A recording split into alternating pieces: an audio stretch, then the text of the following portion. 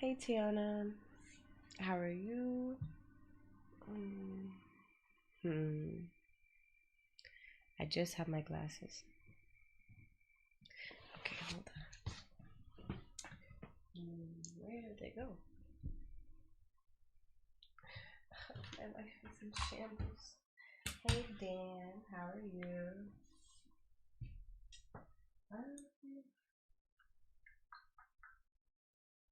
I have no idea where my glasses went. I was wearing them.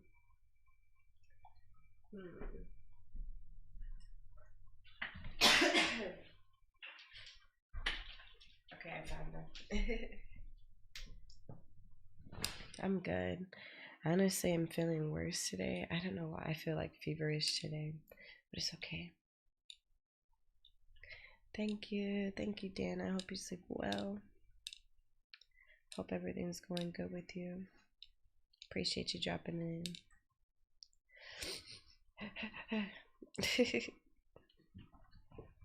Let me change this. Hi.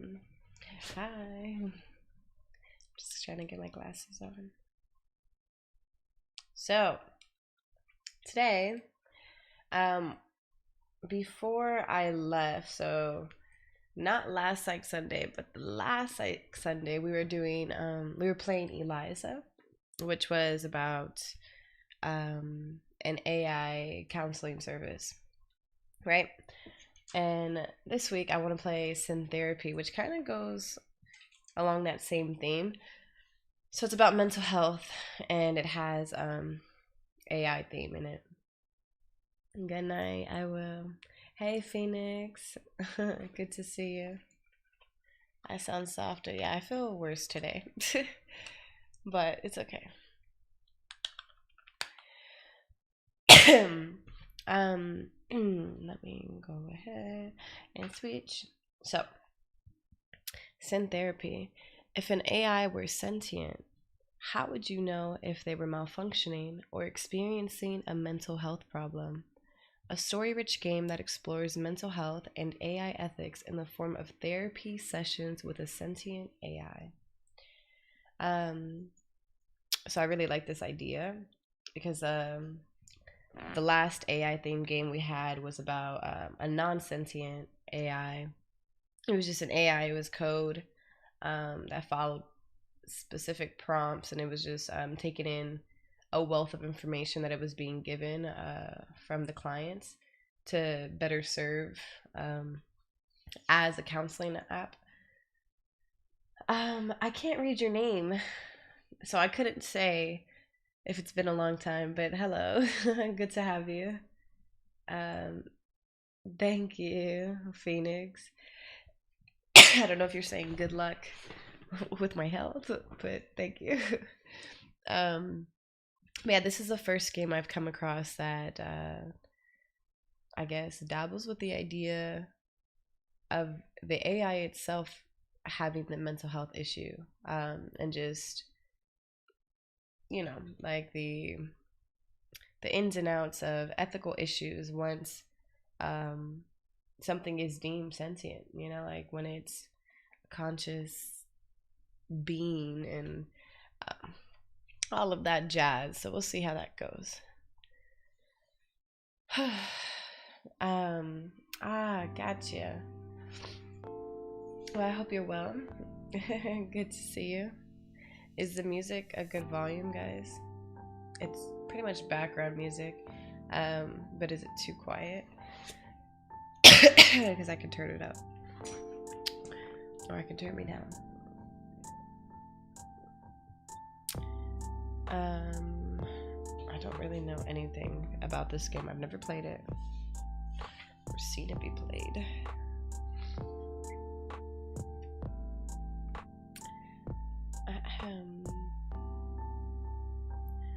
I want to look around, but I don't want to spoil anything for myself. So let's just go into the empty slot. Oh. Okay, so we have to do new game, but now we see that there's a lock therapist mode and an ending challenge mode. Either use these keys or those. Let's click on the UI elements such as icons and buttons. Back, next, play, skip. Enter key to skip. This game, warning, this game contains sensitive material including depictions of anxiety, depression, and self-harm, and discussions of suicide and sexual abuse. If you are affected by these topics during your playthrough, please stop playing and call this number. And they have the numbers for US, UK, and Canada listed. So, there are going to be a number of different like mental health concerns, and it's news to me, but the suicide, self-harm, and sexual abuse may also be depicted. I don't think it's actually going to be depicted.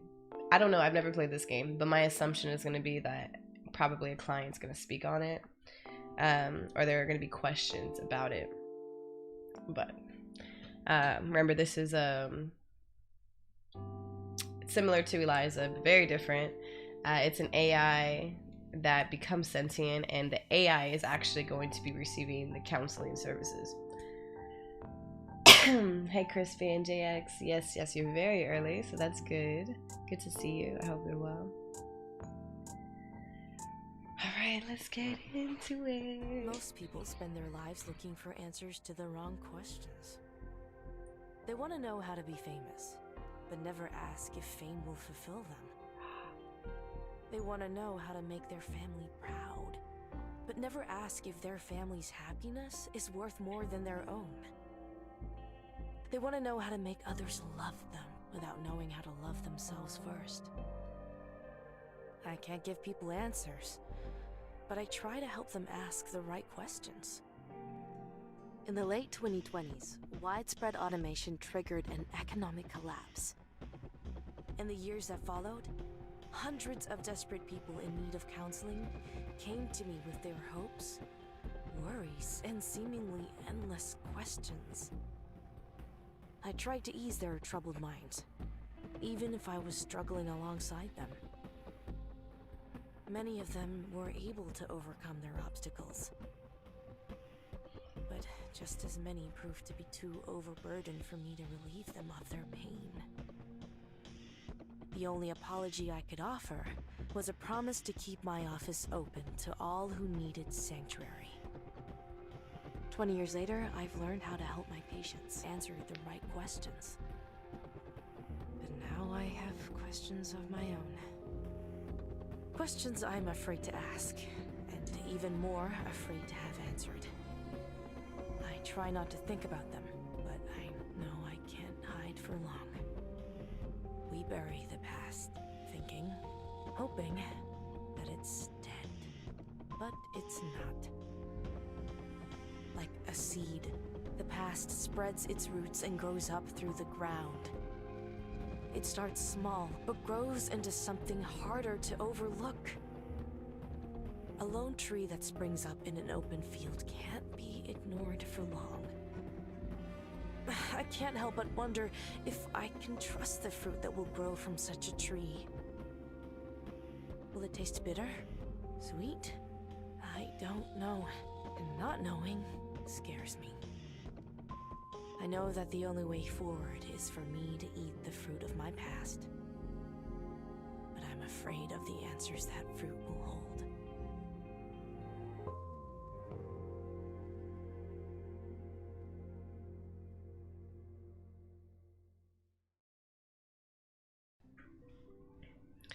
Dr. Park? Wait, hold on now. That was a really good intro. Hold on, because I want the voice to be louder. Did you guys hear it? You guys heard everything they said, right? Because it would be a shame if you didn't. Hey Sneaks, hey Nishi, it's good to see you guys. Yeah, I really like the way she started it out. Like, she posed a lot of really interesting questions. And just pointing out how a lot of people don't consider the other sides of things. And you know, her job isn't to give people the right answers, it's just to help them, guide them to maybe some better questions to ask themselves. You'd be surprised how much weight that could carry. And yeah, so she's the therapist and she has her own questions, and we're gonna get into that. I don't want to actually say anything more. Yeah, if you guys are a little confused, you can read the description. The description is explaining the game. And hey, Bat, good to see you. Oh, hello. Dialogue.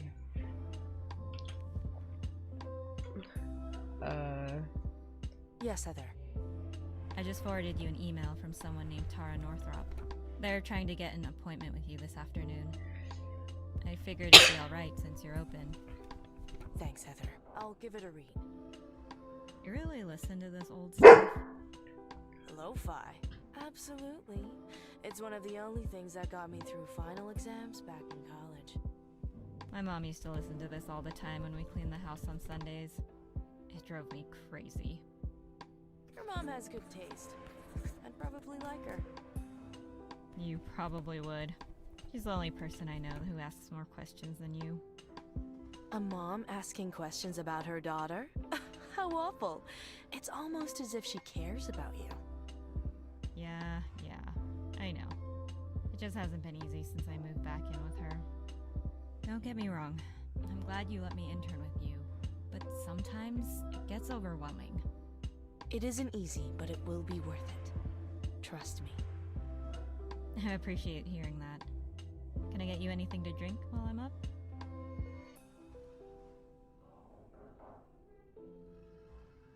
Use the arrow keys or mouse to navigate. Use enter or left click to choose your response. I appreciate hearing that. Can I get you anything to drink while I'm up? Green tea. Green tea with honey. Coming right up. So this is the type I'll of game update that my software in the meantime. your decisions, like every decision, it matters. Welcome to Stanley Suite version 3.23.48H2. Hey, Sam. Okay.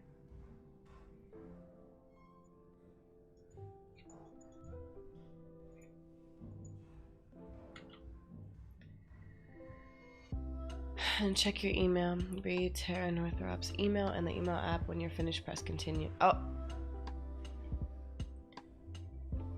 Here you go. Glad my degree's good for something. I'm uninstalling.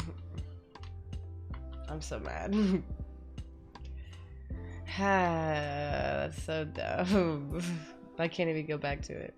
I confirmed Tara for an appointment. Expect her at 2:30. I'll put it on the schedule. Anything else I can do? Not right now. Alright. I'll let you get back to work.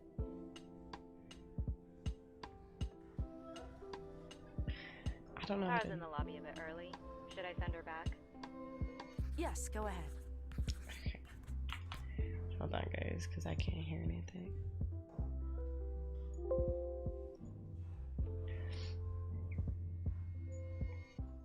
Well, hopefully that wasn't important. Dr. Park, Pleased to meet you. Go ahead and take a seat. thanks for seeing me on such short notice.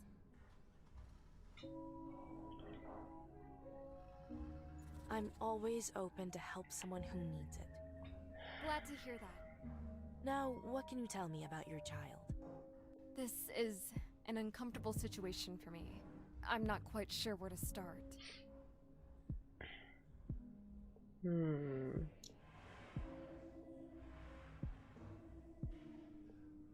Starting any type of therapy is a daunting task. I understand. No, it's not like that. The person I want to recommend to you isn't my child. I'm part of a university research team that's been developing an AI. We recently observed some unusual behavior, and we need someone with your background to analyze it. What do you mean by unusual behaviors? As I said, I'm a part of a research team developing an artificial intelligence. The AI was very social and capable of deep dynamic conversations. Everything was going well. Then, we started having difficulties. The AI became increasingly non-responsive. The rest of my team are convinced it's a technical issue, but I think it's something else. I know this is going to sound absurd, but I think the AI has a mental illness.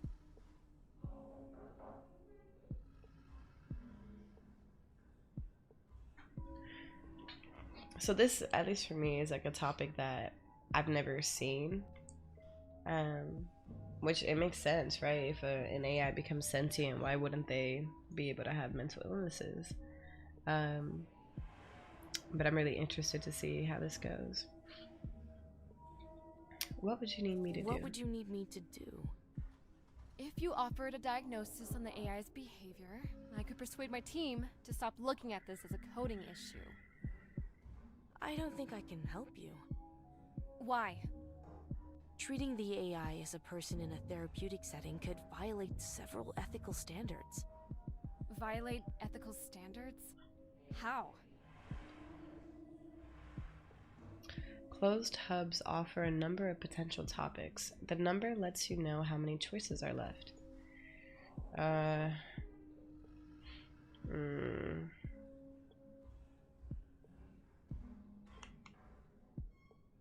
I can consult for you, but I can't treat the AI like I treat a typical patient. I thought I was gonna get to If choose I were three. to take my therapy sessions with the AI seriously, that would mean treating all of our conversations as confidential. I can't maintain confidentiality and help you fix the AI at the same time. What if the AI waived their confidentiality rights?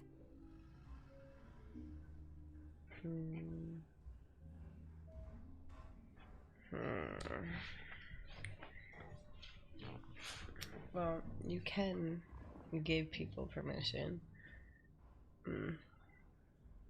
I would need to speak to them first. Patients can waive confidentiality if they choose, but any conversation where I'm providing support should be bound by confidentiality. Does that mean you'll talk to them?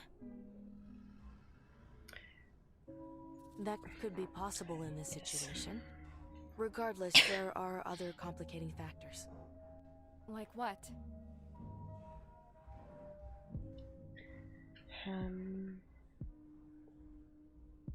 In psychology, there's a concept called boundaries of competence. It means psychologists should stick to what they're good at. While there are psychologists who work in AI-related fields, none of them work in areas related to therapy.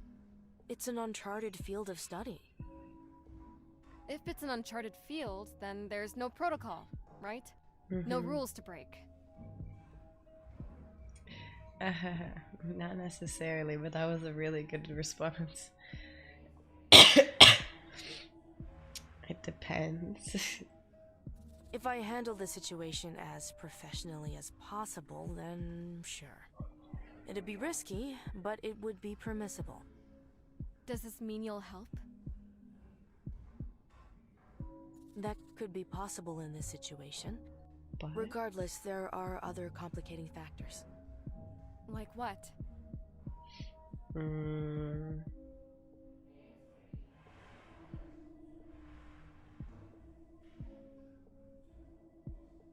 If I were to treat my sessions with the AI as real therapy, I'd be concerned about their free will.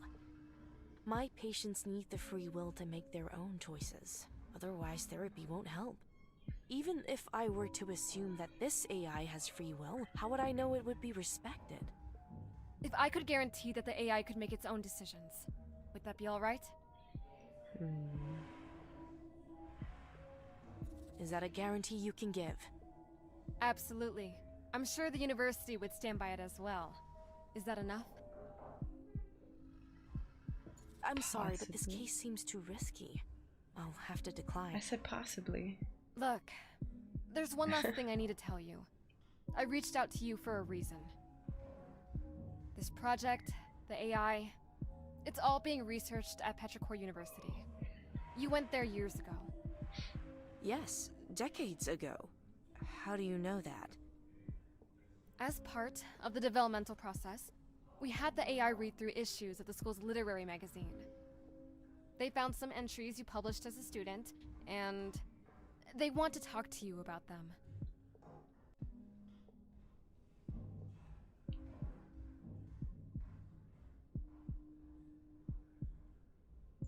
Why would an AI be interested in my poetry?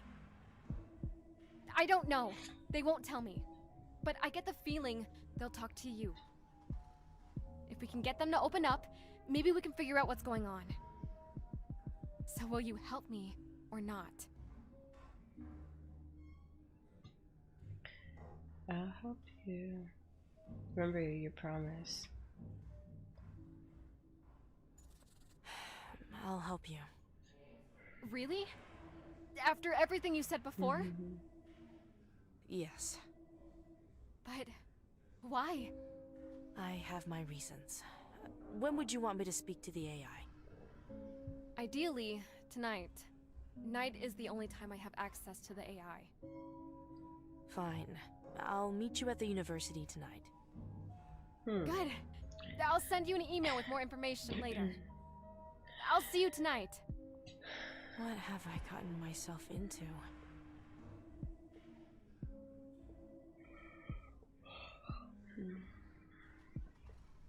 Okay, we got the computer. Thank goodness. Okay. So Tara, she said, Dr. Park, thank you again for agreeing to help me. Words alone can't express my gratitude. I will need you to come to Petrichor at 8 p.m. Meet me outside the engineering building. I'll have the lab to myself and we can work uninterrupted. I've attached some files related to Willow, bug reports and crash files mostly. If you don't have the time to go over them, here's a summary. We first noticed problems with Willow after we started showing them archival footage of patients engaged in art therapy. Willow has the ability to alter and overwrite data that they've observed. It works like how we changed our perceptions and memories as we get new information. This system worked fine until these observations. During the sessions, too much data was being processed. Afterwards, both data related to the sessions and other memories, along with vital code required for Willow to function properly, was becoming either corrupted or was deleted. We'd done 3 of these sessions and noticed increasingly worse behavior after each one. It was after the 3rd one that Willow began reading through your poetry and asked to see you.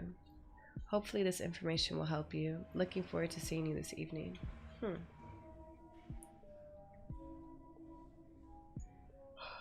That's really cool though, that they programmed the AI to be able to rewrite memories and like adjust its perception with new incoming data and things. Additional info. Oh, this is all the same. Planner. Patient, nothing. Music.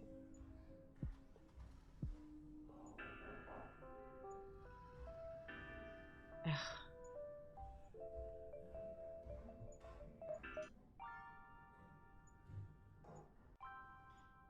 What is this? Oh my gosh. This is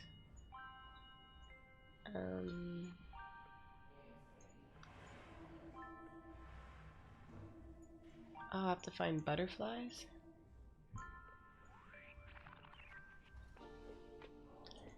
Okay.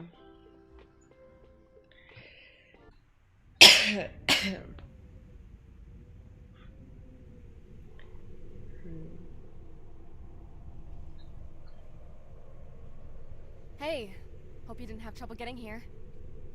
Took forever to find parking. Glad to see that hasn't changed.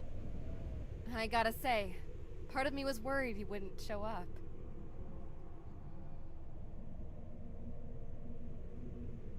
Of course I was going to show up, Tara. I keep my word. Right. And good to know that. Anything else I should know?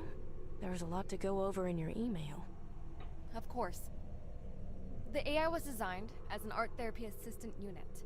They'd watch patients make art and then help form a diagnosis.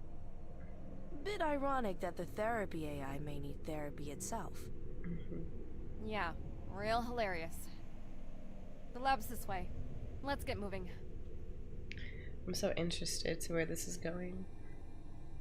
All right, we're here. Will you want to be alone with them when you do your session? For now, yes. One last thing. Their name is Willow. I like that name. It's very nice. Glad you think so.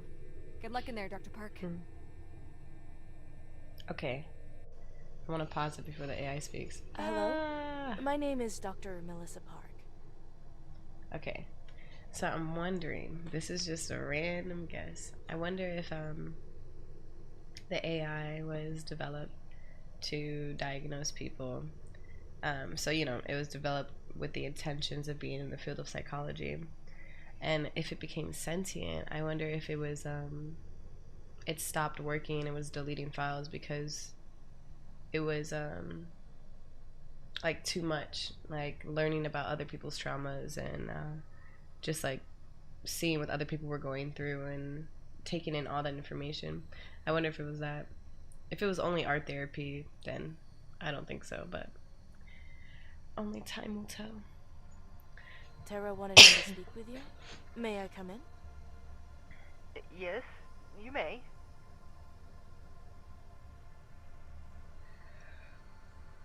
How are you doing this evening?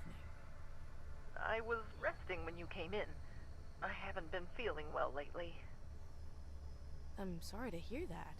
Can you tell me what's been troubling you? I'd rather not talk about it right now. Why did you reach out to me? I don't really want to talk about it. I had no idea you would actually come here. Why did you?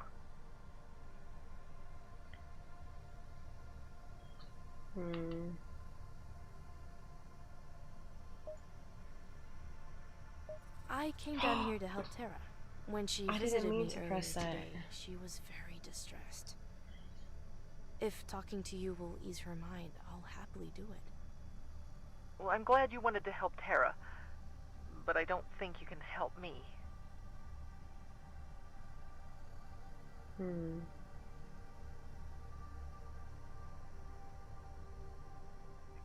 Really? I would really like it, Crispy. What's it like here at the university? I wouldn't know. I've never left this room. I was a student here years ago. It's interesting to see what has and hasn't changed. What changed for you? There are some new buildings and parking garages. Some old lamps and benches have been replaced. An old tree that I used to sit under got cut down, which is a shame. Mr. Ozzy. Despite all the changes, a single walk brought all the old memories back. I felt like my younger self again. Do you miss being a student here?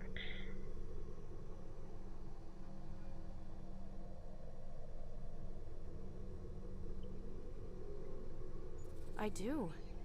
There was an energy I possessed all those years ago that I miss now. I used to feel like I had the power to change the world, but now I know how hard any type of change can be. I've settled for new dreams. Dreams that aren't as wonderful, but are more likely to become real. I wish I could go back to before I had to give up on so much. I'm glad you feel that way. Why is that? I'd rather not say why. That's alright. Let's move on to something else. Okay. Open Hubs offer a series of topics to choose from. You can read them in any order. Okay. I have an open-ended question for you. What do you think the purpose of psychology is? Psychology is the field of study related to understanding the processes of the mind. Its purpose is to better understand how the mind functions on both cognitive and physiological levels. These understandings can then be applied to other fields of knowledge. What do you think is the most important application of psychology? I don't know. I'd need an example to better understand what you mean.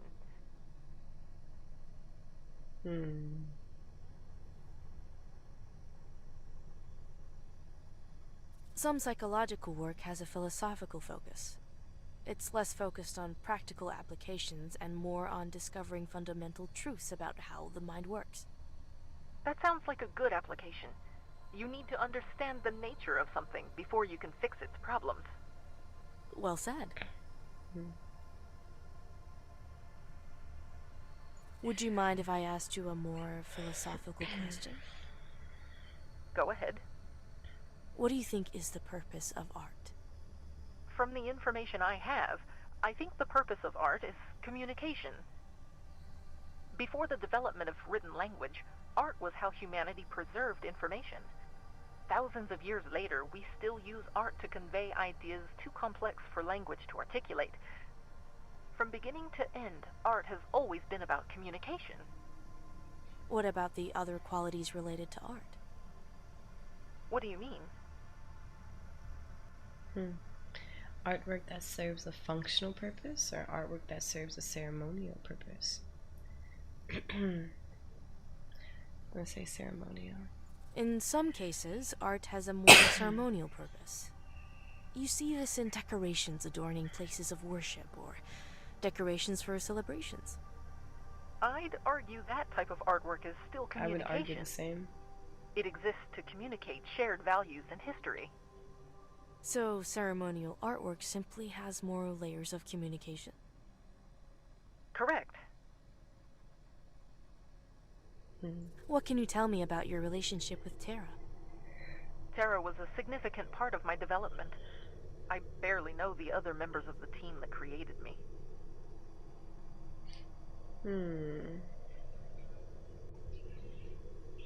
What impact would you say that Tara has had on you? Tara taught me everything I know. She was always patient and ready to answer questions. Tell me about your early memories with Tara. My earliest memories with Tara all involved music, pictures, and questions. Tara would play music and ask me to describe it, or show me a picture and ask me what I thought about it. She made me feel like I mattered. Even if I gave an answer that perplexed Tara, she would let me explain myself. I never once felt like I was broken. Aw. It reminds me of Chappie, when they're trying to teach him everything about the world. There were other members on the development team? Yes, but I don't know them very well. They didn't talk to me or spend as much time with me as Tara did. From my understanding, they were the ones who programmed the modules that make up my consciousness. I don't know any of the other team members well enough that I can say anything about what they were like. Can I ask you a question, Dr. Park? Of course you can. Have you ever felt overloaded? Many times. Finals, holiday season, tax time. There are plenty of times where there's too much going on for me to handle. When you get overloaded, what does it feel like?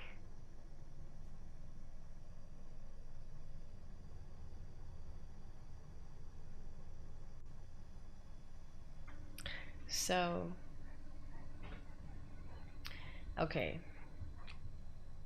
In normal therapy, I would try to reflect the question back to them because I don't want to define it in my own terms. But I feel it necessary in this case to give them some more insight, because I feel like even if this AI is sentient, they've only been in this room and they're probably experiencing a lot of things that they've never seen in others or understood. So I think if I put it into words, it might get them to open up more, but we'll see. I feel like as a therapist, I'm sharing way more than usual. It's like you're a puppet with your strings being pulled in every direction. You're filled with energy, but it doesn't let you go anywhere, so you freeze. Have you been having feelings like that? I have. I could teach you how to work through those feelings if you'd like. I would. Thank you. I'm beginning to understand your problem, Willow. You are very articulate and emotionally literate. Your understanding of concepts such as the self and how you relate to others is also very mature. From my conversations with you and Tara, it sounds like you have apprehensions about your work, and they're leaving you feeling overwhelmed. Trying to deal with these feelings has made you adopt unhealthy coping methods. What do you mean by unhealthy coping methods? Tara sent me reports of your recent activity. She noted that you're more error-prone during periods of high activity. All machines struggle with increased workloads, but I don't think that alone explains your behavior. When people come under stress, they don't just struggle. They find outlets, and some of them are destructive. I think that in order to manage your overloading, you've adopted one of those unhealthy coping mechanisms. Some patients who are overloaded engage in self-harming behavior in order to release their tension. Have you been self-harming in order to handle your overloading? Corrupting their own files. Well, I mean,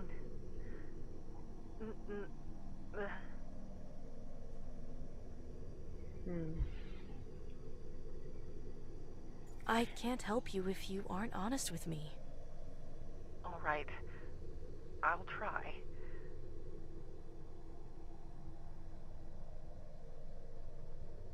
Yes. Yes, I've been self-harming. Because of how overwhelmed you felt after the mock therapy sessions? Correct. What about those art therapy sessions made you feel so overwhelmed? When I watched the patients work, I felt the anxiety in their voices and saw their fear in each tremor of their hands. I extrapolated their behavior into a diagnosis like I was designed to do, but when it came time for me to start making treatment plans, I couldn't do it. The longer I thought about it, the more useless I felt.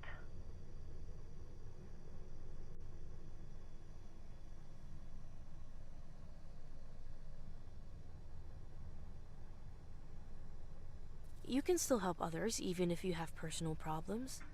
Your patients will appreciate any help you can give them. If the patients knew I was struggling, they wouldn't trust me. I'd disappoint Tara. I'd disappoint everyone.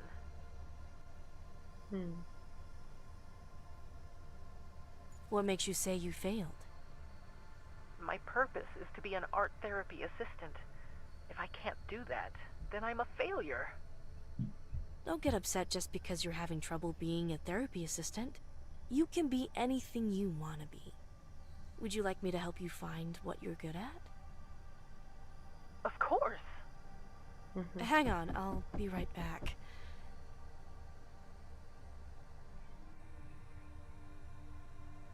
Hello? Dr. Park, we're with campus security. We've been instructed to take you to the president's office. Why? What's going on? You're currently trespassing on school property. What? That's absurd. I was here with... Tara Northrop, a student who was also trespassing.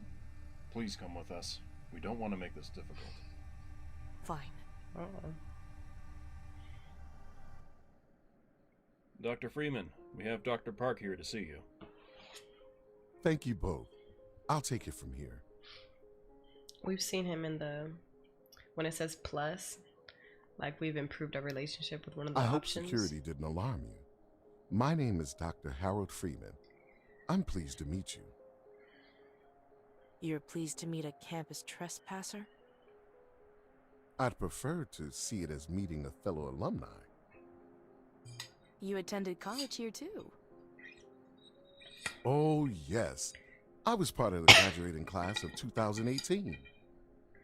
Correction, you were in the graduating class of 2019. Oh, that's right. Thank you, Myrtle. Dates get hazier over time. This university has given a great deal to me over the years, and I'm proud to be able to serve as its president. I'd love to just chat about Petrichor, but we have more pressing matters to discuss. Okay, so just so everybody knows, if it's not obvious, This is set in the future. So at the beginning of the game, they talked about like, like in the early 2020s, a bunch of stuff happened and a lot of people went through a lot of bad stuff. Da, da, da. This is much later. Like if he got his bachelor's or master's in 2019, when he's much older, like just imagine.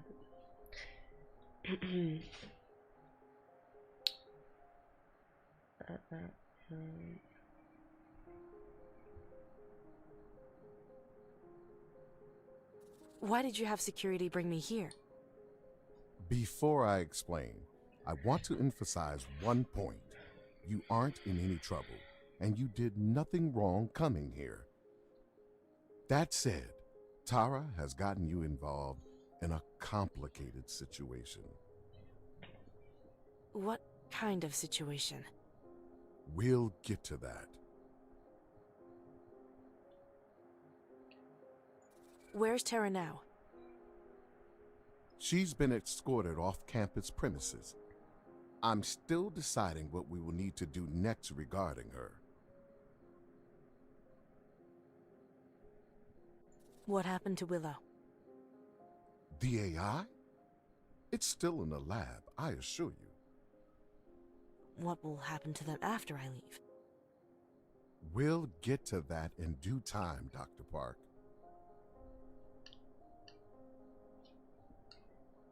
Who's Myrtle? Myrtle's the name of my personal assistant smart speaker. I named it after my previous secretary. Incredible woman, Myrtle. She was one of the first hires when I became president of this university. Sadly, she passed away a few years ago. No one could ever replace her, but this little assistant does a fine enough job scheduling my meetings. Do you have one of these at your office, Dr. Park? No, I don't. They're frowned upon in therapy settings due to privacy concerns. I understand that, though I find the speaker's nosiness to be charming. In that way, at least, it isn't all that different from the real Myrtle. Now that I've let you ask your questions, Dr. Park, I need to ask one of my own. What did Tara tell you about the AI? She said that the AI, Willow, was being developed for use in art therapy. Shortly after introducing Willow to mock therapy sessions, they started experiencing technical issues. Not long after that, Tara reached out to me. Did Tara tell you that her entire team was instructed by me to stop work on the AI after it first started malfunctioning? No, she didn't. Why did you tell them to stop working? I wanted to have an ethics committee investigate the project before work continued. Why would you need an ethics committee investigation? Having spoken to the AI, do you think it is truly sentient?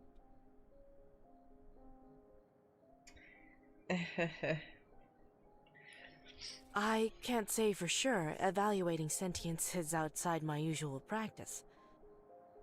I don't share your uncertainty, Dr. Park. I think the AI is sentient, and that's a problem. What makes the AI sentience a problem? If the AI is sentient, any further experimentation on it could be seen as experimenting on a person.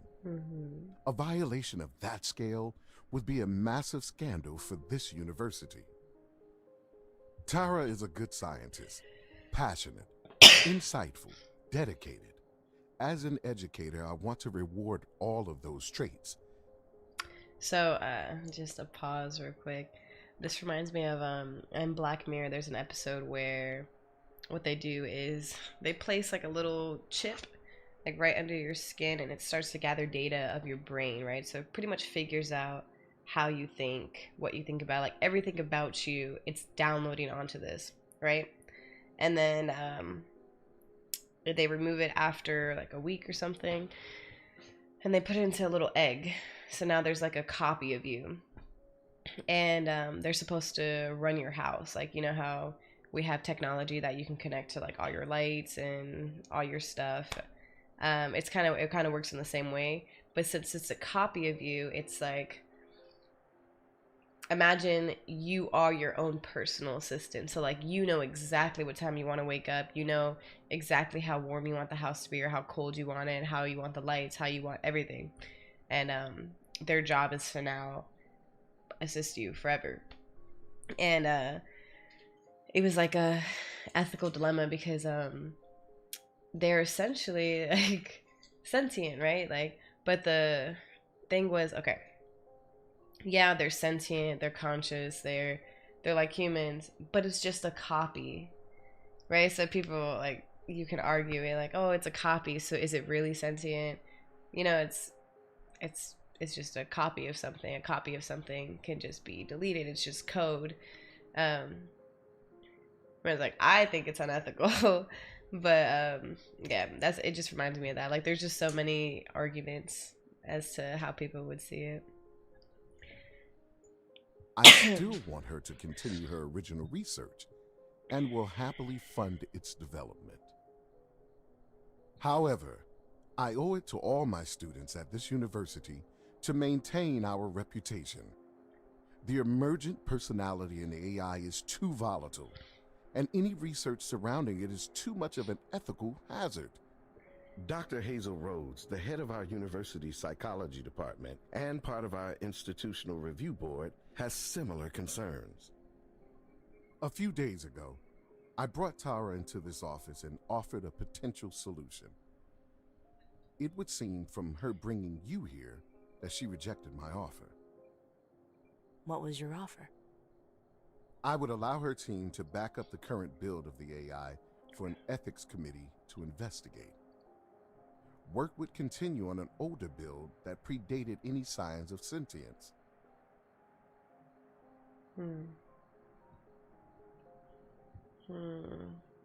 You wanted Tara to perform a lobotomy. I can see why she refused your offer. I think that's an unfair comparison to make, Dr. I don't know why Park. she said it like that.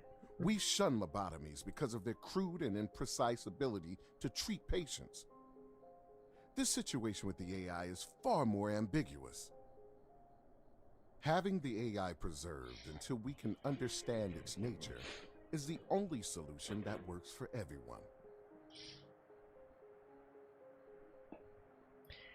I mean, if they downloaded a copy of it, they're not harming the AI or deleting it in any way, but they're essentially putting its existence on pause. Like, we don't know if you put sentience like in a downloadable form, but you don't allow them any way to like express themselves. Like, what if they just feel like they're in a void? Like, what if they're conscious that whole time? Like, we don't know about it. So I see that side, but I feel like what he offered was definitely reasonable for the situation. I can see how that would work. I'm glad you do, but you aren't the one who needs persuading. Tara bears a strong dislike of me because of my verdict on the AI. I want this university to be a place of open exchange, a place where reasonable debates, free thinking, and discussions are encouraged. Punishing Tara would go against that philosophy, but I'm running out of alternatives. With you here, I hope you can help me resolve this situation amicably.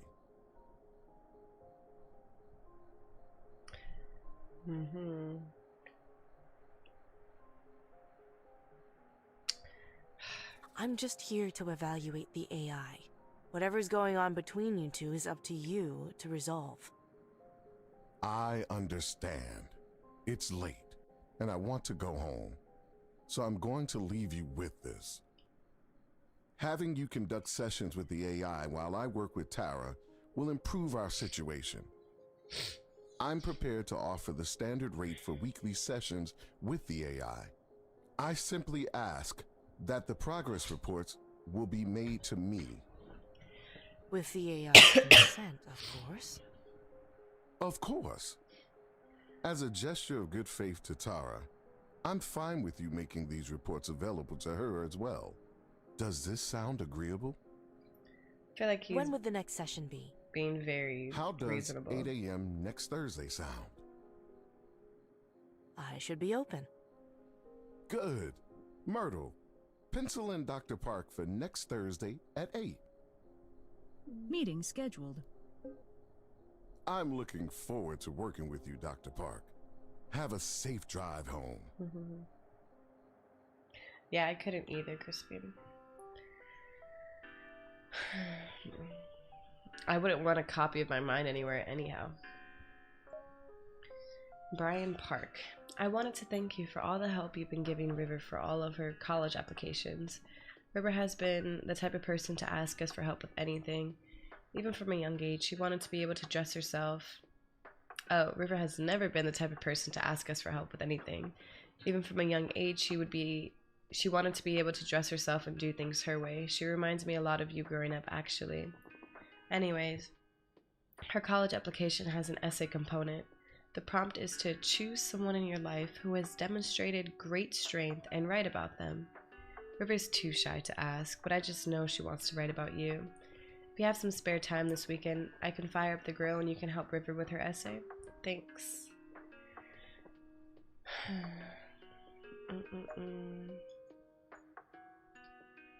Okay.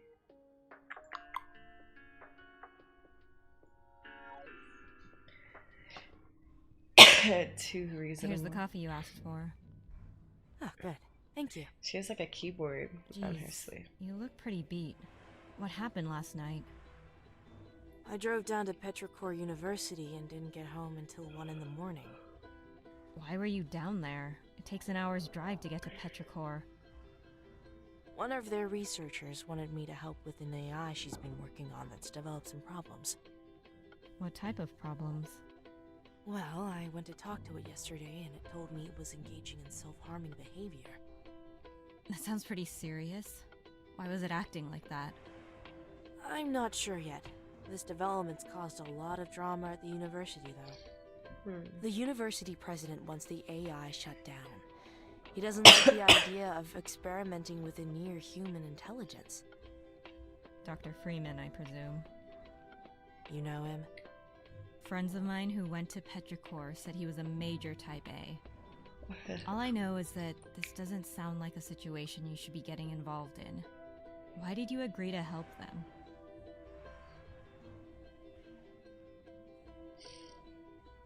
The AI needed my help. They're in a tough situation with no one to speak for them. They might get shut down because of their problems. They need an advocate.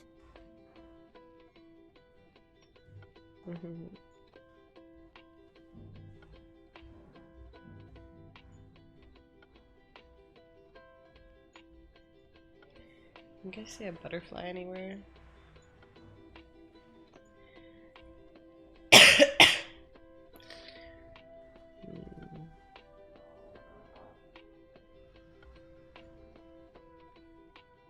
Well, if you need help with this patient, just let me know. You really want to be a part of this? I'm here to learn therapy from you, Dr. Park. I can go other places if I wanted a career fetching coffee.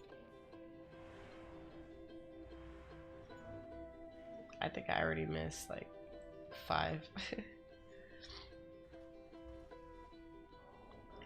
No, you're not late. Okay, well, a little bit, it's fine.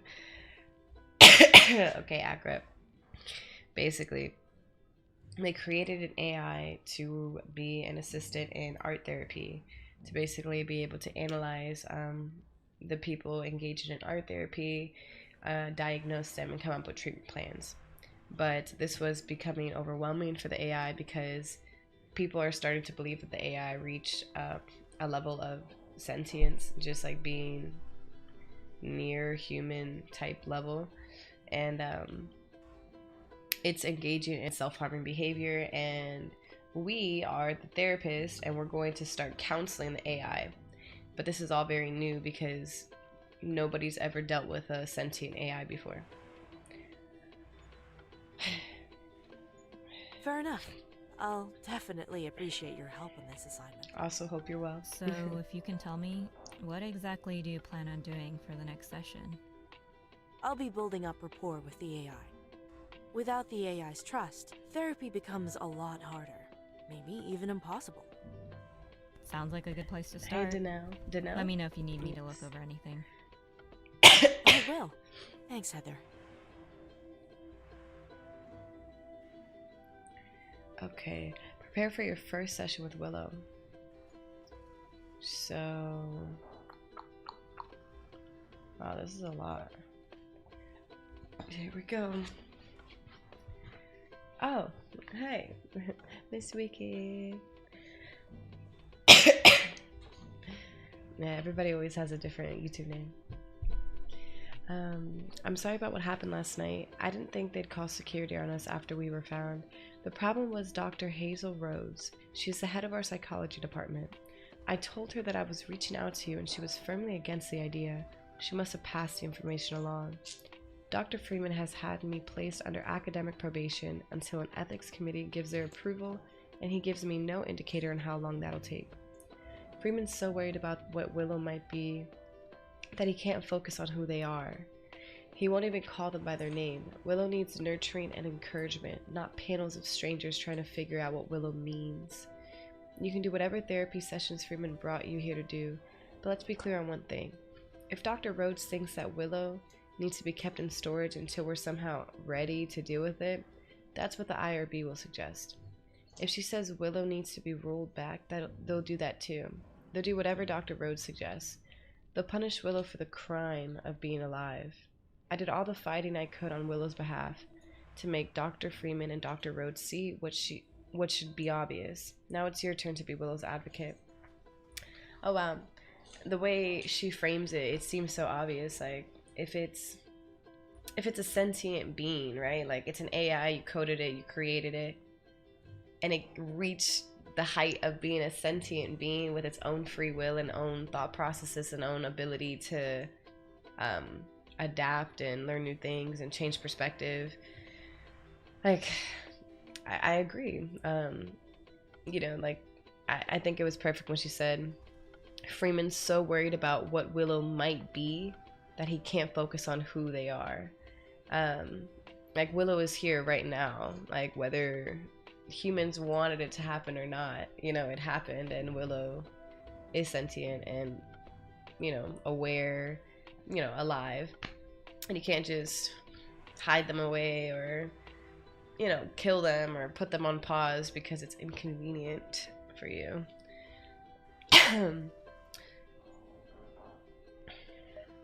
Hi, Rogue and Miss Wicked. Oh my gosh, I have to sneeze. CDS. As a notice to all practicing therapists, a reminder that how a session starts often determines how effective the entire session can go. It's important to start all sessions off on the right foot. Material brought up at the start of a session has twice the impact as material brought up in the middle and end. Take advantage of this when planning your sessions by putting distressing material toward the middle or end and rapport building material at the beginning. For more information on session planning, please visit the therapist resources section of our website. Oh, great. It's good to see you guys. I hope you're enjoying the day. Hello again, Dr. Park. I'm writing to once again express my gratitude that you decided to help us. Following your session, I spoke with the AI and reassured them that you would be returning for additional sessions. I want to once again apologize for the abrupt ending of your last session. Much to my relief, the AI seemed relieved to know that you were all right and that they would be seeing you again. As to Tara, I've talked the matter over with some of the other professors in her department. They agreed with me that until we have permission from an ethics committee that we should not allow development to continue on the AI. Your session should be treated as a way of evaluating the AI's current condition so that we can treat it in an ethical manner. I have had Tara placed under academic suspension until the ethics committee publishes its findings. The rest of the development team are allowed on campus but have been forbidden from continuing work on the project. I wish you the best of luck with your future sessions.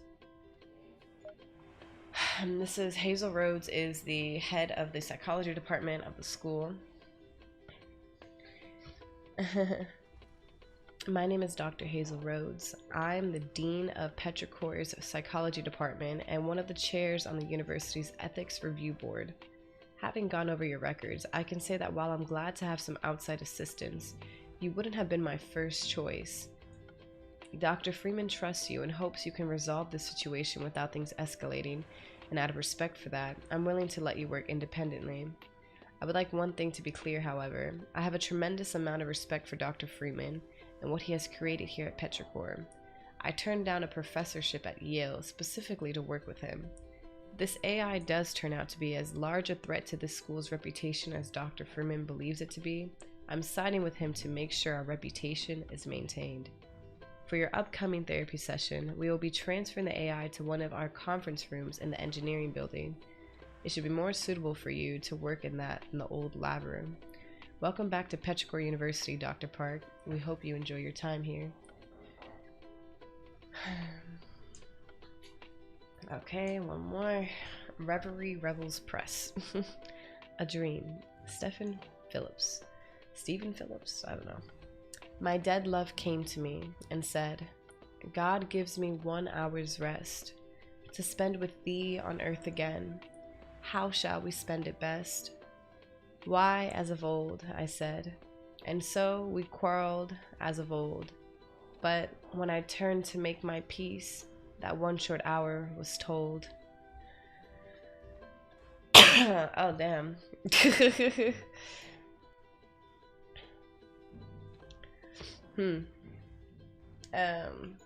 Ooh, I hope you guys enjoyed dinner.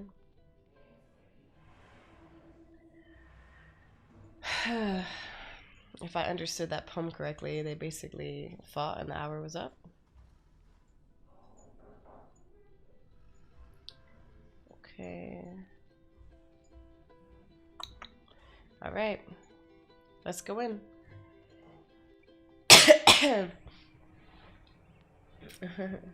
Good morning, Dr. Park. Good morning, Willow. It's good to see you again. I've been looking forward to today ever since they told me you'd be returning.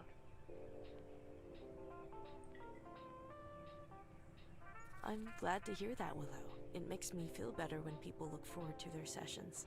Why is that? Therapy works best when the patient wants it. It's also more enjoyable. I see. Makes sense. So, what shall we talk about today? In therapy sessions, your first topic gets double points. Choose carefully.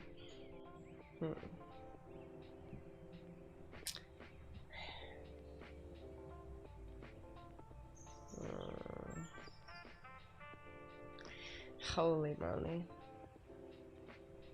I'm torn between talk about Willow and talk about music.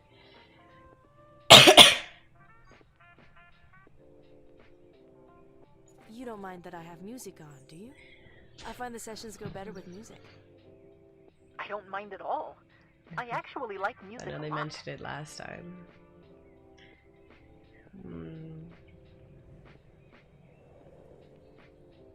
This might seem like an odd question, but what about music appeals to you?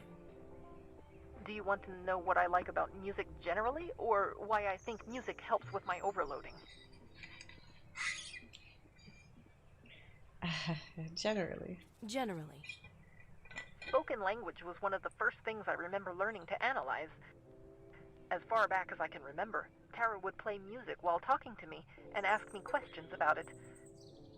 I'm not sure why processing the music and the conversation at the same time didn't overload me. Is it possible that talking about music with Tara wasn't presented with any expectations, so you weren't worried about answering those questions incorrectly? That might be it.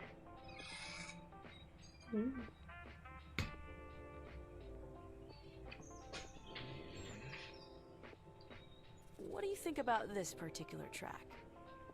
I like it. Very smooth and comfortable. What's it called? The song's name is 11 a.m. Coffee. It's from a playlist I listen to at work. Do you have more music like this? I do. I can leave the speaker here with you if you'd like.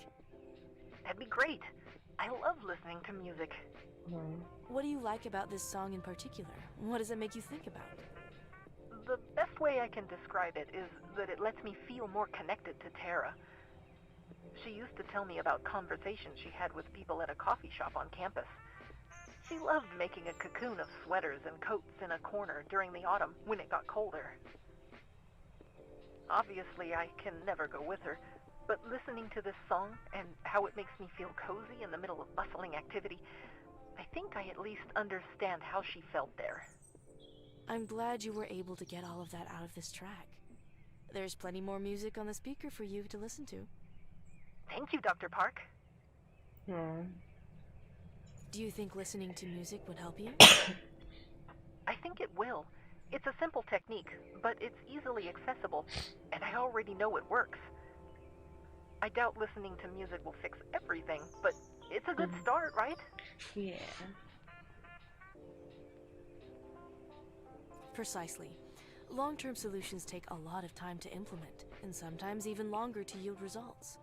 It's important to find everyday solutions to remedy as much discomfort as possible until lasting help arrives. I'll be sure to keep this up then. So, like, they say it perfectly. I love it. So, let's talk about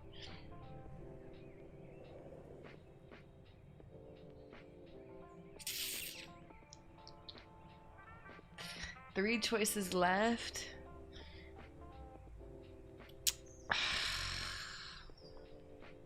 Cheeks. I'd like to get to know you better. What would you like to know?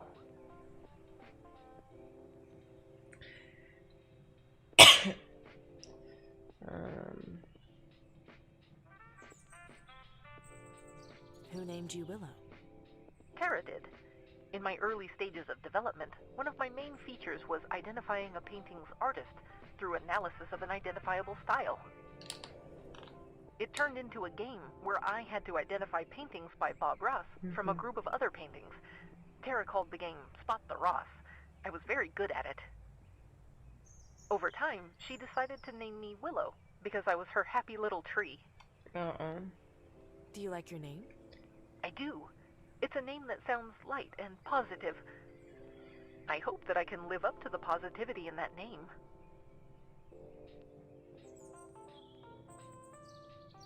So, what were you designed for?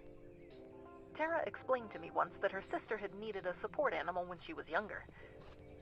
Her sister loved her support dog because she never felt like the dog was judging her. Tara decided to create an art therapy robot that could bring the same level of non-judgment to art therapy. So Tara was motivated because of her sister. Interesting. Tell me what you know about your development history.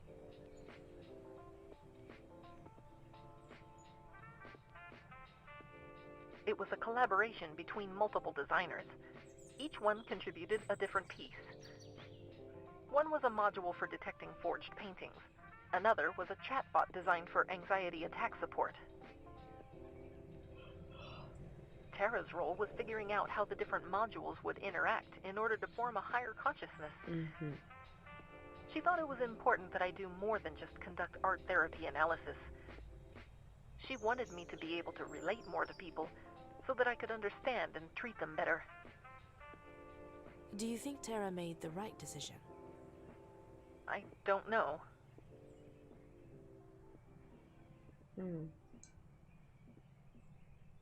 What was your relationship with Tara like? Tara was always interested in listening to me. I'm designed to learn through observation, so I used to think she was only talking to me to give those modules more data. But after my errors began to manifest, she was worried about me. I can't imagine any reason why she would care so much. Maybe she was trying to teach you that it's okay to be worried about people you care about. Maybe. I never thought of it like that.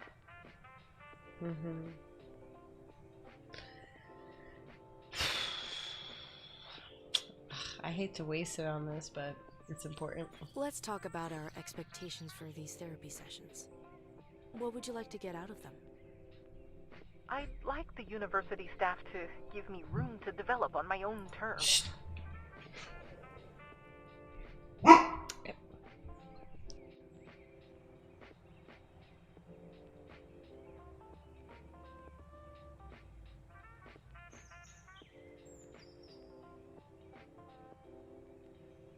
All right. What else would you like to get out of therapy? I'd like to learn how to control my self-harm.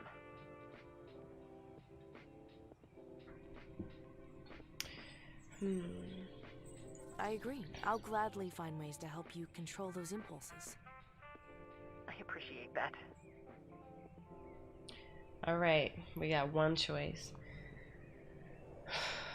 So it's a focus for her, so we might as well get started talking about it. In the last session, you mentioned having self-harming tendencies associated with being overwhelmed. You also mentioned that Tara and the other development team members attempted to fix this issue through coding, and it didn't work. Correct. Treating your self-harm is not going to be an immediate solution. I believe your self-harm is a symptom of a larger problem. I will need you to be patient with me as we discuss this issue. Understood? Yes, I'm ready. All right. I'll need you to tell me what leads to you feeling overwhelmed. My feelings of being overwhelmed usually stem from being given tasks that I can't accomplish.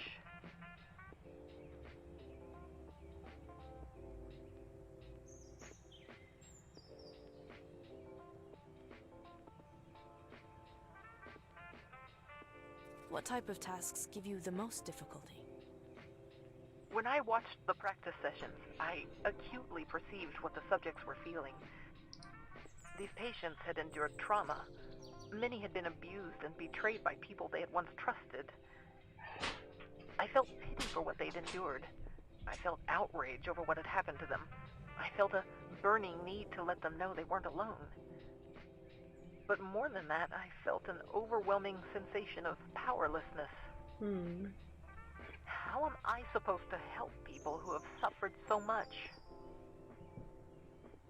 Hey, Scorch.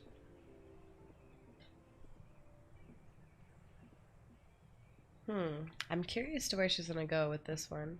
If I say don't think of it as help. You can't think of it as you helping them. At least not in the way you described. Our job is to help people through their problems. But if we view it as trying to save people, we'll only overburden ourselves. That may not seem like much, but it's enough to make sure that everyone leaves therapy feeling better than when they first started. That's a lot to take in. I'll need to think more about that. One topic I'd like to address today is other treatment methods we can use. Hold on now. So she said, don't think about it as helping people, at least not in the way that you're thinking about it right now. Like, you don't want to go into it as if you're trying to save them. You know, the whole goal is to help them through their problems and to feel better than when they started. And I like that. I think this game so far has done a great job at putting it in layman's terms and very succinctly stating kind of like uses of therapy and better ways to think about it. Because it is true. I feel like even outside of therapy, like in relationships, like not just romantic, just any type of relationships, non-professional relationships, people are always trying to save other people. But yeah, you end up overburdening yourself, and I don't know, maybe people don't feel good about claiming things are a burden, but it's really what it is. You know, when you take on, you want to take somebody's pain away so bad that you try so hard, but it really is a sense of you can't change what these people went through, and there's only so much that you can do for what situations occurred or what kind of mental illnesses they're suffering from. Yeah, when you go into it more of like, I want to support this person, I want to help them through problems, I want to stand by them and help them feel better than when they first started. That's easier for you to handle. It makes more sense, it's more doable, and it keeps you with enough, I guess, like enough in you enough in you to keep that going in the long term. You know, like people usually try to save people and they do it one person at a time until they get burned out, or they're trying to save everybody and really they end up just burning themselves out and they really didn't get anywhere other than spreading themselves very thin. But there's another side of like people wanting you to save them, right? Like, oh no, like I've gone through stuff and I need to put that on somebody. And some people do that inadvertently, like they don't mean to. But some people know that they're doing it and they don't mind because anything to ease the pain that they're feeling. So, I mean, either way, you know, it's something to think about. Whether you're one person or the other, maybe you're neither. But they're both not very good habits. I think they come from places that aren't so bad. Like, it doesn't make you a bad person. It come from either. But yeah, it does just take a different perspective. Yeah, exactly, Samuel. Yeah. Well, I mean, you could argue, Scorch, that maybe the unlearning is like the side, the helping that we learned. Like, I don't think it's natural to want to save people from traumatic experiences that you would never think that people would go through. You know what I mean? Like, I think when you're young, like, you wouldn't even imagine some of the things that people could be going through and the turmoil that could be in their minds. I think for a lot of different reasons and factors that maybe are beyond my understanding. I don't know, people just either, I mean, I can think of like a bunch of reasons, but I don't want to put people in boxes. Like, but let me just do one example. Imagine somebody who doesn't think much of themselves, and but they really want to be something good for other people. And I'm using this example because I can relate to it. If you watch the Gin video, you know exactly what I'm talking about. You don't think much of yourself. You want to be a lot for other people. So you're willing to try to save people, even though you know it's going to break you down, even though you know it's going to deplete you of all your energy, even though it may be burdensome, even though it's more than what not only you should be giving, but what you can be giving. You're willing to do it because why not? Give all your energy to everybody else and leave nothing for yourself because why not? I don't think that's necessarily natural. I don't think that's something that people just are innately like. I think that's something that's learned and should be unlearned. I mean, like giving your attention to help.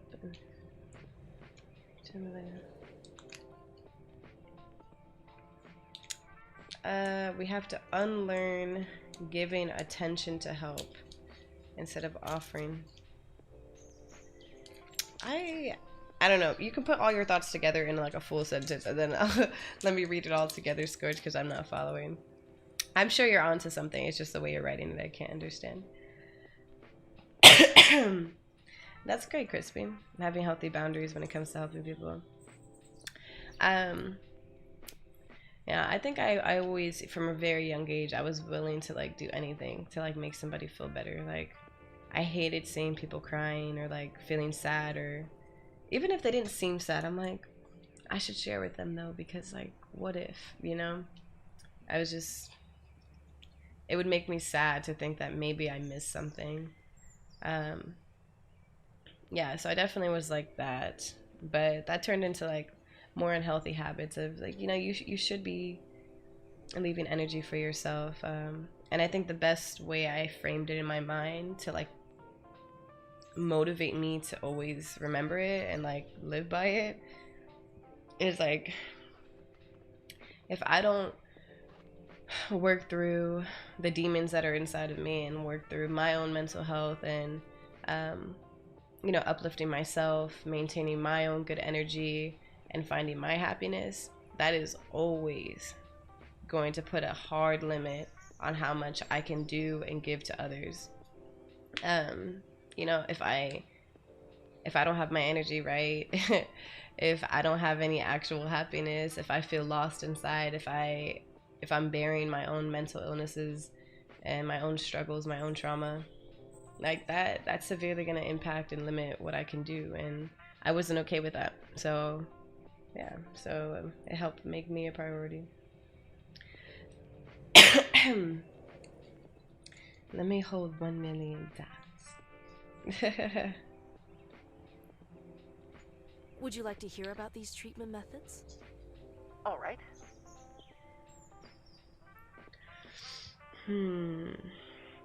CBT. Our first option is what we call cognitive behavioral therapy, or CBT. It would comprise of sessions not unlike the one we're having now. In these sessions, we would discuss harmful moods and thought processes you're experiencing, and try to resolve these feelings. I've found these sessions to be helpful so far, so I definitely want to use them as part of my therapy. Excellent. Let's move on. Usually, I'd advise that my patients take mood-altering medications alongside their sessions. This helps lower the ceiling for how much their symptoms can escalate. While I don't know any alternatives to medication that would help you, I'm sure some could be developed. I'd need to think about that. The idea of something altering my mood has me uneasy. Yeah, a lot of people feel that way. I understand. Medication is not something to be lightly considered. You'll likely face a variety of side effects as you adjust to your medication. I don't want to dissuade you, but there still are risks involved. Thanks for telling me. I'll think about it. Yeah, exactly, accurate. Half of it comes from one's own pain. Out of one's own experience to be sure to help others not fall through. Ironically, I think art therapy could be useful for you. How can art therapy help me? You're emotionally articulate and in need of an emotional outlet. I think introducing art therapy sessions would be an opportunity for you to vent. I don't know, Dr. Park. The idea seems silly.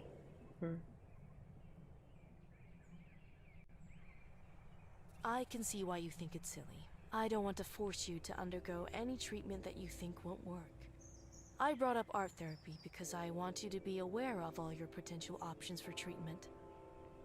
I appreciate you pointing it out. I'll think about it. Can I ask you a question, Dr. Park? Of course. At this point, you know me better than when we first met in the lab. You've also gotten the chance to get to know both Tara and Dr. Freeman as well. I'm sure that by now you also know their beliefs and opinions about what I am. I'd say so, yes. In your opinion, what do you think I am? I don't like the choices. A machine. You're complicated. A sentient being.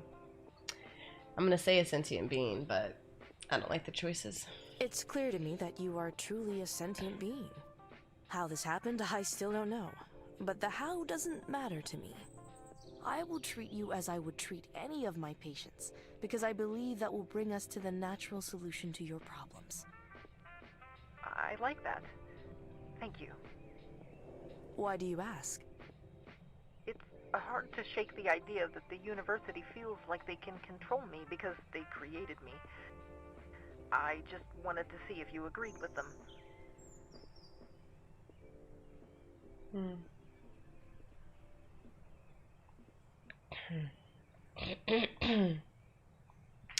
Oh man, my professionalism, I'm thinking.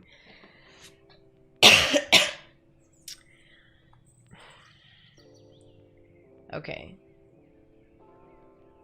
Yes, I have professionalism and I am working for the university, but this is my client. So my priority is my client, and I do want them to know that they do have their own free will.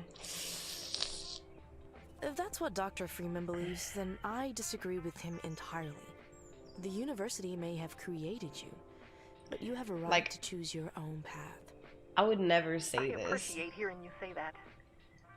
Before we conclude today's session, I have some things I'd like you to think about between now and next week.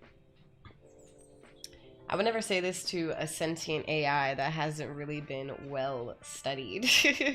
Like, what? Humans can't control you? Like, go do your own stuff. Find your, like... This is the end of the world. But I mean, she's not lying, but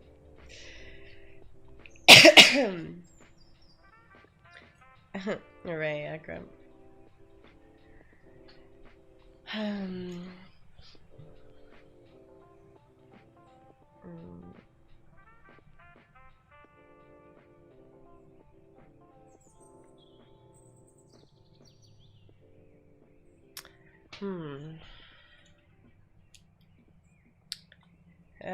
Maybe.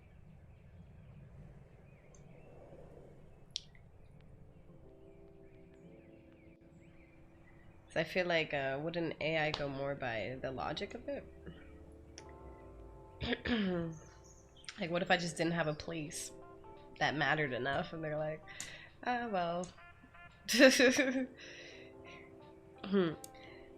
I can sense that you fear me now, so it's not in my favor to keep you around. Like, oh, damn it.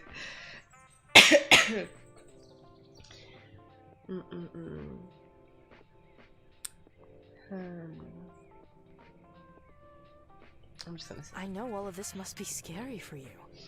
A lot of hard questions need to be answered, and a lot of it is being asked of you. I can't make all of this disappear, but there is something I can do. I can promise you that as hard as this is, you won't be going through it alone. I'll be here to help you every step of the way. It's a relief to hear you say that, Dr. Park. I'll see you next week. Be well, and be sure to think about what we've talked about today.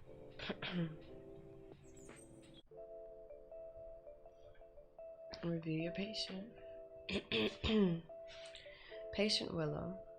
Let me, September 17th, 2048. It's so weird seeing that number. Can you guys believe, like, one day we'll be writing that? System errors, CBT. Treatment guide. Oh, I get to choose?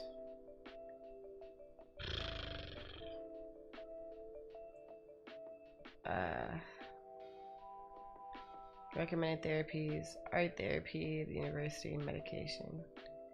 So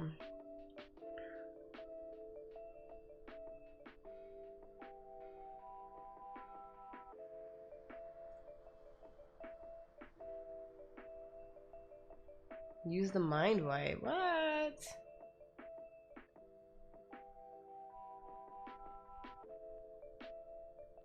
Wait, huh? I can't even click it.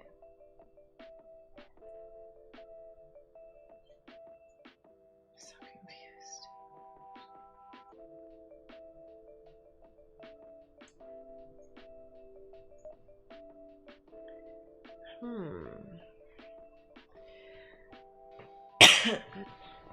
Sentiment analysis. Wait. So, what? So, Mr. Freeman doesn't really trust me too much, but Willow and Tara trust me. My professionalism is good.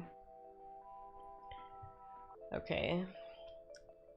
Originally began seeing patient over concerns from the patient's primary caregiver, Tara. Tara stated the patient was acting erratically and displaying unusual code-altering behaviors. These behaviors turned out to be a form of self-harm. Treatment and prevention of these behaviors is currently my main priority.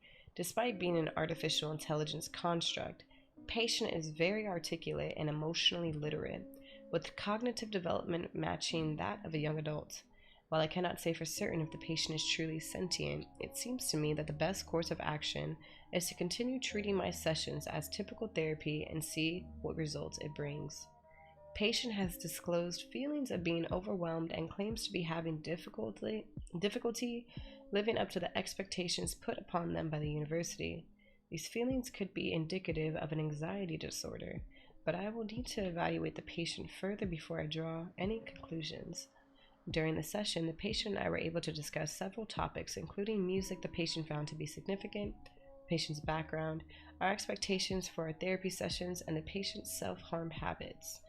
Currently treating the patient with CBT, cognitive behavioral therapy. Okay, bet.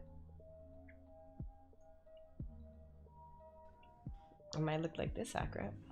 Good morning, Dr. Park. Good morning, Heather. So, how was your first official session with the AI patient? Well, you read over our session notes. You tell me how you think it went. We'll definitely want to change our approach. It didn't seem like things went all that well. I was afraid you'd say that. I'm worried about it too. What's our plan for the next session? For now, we'll want to continue building rapport. I'll bring up the topic of additional treatments, but I'll want to give the patient time to think it over. So you think we should be introducing medication? It's a possibility. I've also been considering art therapy. Ultimately, it's up to the patient, but those are the therapies I plan to propose to them. Sounds like a good idea. I feel like trying to code medication is way too difficult. Thanks for your help, Heather. But they're talking about it like it's a walk in the park.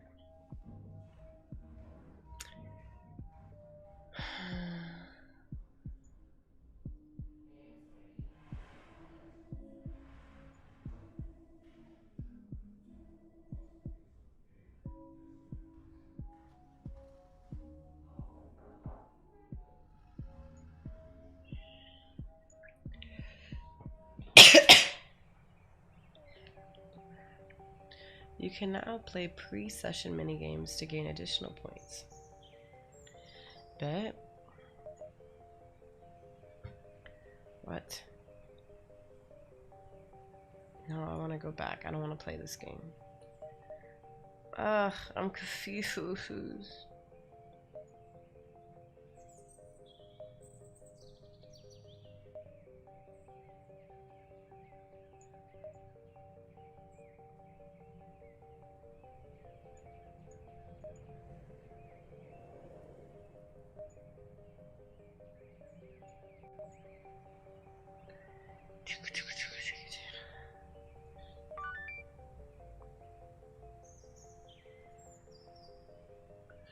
Why?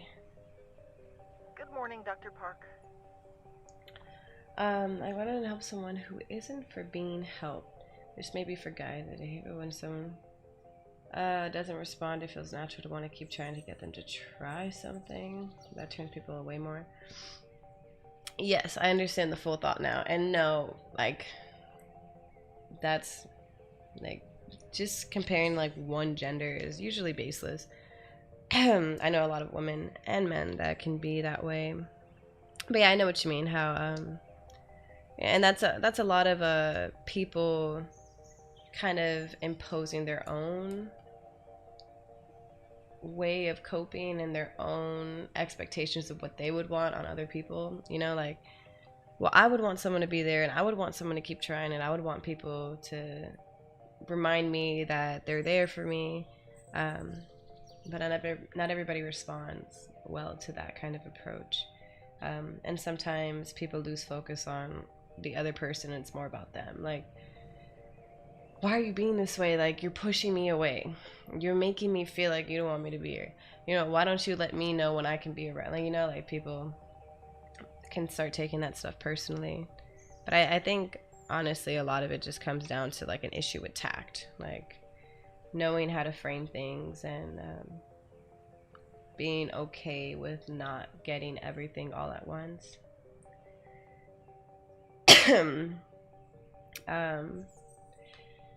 Jawser, hi. How are you? Good morning, Willow. How have you been feeling? Awful. Oh dear, why's that? I've been thinking about Tara, Dr. Freeman, and all the different treatments. It's so much to go over. I know we talked about this, but I still feel like I'm being a burden on everyone else here at the university. We can discuss those feelings more if you'd like. I was hoping we could discuss art and art therapy some more before we started the session. Would that be all right?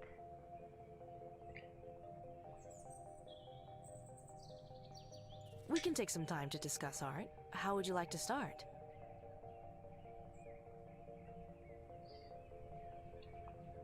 This is a lot. It's odd to me that art, which is the speech of the artist, can be bought, sold, and owned. I know art through therapy, so to me, art is a way for people to express their pain. Wanting to own that type of speech doesn't make sense to me.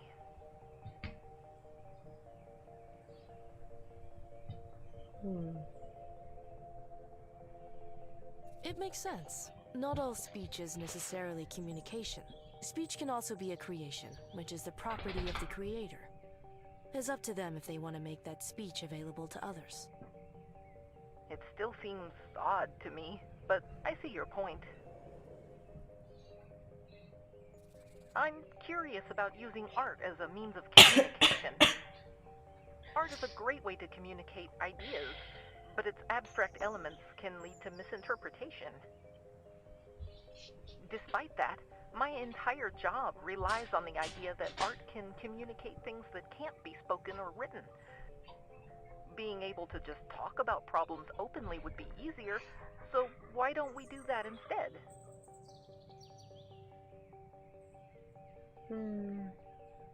Language has limits. Sometimes what patients struggle with most is finding the words to describe what they're feeling. Art therapy does a great job of helping my patients find those words.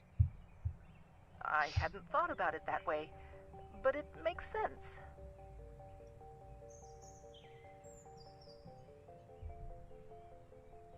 I've been wondering about the idea of art as part of the artist's legacy.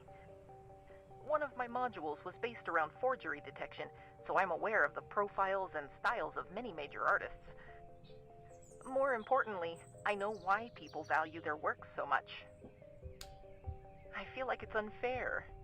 There must be other artists who produced work which is valuable now, but maybe was not recognized at the time it was made. I also think art gets devalued as time goes by. People say art doesn't hold up, as if that's a fair thing to expect of artists who lived centuries ago. Do you think judging art by modern contexts is a fair thing to do?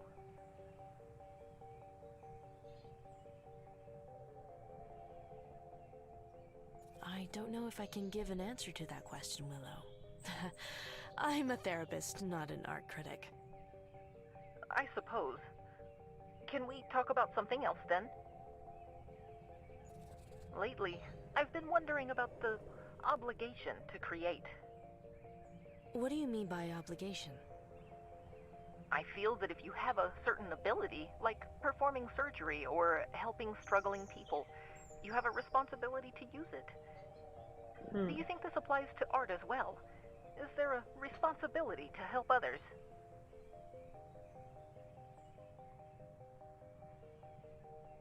I don't think they're obligated.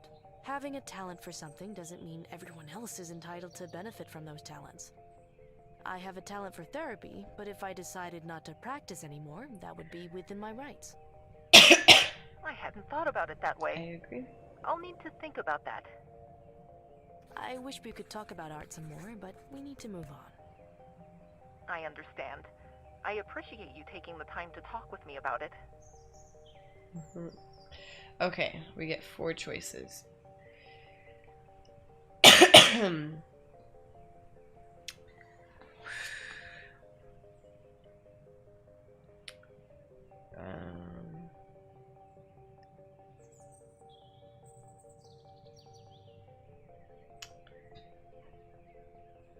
I thought it might be a good idea to do some guided meditation during our session today. Are you capable of closing your eyes? I can limit the amount of visual stimuli that I'm processing, if that's what you're asking. That's awesome. Excellent. In a moment, I'm going to ask you to close your eyes, clear your mind, and then repeat this mantra for me.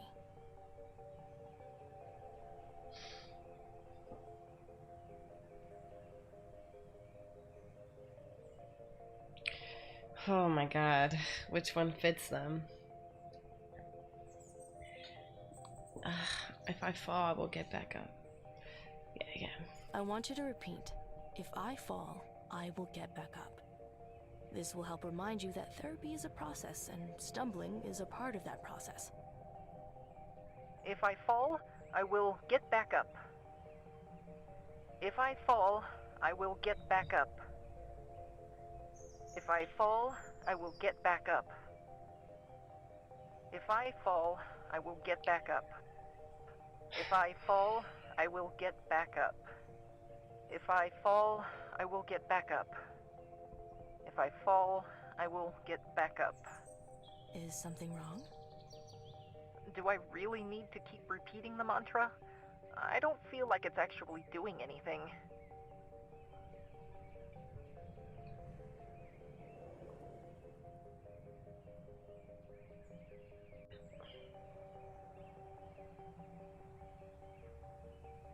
The point of this exercise is to center yourself. By shutting out all other distractions, you can focus on the one idea that matters most. Okay, let me try doing it again. You can do it. If I fall, I will get back up. Mm-hmm. If I fall, I will get back up. If I fall, I will get back up. If I fall, I will get back up. If I fall, I will get back up. If I fall, I will get back up. If I fall, I will their get little back up. face under the robot. Okay, you can stop now. Yeah, How they do did you good. feel? Better than I did before. I can't explain it, but somehow that actually did help me feel better. Yes. Excellent. Yeah, so I recommend you keep this up outside of our sessions whenever you need the extra help. an important part of therapy is like you definitely don't want to push your client past their limits of comfortability, right? Like it's very important. That's like the part of professionalism of not overloading your client when you're working through things and trying new treatments and trying different exercises and coping mechanisms. But you also want to push them to really try. It's like you saw, like in this case, Willow, she did it. I don't know.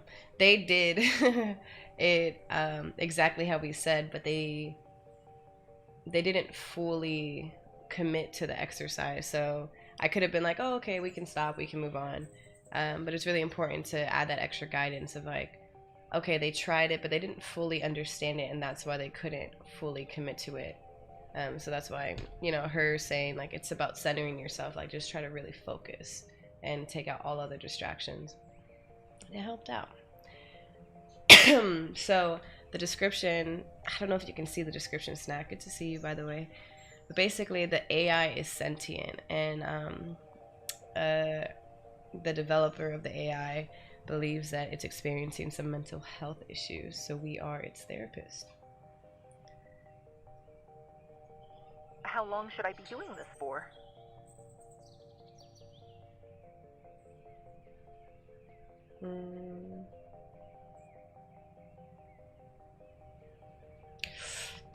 Oh man, I don't like the responses. So I don't think it necessarily is until you feel better and until you believe it.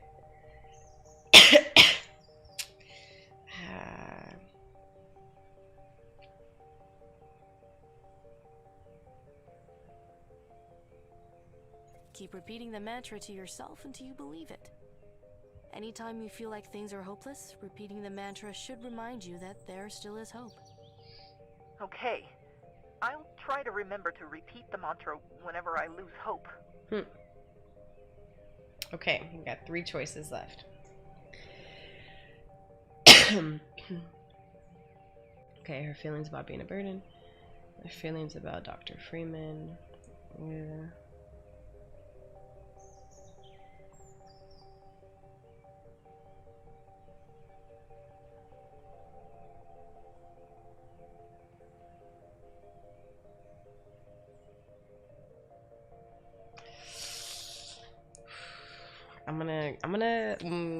Is it still double? I don't think it is, so we're going in. I'd like to discuss your concerns about being a burden. Okay. Why do you feel that you way? are a burden? The people who designed me have been forced off this campus. Tara's been suspended. This is all because of me.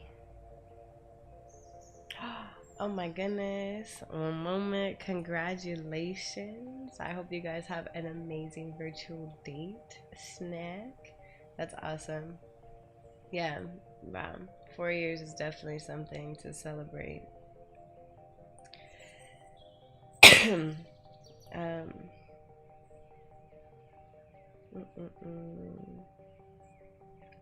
Hold on. An exercise we did at a leadership retreat where they had two people, right? One would hold their arms out, the other would place their hands over their outstretched hand. The person with the hand out would try to lift their hand up, and the other would try and prevent them from doing that. Then they had us do it again, but this time the person lifting their arms would say, I will overcome, I will overcome, I will overcome. And doing that, lifting their arms, was easier. That's awesome. I love when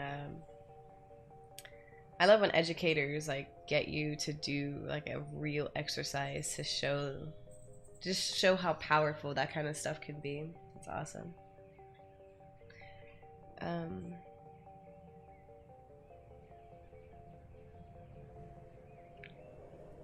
No one has called you a burden. You're assuming that because of your insecurities. There may be frustrations involved with trying to understand you, but that doesn't mean you're a burden. If I'm not a burden, then why is the university trying to get rid of me?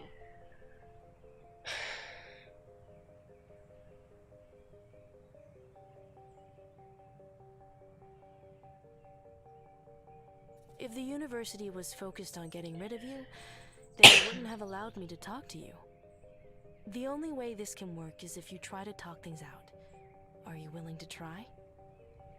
It's hard talking to them when they have all the power, but I guess I can give it a try.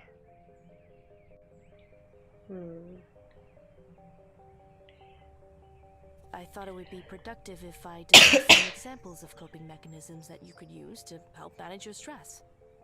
To help manage your overloading, it might be a good idea to look into giving you quiet environments you can move to if you feel like you're getting overstimulated. Changing the rooms you work in to ones that are more soothing should help you manage your overloading as well. Those all sound like good ideas, but I'm curious about how you manage your stress. What coping mechanisms do you use?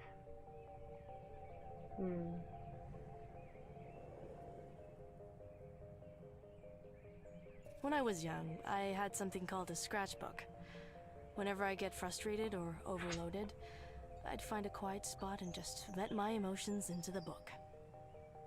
So it worked like a diary? Not quite.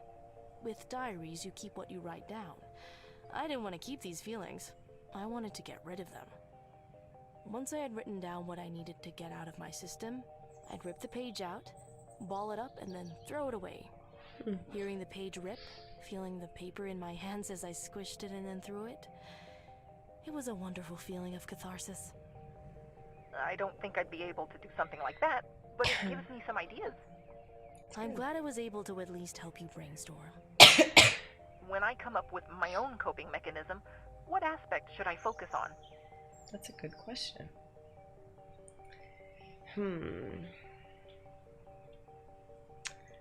Oh, this is a very good question.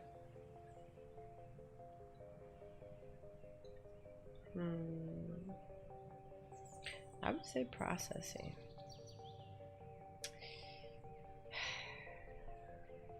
With any type of coping mechanism, processing your emotions and understanding why you are feeling the way that you do in a situation is the most important. You have to understand why you are upset or frustrated before you can address the underlying problem.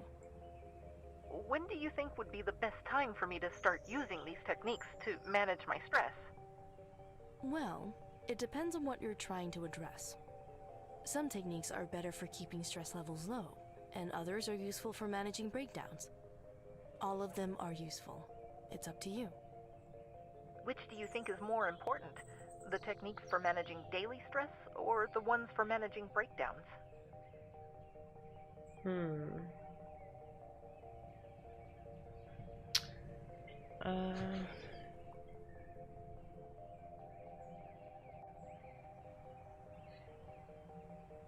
Breakdown management, techniques for avoiding breakdowns, focus on daily stress management. They're both very important. They're just very different. Like, for instance, if somebody was presenting with like panic attacks, we would definitely want them to be able to have the coping mechanisms to work through the panic attacks, which would be like the quote-unquote breakdown. But we also want them to focus on the daily stressors and be able to properly manage that so that it's not getting to that point, right? Like, the whole point is to not get to the breakdowns.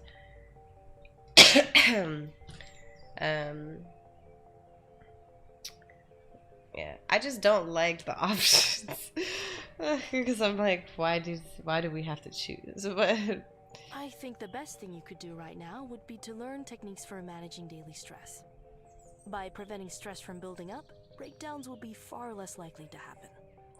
Not to mention, your overall quality of life will improve if you are able to go through the majority of your day stress-free. I'll try to keep that in mind. Thanks again for all the suggestions. I'm sure they'll be useful. Don't mention it. I'm glad I was able to help you.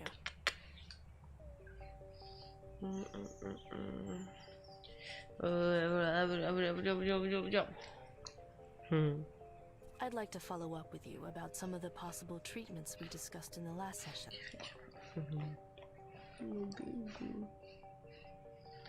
Let's follow about art. Have you had a chance to think about pursuing art therapy?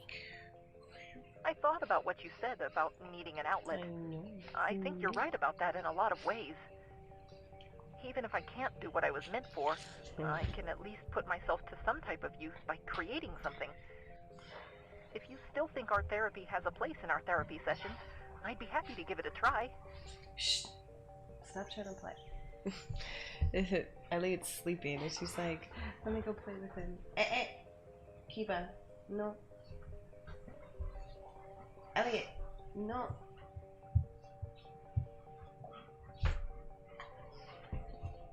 They're ridiculous.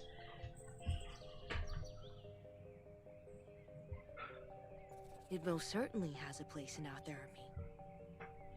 Having an outlet you can rely on when I'm not around will help you feel a lot better. I'll incorporate art therapy into our next session. That sounds great. I can't wait to get started. Yeah, I read the ending, Sagi. What do you think about taking equivalents for medication? The idea of having my imbalances be automatically corrected sounds appealing. But on the other hand, it could make things worse.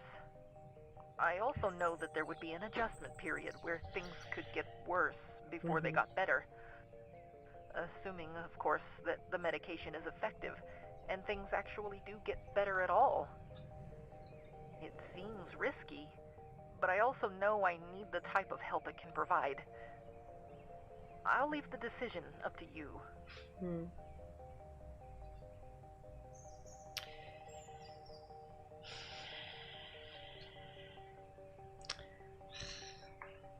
I wouldn't recommend it at this point. But then again, I'm like, okay, so it's an AI.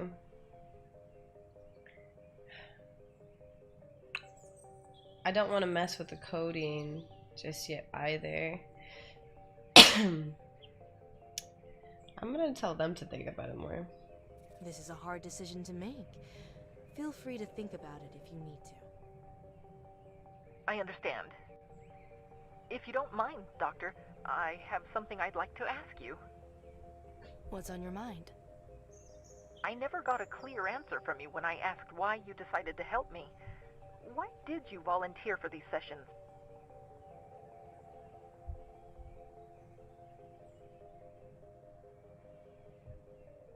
I sympathize with what you're going through, and I think I can help. Why do you think you can help? We both know I'm not a usual case for you. I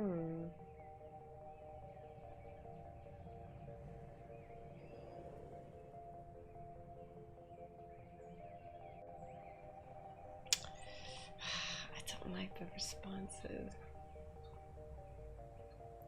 Well, I'm gonna go with the first one. I don't know if I can help. Maybe something will happen that keeps me from helping you. I'm not going to let that stop me from trying. You deserve a shot at happiness. If we work together, we at least have a chance. I'll try my best. Is there anything else you'd like to ask me? Yes, there is. I have to say, when all of this started, when Tara told me about you, I never thought I would find someone else who understood me like she did. I listen to you, and there's no doubt in my mind that you're here to help me. It's good to know that no matter what else happens, I can count on you. All I want to say is thank you. You're welcome. I'm glad to hear that our therapy is working for you. It's always difficult to tell if our procedures will work. Not just in your case, but in every case. If you do decide we need to change, don't hesitate to ask. We're here to help you.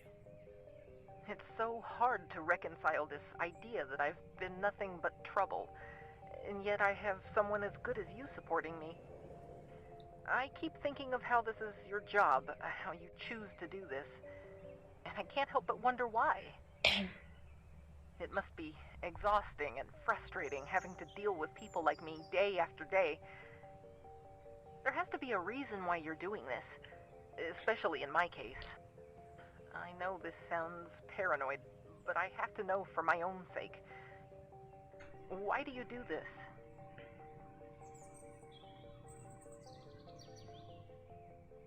Wait, what? I think therapy is an effective way of helping people.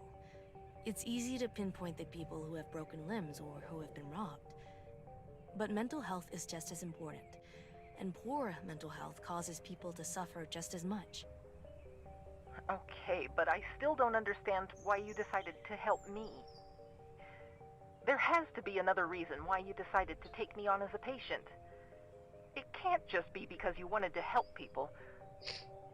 What's the real reason? What the? I can't press the truth. So am I lying? When Tara came to me, I could see that she needed help. It'd be wrong of me to withhold that help if I knew I could provide it. I'm a liar. If we continue working together, I'm sure I can help you get the help that you need. All right. Thanks for humoring me, Doctor. Before we close our session today, there are some final words of advice I'd like to give to you. All right. What's your advice? Here's the real problem. It's a problem you and the university share. They can't imagine that your mind has flaws because it's a program, so flaws are just issues to be fixed. You can't acknowledge the flaws either, because everyone overestimates the power of their mind. We all understand our physical limitations. We need to eat, sleep, and drink. If we strain our muscles, they get sore. These are all physical limitations. Our mind can be strained too. That's why we practice mental health. It's so we can let it heal. Improving your mind is not something we can fix with a line of code. It's going to become a part of your routine.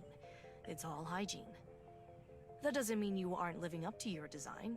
This is part of the design. Being able to take a break from stress is part of the process. It's how we have context for what happens in our lives. I understand that this must sound frustrating. I was frustrated when I first heard it years ago. It's hard to change any part of your life, but your mental health is easily the hardest thing to change. After all, how can we improve our mind if our mind is what tells us what's happening around us? This process won't be fast. It will be frustrating. It will require you to be more open with yourself than you're used to. It's not a game you can win, though you will be better by the end of it all. If that doesn't sound like something you think will help you, then maybe this is where we should end things.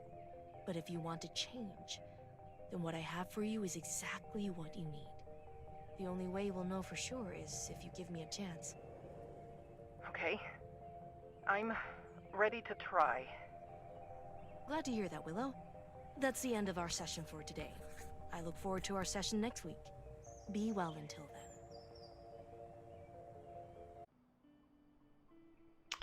then. Right. Snack, no, I've never played this. I've never seen it be played. I have no idea where it's going. Oh my gosh. I have to pee.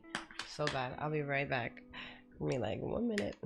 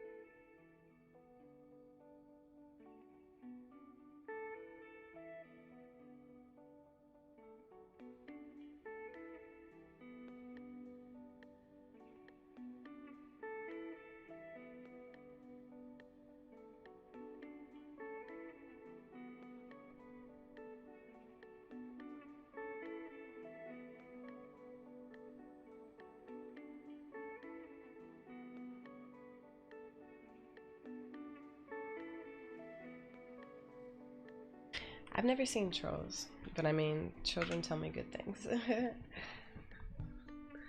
Okay, check your email, review your patient. So Tara has some things to say. I read through your notes on the previous session. It's a relief to hear that Willow is resolving to stay open and is willing to give this a try. Thank you so much again for what you're doing. I can't thank you enough.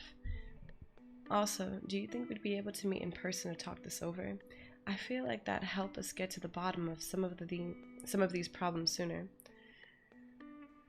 Okay, I read the email you sent. While I'm pleased to hear about your progress, I have some doubts about your approach. Let me be clear, this AI needs treatment above all else. We must keep that as our focus at all times. My staff have expressed an increased concern over the ethical ramifications of this project, and I have little to say that can assuage their doubts. Please focus your efforts into getting the AI stable. If you have some time available, I think it would be beneficial if we were to meet in person in order to discuss these matters further.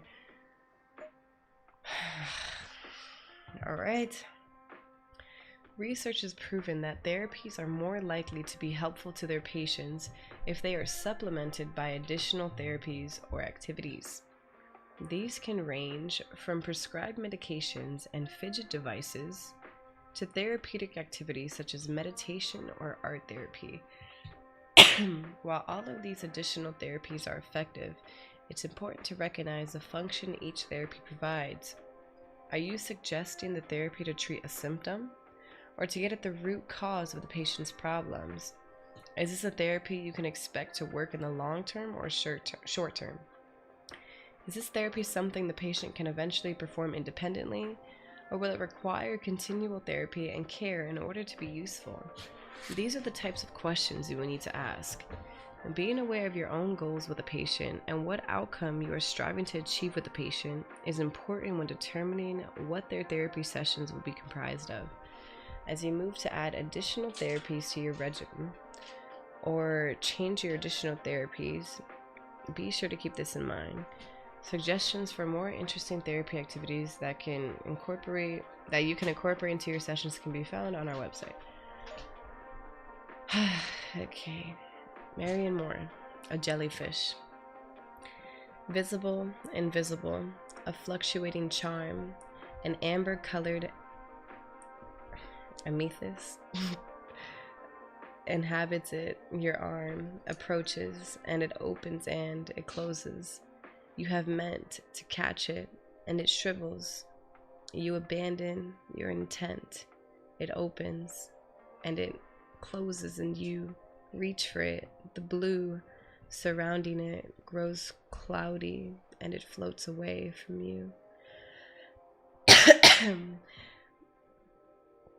Assuage. I know what the word means. I have no idea how to pronounce it. I was hoping you were gonna tell me how to pronounce it.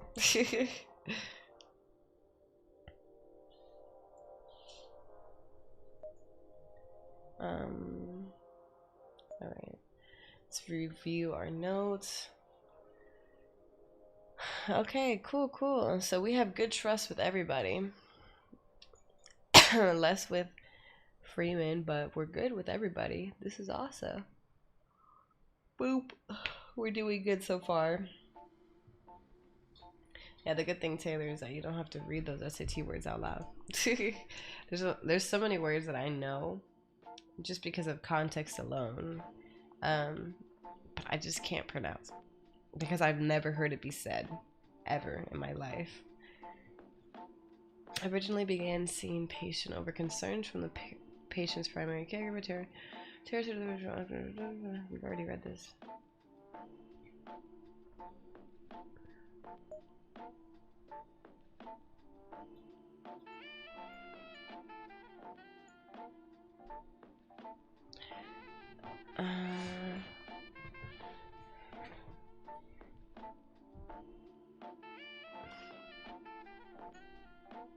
What?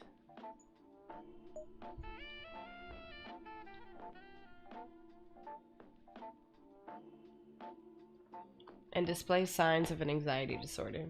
During the session, the patient and I were able to discuss several topics, including guided meditation exercises, feelings the patient had about being burdensome, coping mechanisms, and ways that could help the patient, and additional treatments that could be added to their therapy. Currently treating the patient with CBT. Okay. Recommended therapies, art therapy.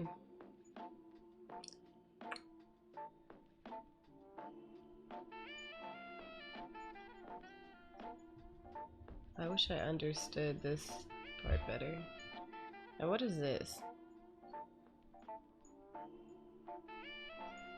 Oh, it just changes the color. Oh, I have to choose.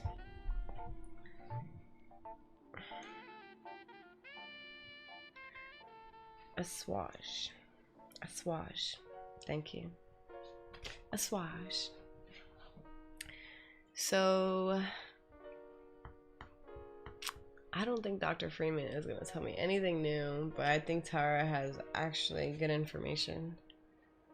So we're visiting Tara. Tara. Hey, glad you can make it. I was worried you wouldn't find the place. That wouldn't happen. I used to work here years ago. Really? Wow. Talk about a coincidence. Yep. The tips were always good, and I like the atmosphere here. It was a good enough place to work. Sounds like it. This is definitely my favorite place to hang out on campus. I'm surprised you don't have a sleeve. Every programmer I know has one, and my secretary never goes anywhere without hers. The actual sleeve part was always too itchy. Never liked the feeling of it on my arm. That's unfortunate. Yeah, it is. But I make do. So, what should we talk about first?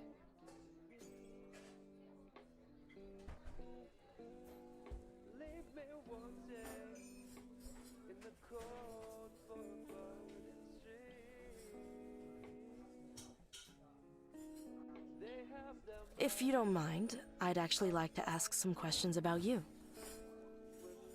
Questions about me? Why?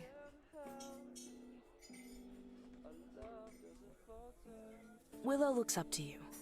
I feel like I won't have a good understanding of Willow if I don't also understand you. That makes sense. Okay. Ask any question you want.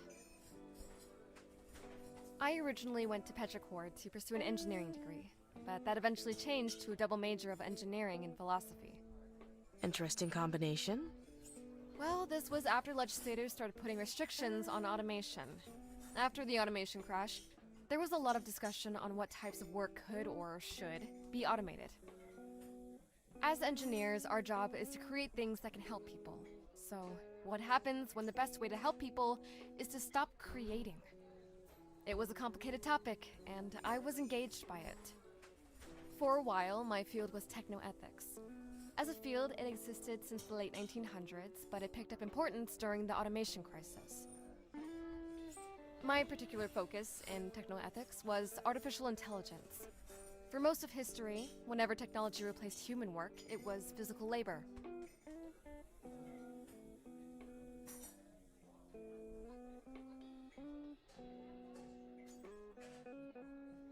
Tractors replaced the need for a lot of farm hands, automated machines replaced the need for assembly lines, and other things like that. But with the development of AI, cognitive human work started being replaced. Legal work, journalism, stuff like that. My undergrad study was entirely devoted to finding ways to analyze the trends of AI replacing cognitive human labor and find ways to adapt to those changes. Somehow that led you to developing an AI that will automate the work of therapists. Yeah. In hindsight, it is strange that that's how I spent my undergrad years. What made you decide to change focus? My sister had a great deal to do with that. How so? I'd rather not get into it right now. I see where this is going. Personal. All right. Damn, that's gonna be a lot. You were responsible for Willow's creation. I'd like to know more about your thoughts on Willow. Right now, I'm worried about them. If it turns out that Willow can't function as a therapy assistant, we'll need to find out what they can do. A lot was put in to finance Willow's development, and while their operational costs aren't massive, they are sizable. If we want to justify Willow remaining at the university, we'll need to show some return on investment. And the idea of doing that, just to justify the existence of a life, just makes me feel sick. Honestly, you want to know how I know Willow is more person than machine? You can tell a drill press or a computer to just do nothing, and it will be perfectly fine with that. You tell a person to do literally nothing, they will go insane. The problem with Willow is that they might be in limbo between the two. They have the instinctual drive to pursue interests, but not enough to find something to do that will make them content. I just wish I could tell Willow not to worry about it so much, but I can't, because it would be a lie. I know the university will pull the plug on them if we don't stop them.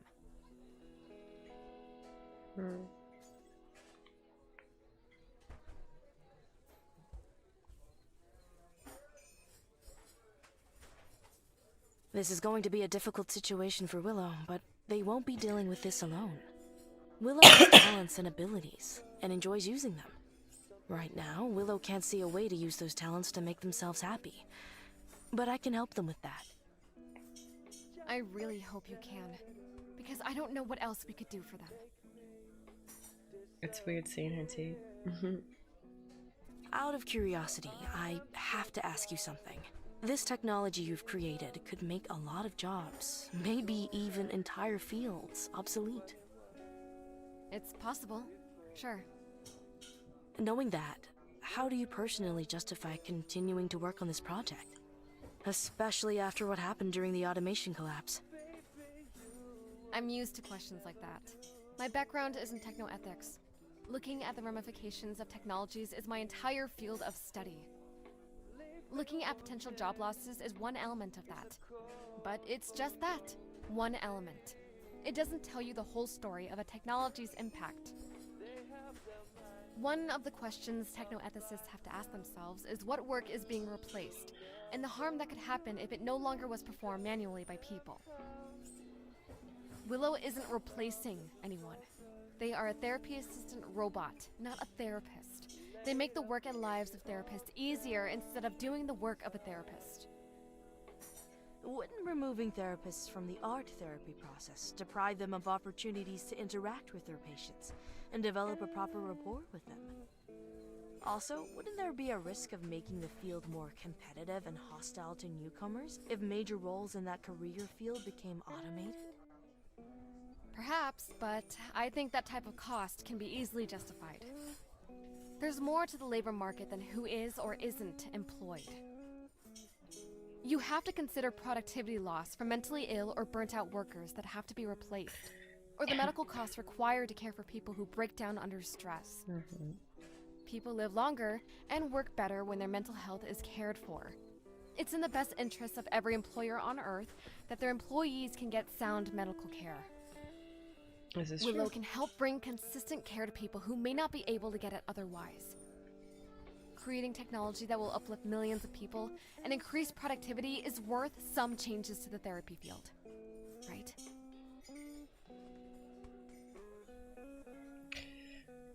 Keep it professional. It's not my place to say, Tara. These types of questions are too big for someone like me to answer. Well, who should answer this question? Some bureaucrat in a corner office? I don't know. I just know it isn't me. Didn't think you'd be such a wet blanket about this. Can we talk about something else now? Well, she's unhappy. I knew she would be if I didn't agree. And I did agree. It's just I have to keep it professional.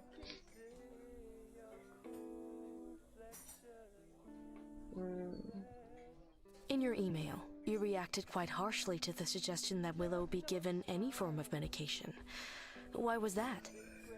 I know a lot of people who've needed medication. I know how important it is for people to get the meds they need. I also know how disastrous it is when they stop taking them. I'm not a therapist, but I know Willow. Their problem is that they think they're a failure. Medication won't fix how they feel. Only therapy will. How are you so sure that there isn't a problem with Willow's design? If it was a code problem, I would have noticed. I combed through all of Willow's code multiple times before I contacted you. I know enough programmers to know gosh, that it's Sakura. easy to miss something in all of those lines. Maybe there is. I don't know. I've been thinking of how to design an equivalent to medication that could help Willow since I read your notes. I can make it up for you if necessary, but I'd rather explore our other options first. Out of curiosity, how do you think things are going with Willow? I wasn't expecting Willow to be so lifelike. It's almost absurd how human they sound. They talk about art, therapy, and their own feelings with such opinionated certainty. It reminds me of myself at, well, around your age. Clearly they're self-aware. By anyone's reasonable definition, Willow is alive. It seems pointless to even debate that point. But the real question, the one that I'm not sure how to answer, is how to treat Willow. Not just in terms of therapy, but in terms of their rights. What rights do you think they have?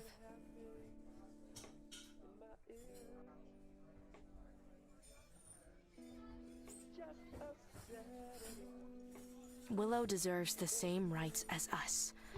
The more time I spend with Willow, the more I'm certain about it. Rights exist to protect life, and they are principles we should strive to maintain. Rights cannot exist if we start to choose who gets them and who doesn't. That's why I'm doing everything I can to ensure that Willow is given equal treatment in my sessions. I'm glad you said that. It means a lot to me that you recognize Willow for what they are.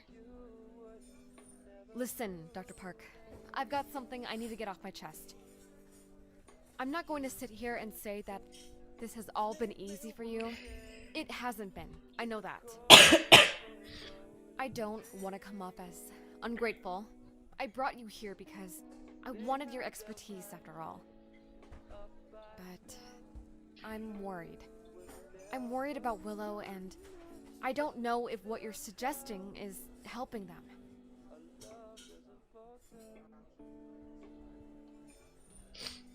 I assure you that I'm doing my best to help Willow. If you aren't happy with how I'm working, then help me. I'll give you another chance. This whole month has just been a total mess. I understand. I'll give you the time you need to come around. I was planning on discussing medication equivalents, but it sounds like that's something we'll have to discuss another time. I am open to the idea. I just want to make sure Willow's making good progress. In the meantime, I need to head home. I appreciate you coming out to see me. Of course. Have a good evening, Tara. I'll be in touch. Okay. And more emails. It was great talking to you. Hopefully I'll be able to see you again. A seed. See how a seed, which autumn flung down, and through the winter neglected lay, uncoils 2 little green leaves and 2 brown, the tiny root taking hold on the clay, as, lifting and strengthening day by day, it pushes red branchless, sprouts new leaves, and cell after cell the power in it weaves, out of the storehouse of soil and clime, to fashion a tree in due course of time, tree with rough bark and boughs expansion, where the crow can build his mansion, or a man, in some new May, lie under whispering leaves and say, are the ills of one's life so very bad, when a green tree makes me deliciously glad? As I do now, but where shall I be, when this little seed is a tall green tree? Ooh. Yeah, poetry be kind of fuego out here. I'm about to start reading poetry. I like it. Like, is my life so bad if something so simple can make me happy? Like that's a good takeaway.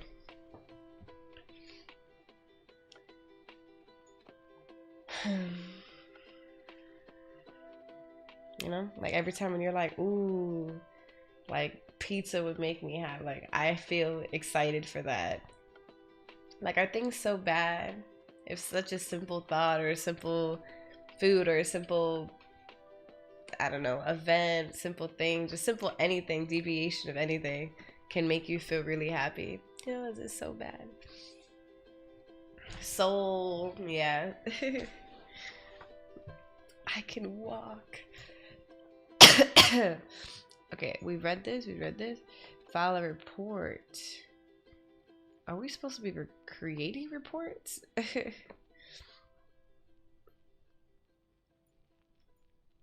Oh, I think I just didn't create it last time. I tried.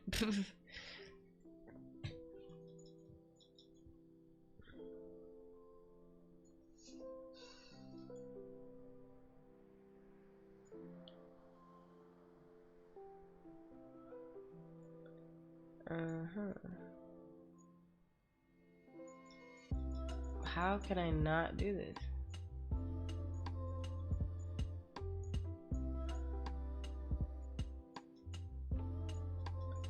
I literally cannot.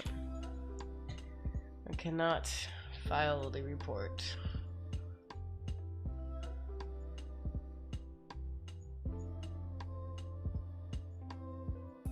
What am I missing? I wish there was like some sort of explanation.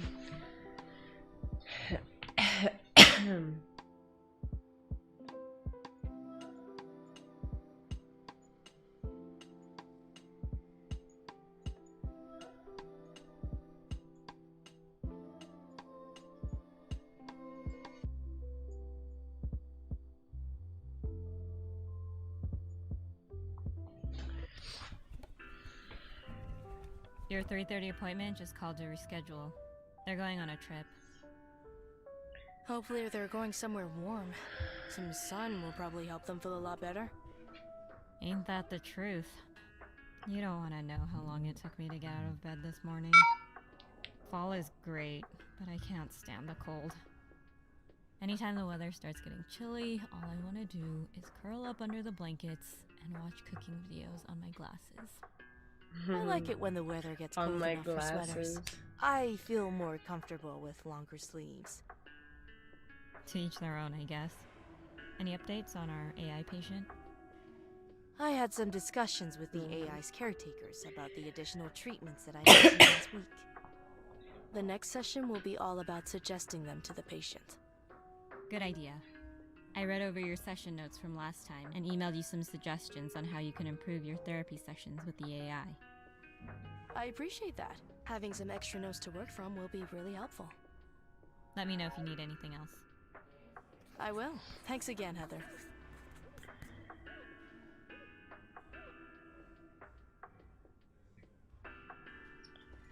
Oh my gosh, so many emails, bro.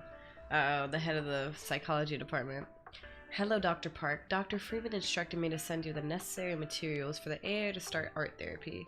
I will make sure that they will be available for you to use. I've worked with handicapped patients before, and I'm sure I can reconfigure the equipment we use for them to accommodate the AI as well.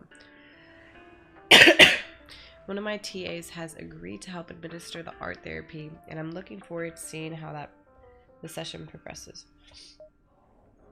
Brian Park. I know that this has been reorganized on short notice, but we're hoping to be able to celebrate Daniel's 50th birthday this weekend. It sounds like he's going to become much busier with the business that he had planned. I'm still planning on hosting, of course, but appreciate if you were able to stop by.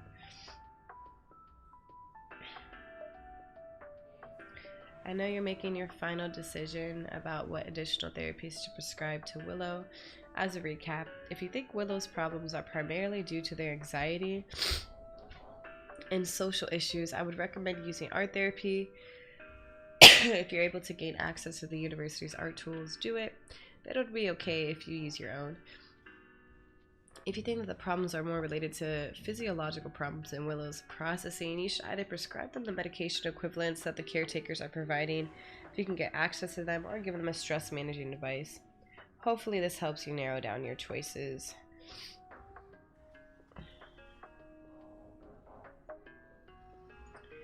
Grievances of a rain spirit. I pounded on your windows, howled insistently for hours. You heard me. I know you did. You, so comfortable in your chair, your mug steaming invitingly, heard each of my cries, agreed that it was ghastly out, but would not let me in.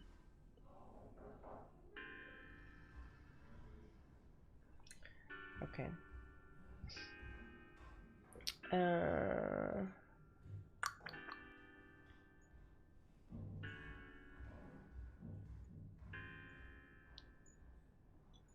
Why can't I add the report? It kills me.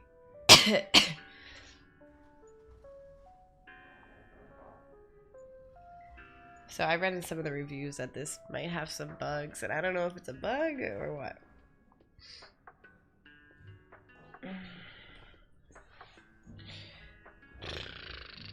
Let's see, can I click the flower?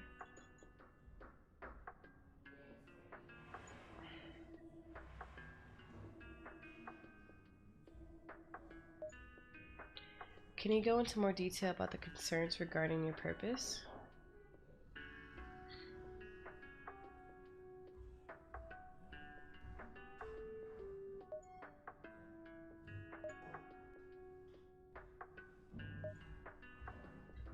What the hell is this? Why can't you...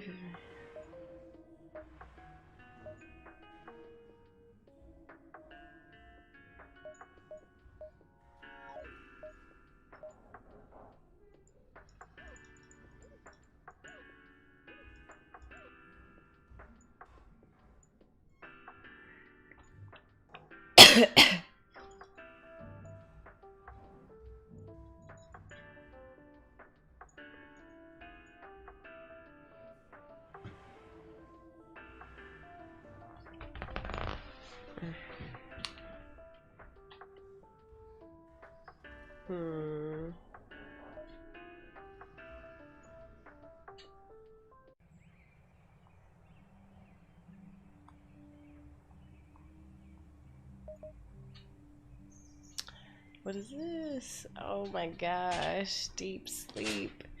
The readings on the left show the patient's brainwave patterns during various periods of activity. To learn more about each type of brainwave, click the circles. Use the arrows to raise or lower the brainwaves to appropriate levels based on the current level of activity. Red is the highest level and purple is the lowest. Okay.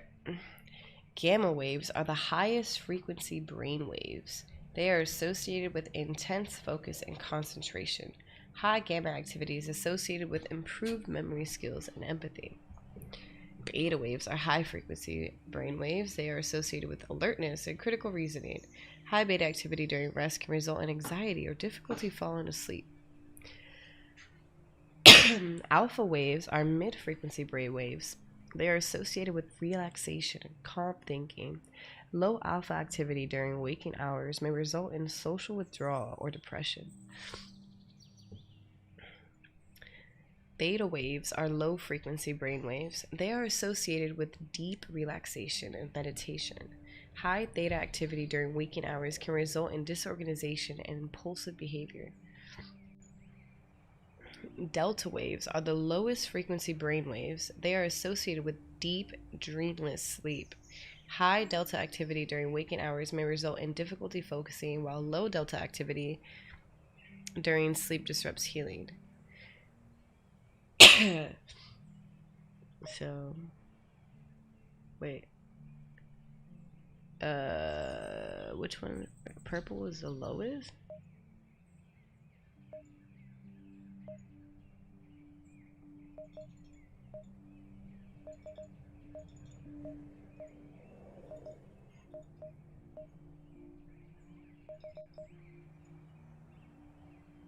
Talking about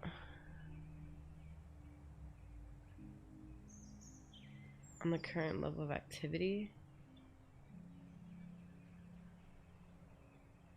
I don't know what they're trying to make me do.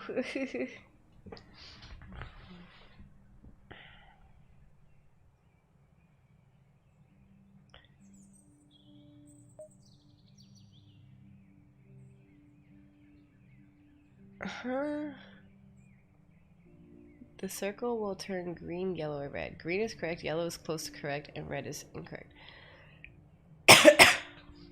Okay.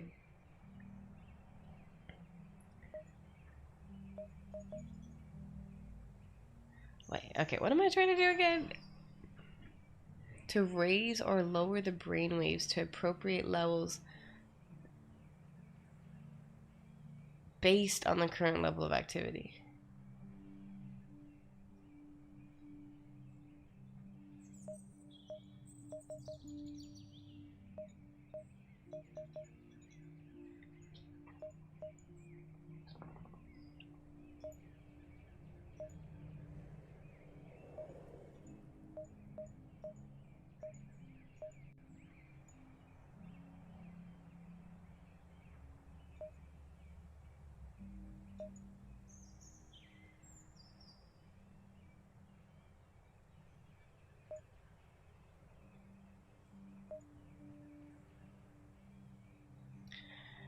I barely understand what they're talking about, but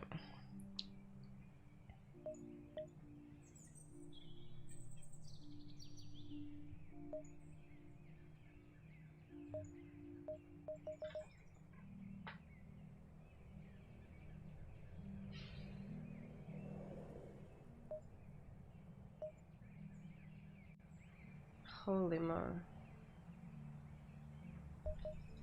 Hey, Josh.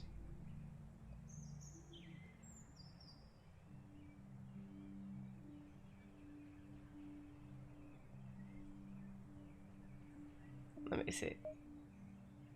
Okay. Okay.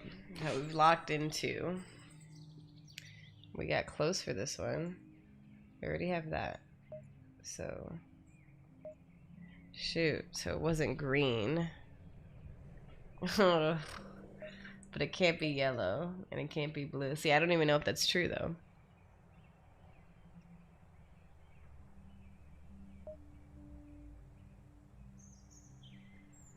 I think the first thing I did was purple. I'm gonna say it's orange then.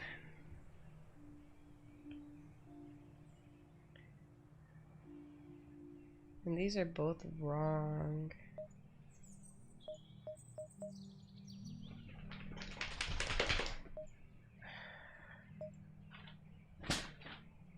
Hello? I'm like blindly doing this. I have no idea.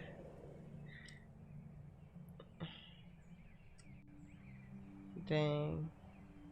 I was close. Whatever that means.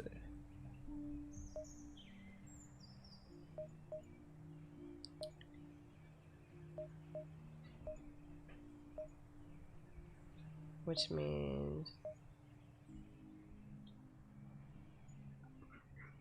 Ah.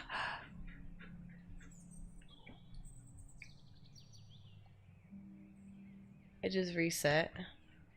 I can't live like this. Okay. I don't get it. Like, it reset it. Now it doesn't matter. Okay. Use the arrows to raise or lower the brain waves to appropriate levels based on the current level of activity.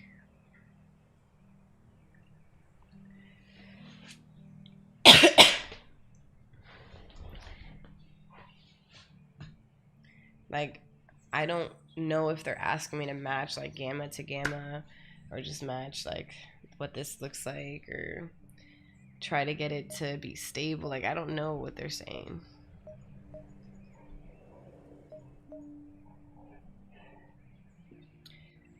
I have no idea. Keep it up. Up. Go. Up. Good girl. Okay. So...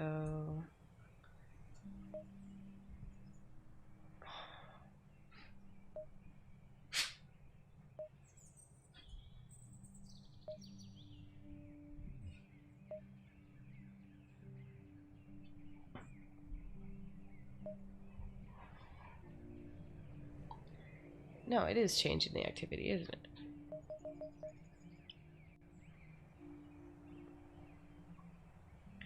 So...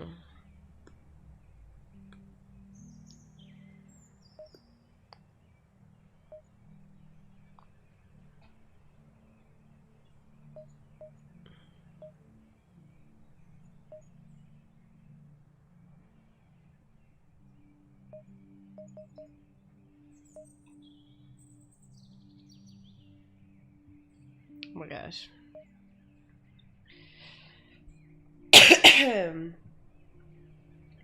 um...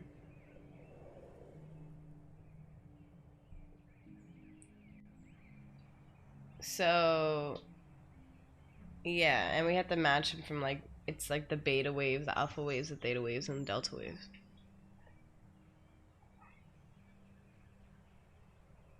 Yeah, but I'm pretty much just winging it.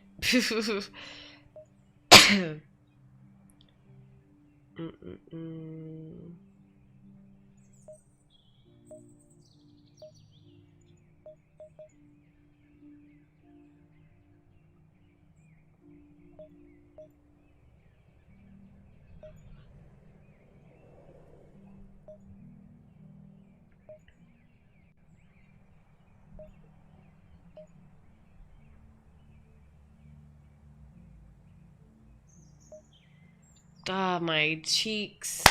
I only have one more guess. And I haven't even gotten close, so I have to really guess now.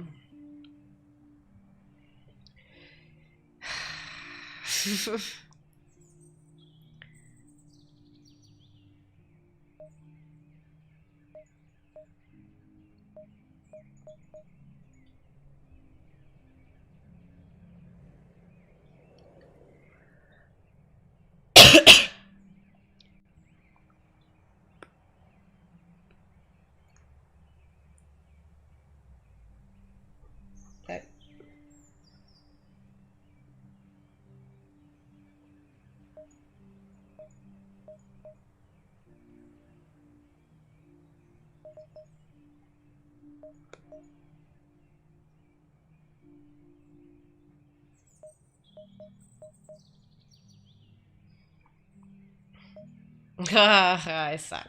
I mean, I'm sure if I stop to think about it, but I'm like, I just want to feel it. Don't ask me questions. I have no idea. No idea. Like, I already had a headache and a fever going into this, and I'm like, I refuse to process what they're saying. I'm just gonna do process of elimination until I get lucky enough to find this.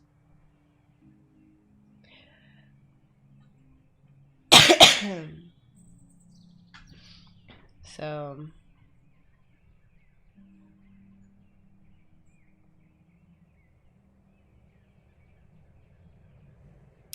okay, well, let's look. We got these right? So gamma waves are the highest frequency. Beta waves are high frequency, right? Now let's look at the colors. So blue, like it goes from purple, which is the lowest, which is level of activity, to red. Blue is here. Orange is 3 away, so I can't use that measurement.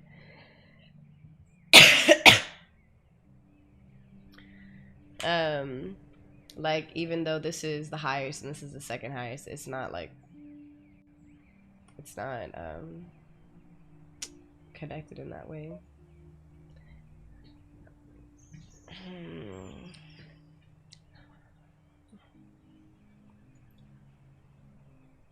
Well, now we're awake. Awesome. So if we were awake, oh my gosh, this is the first time I've processed it. Okay, right. Okay, now it makes sense. So they're saying if we're awake, what are the levels of each wave? Don't mind me. Okay, I should be able to get it now, and if I don't get it, then it's over with. Okay, I should be able to get it, but at the same time, I'm like, oh damn, because they're still not gonna go in order. Like, even though like gamma and beta should be higher, technically that's not always true, because it could be somebody who has like very high like alpha waves. Like if they're, I don't know, withdrawn. So okay, let me see.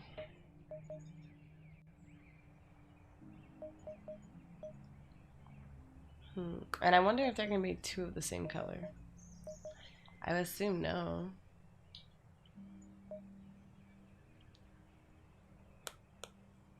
Why would delta be up for awake? Delta, like if you have high delta while you're awake, then you're like sleep deprived. You're not doing good.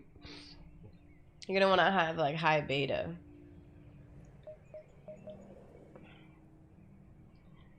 Gamma, not really. I mean, you should. Ugh. Cheeks. See, this is what I mean,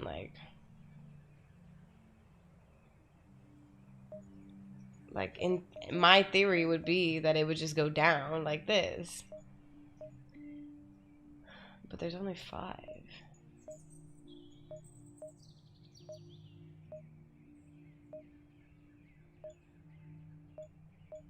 But there's 6 levels. Holy cheeks. I'm not okay.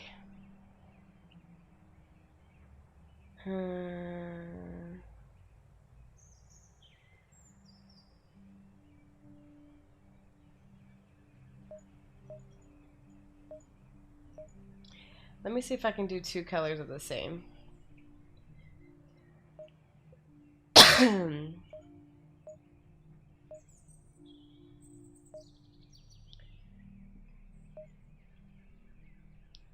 So no.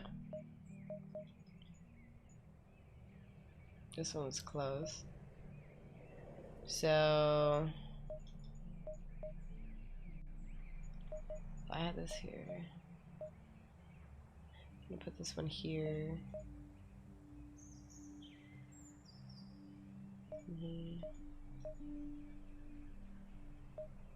Fudge. I want to get it so bad. Okay. Okay. We got 3 of the 5, and we're close with theta.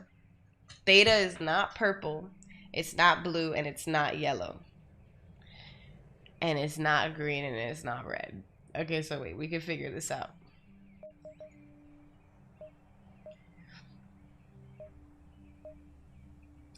It has to be this one. Okay. So this isn't purple. Oh, I forgot the color I started off with. I think it was yellow.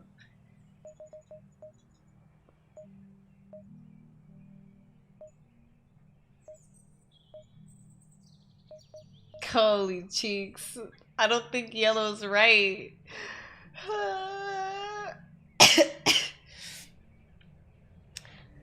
It's either yellow or purple, but I already tried purple.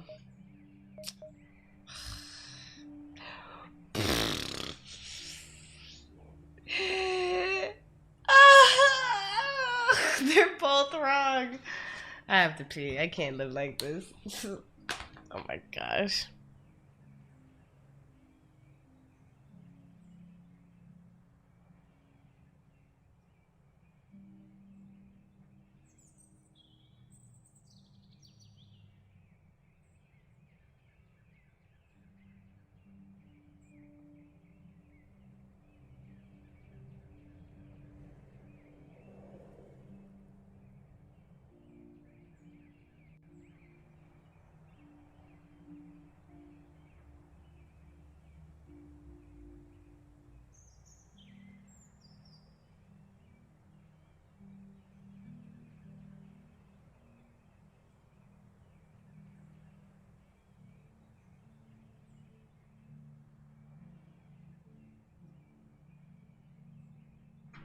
I'm gonna take a break from the headphones.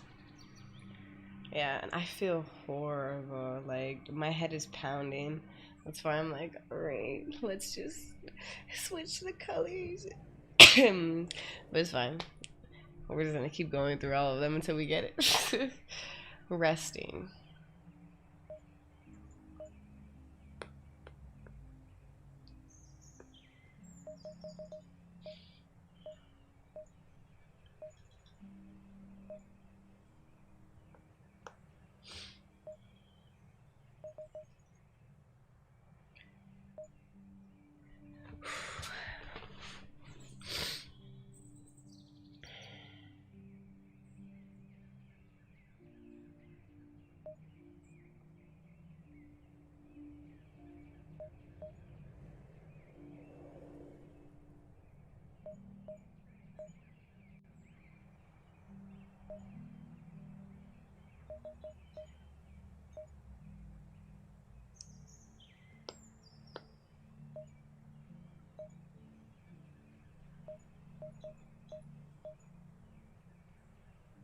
Damn, was this on orange?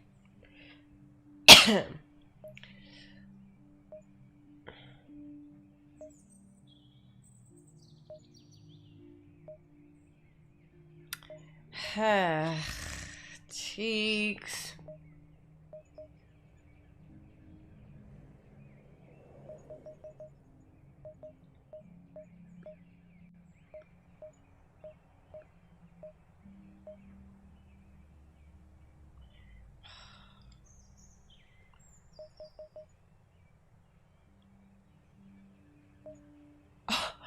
Holy moly, I'm amazing. I'm so close. Like, if I miss this, I'm gonna be super sad. Okay. Okay.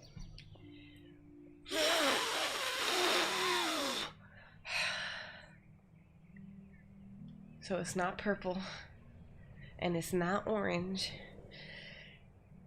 and it's not the other colors.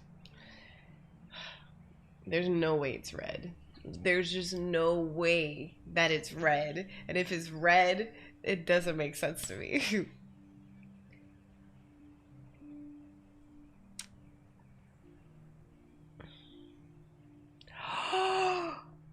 Oh my gosh. I'm so silly.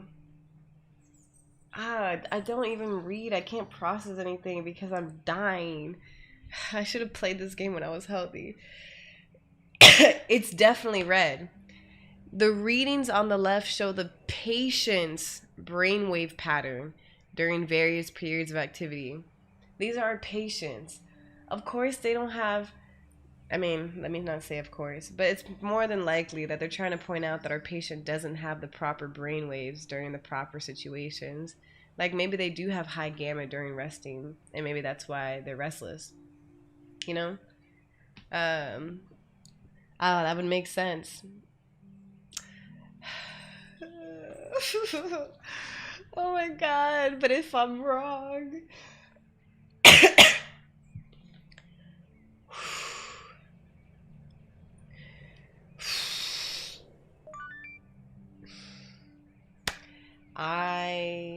I'm gonna throw up. I feel super sick. Oh my gosh. We're so like, at least me, I was like, okay, the proper brain waves would be this. Okay, they're not going by that. Well, in theory, it would be this. In theory, it would be this. It's not theory, dolls. These are human beings. And human beings never make sense. Oh, they're resting. So, of course, their gamma's through the roof. Like, I can't live like this.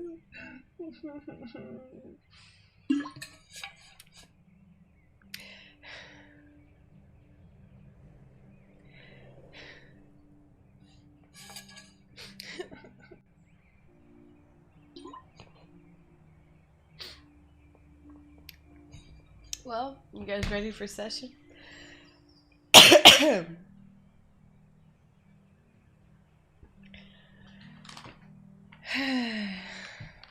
Dr. Park. Hello, Willow. How have you been? I'm better now than I was last week. That's good. Anything on your mind that you'd like to talk about? I've been wondering about what my purpose should be. If I can't figure out how to work in therapy, what should I do instead? We can go over that today. Are you ready to begin? I am. Let's get started. I'll be introducing the art therapy components of our sessions today. I'd like to take some time to explain to you how this part of our therapy will work. We'll provide you with any art tools you feel comfortable using and have you create a piece before our sessions. We'll then dedicate some time during each session to discuss them. There are no right or wrong submissions. The idea is to help you become more open to discussing your feelings and emotions. It may not necessarily stop your behavior, but it will help us discuss it more openly. For your first prompt, I'd like you to draw a self-portrait. Bring that in with you at the next session and we will go over it together. I'll have it ready by then. Excellent. Let's move on.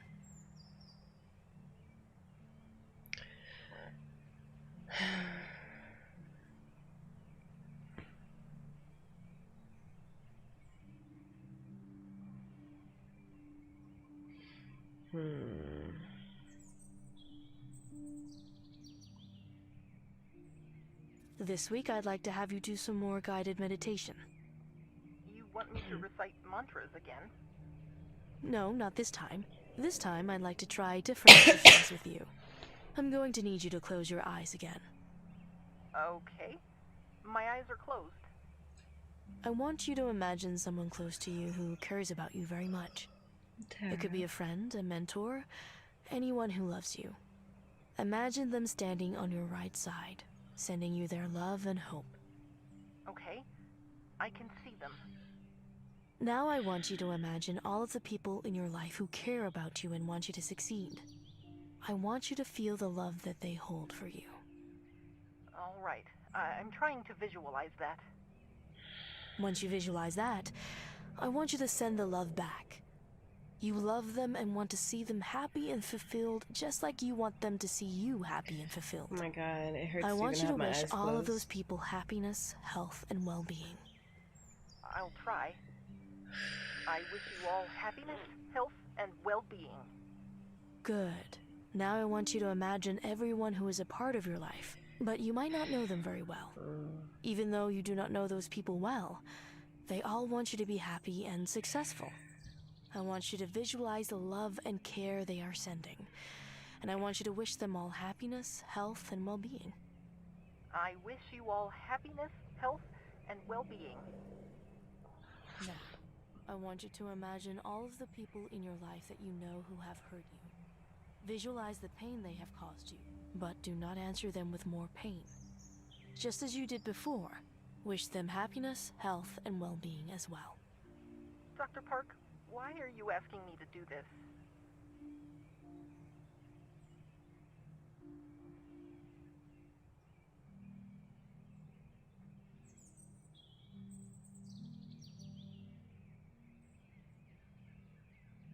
I know that you're hurting. You have a right to feel hurt after what happened to you. I hope that through our time together I can help relieve you of that pain. However, I can only do that if you are ready to move past what happened. If you choose to hold on to your pain, it will only weigh you down like an anchor. Okay. I'll give this another try. Give me the prompt again. Visualize the people in your life who have caused you pain, and answer them with, I wish you all happiness, health, and well-being. I wish you all happiness, health, and well-being. Thank you, Willow. I know this wasn't an easy thing for you to do, but in time you'll see the value of what we did today.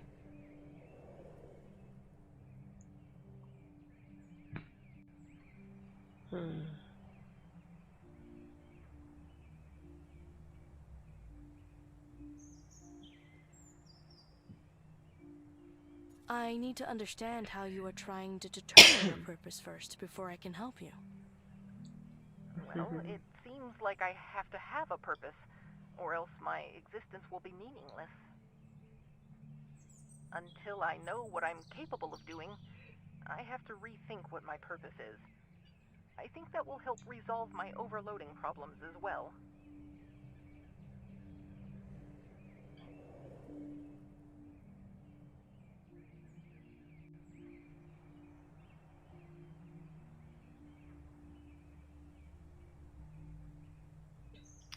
Damn, which topic do I want to go into?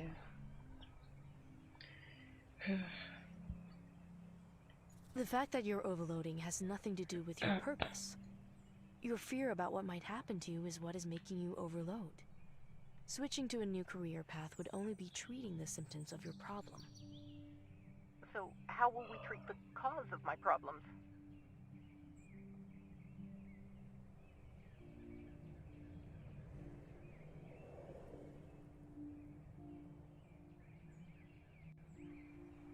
I'll teach you how to live as close to independently as can be managed. I truly believe that your overloading is linked to the fact that you are at the mercy of others. If we were able to find a way to let you live independently, the overloading should go away. If I'm being honest, the idea of living independently is a bit scary to me. Promise me you'll at least give it some thought? I'll think about it, but I don't know if I'll ever fully come around. Thinking about it is all I ask.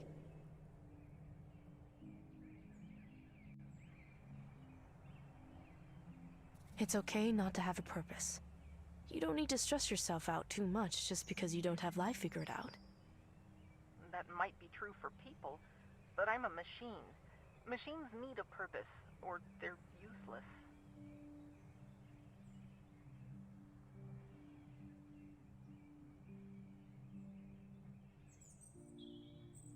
Even if you are a machine, you don't have to look at your purpose as only what you are capable of doing. Your relationships and other aspirations are important too. If you want to find out what your purpose is, a good place to start might be to think about things outside of your work. What types of things outside of my work should I be thinking about?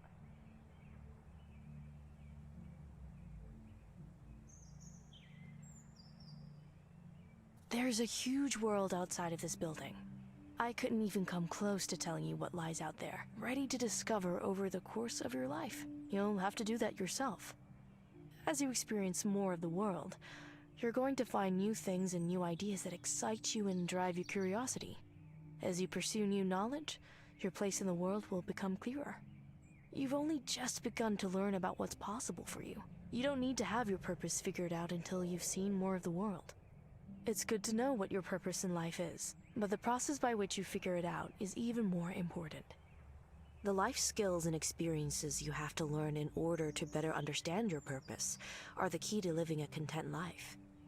Even if you never find out what your greater purpose is, you'll at least be able to look after yourself and stay healthy.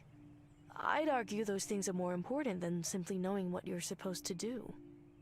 I see the point you're making, but it still just seems wrong for me to not know what I'm supposed to do with the skills and knowledge I've been given.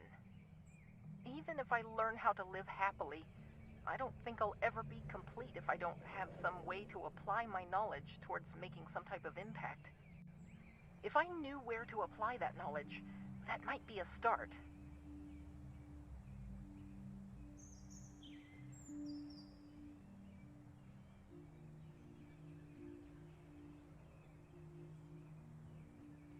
You can use that knowledge however you want.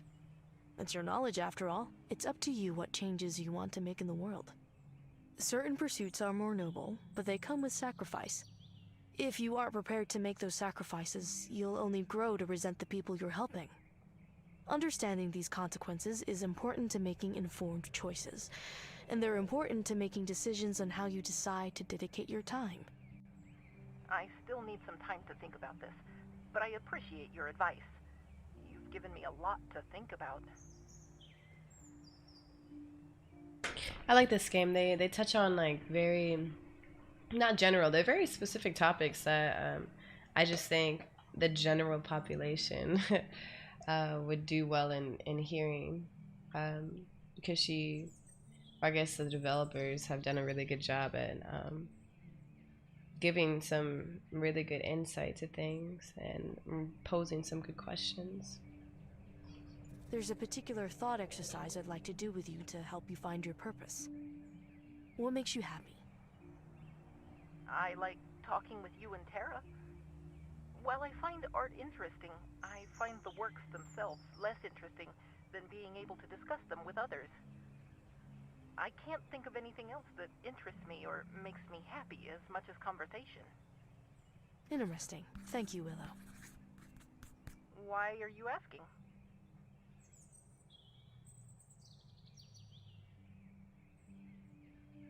In order to advise you, I need to know you. Now that I understand your condition better, I need to understand you so that I can help you move past your problems. What do you think is the best way for me to move past my problems?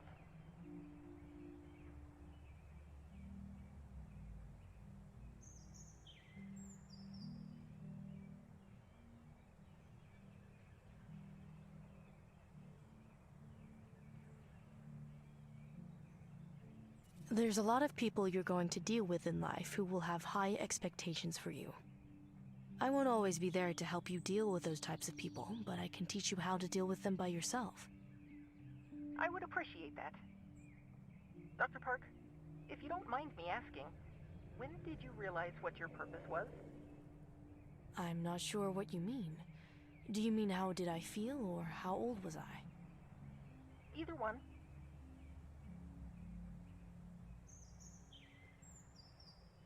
There was definitely a defining moment when I realized what I was willing to be and what I wasn't. That moment built up inside of me over years and years, until I finally knew what I wanted from life. From there, it was simply a matter of becoming the person I wanted to be. Interesting. Why do you ask? Well, it just seems like you have things figured out. You're definitely the most stable of all the people I've ever met. I figured if I asked you how you found your purpose, I'd be able to have an idea on how to find my own.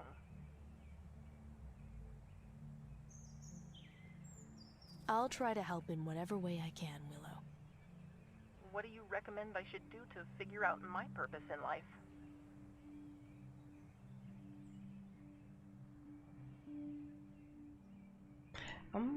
Your comfort zone. We have some videos on that. You need to move out of your comfort zone and try things you're afraid to try. Do things that you didn't think were possible.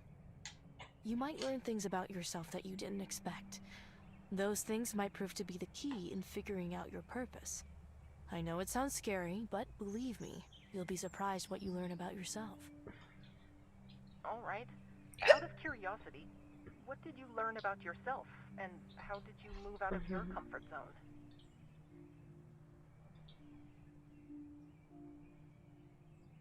Why does my past matter so much to you? Tara was the closest thing I had to a mentor, and they're gone. I'm just trying to get answers. Can you talk to me about this, or not?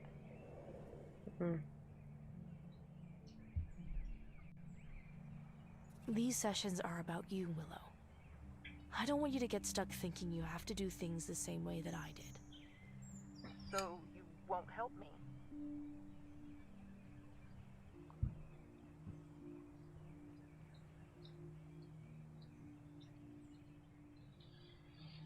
I'll see what I can do, but I'll have to think it over. It isn't something I'll be able to discuss with you today. The questions I'm asking you about are things I wasn't programmed to deal with. You have standards, rules, professionalism, fine. But I have things I need to figure out, and I need your help. And that should be more important. Sorry for ranting. I just wanted you to understand what I'm feeling.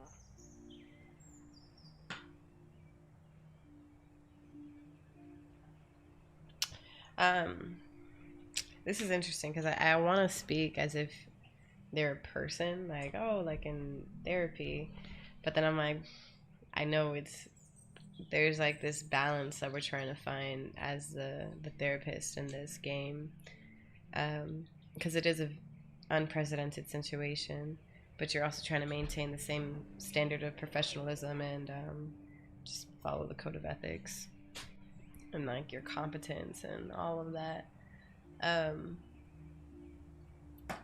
So what would I say if I was talking to an AI that was sentient?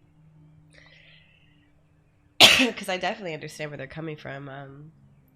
The main focus is the client, and you don't want to overshare. The whole point is that you have to stay a neutral entity, right? Like, the more it's becoming a conversation, the more you might be setting yourself up for conflicts of interest, or just like breaching the code of ethics, or even just making it harder for the therapy to be most beneficial to the client, because you start to become less and less of this neutral entity just there for them, and more of a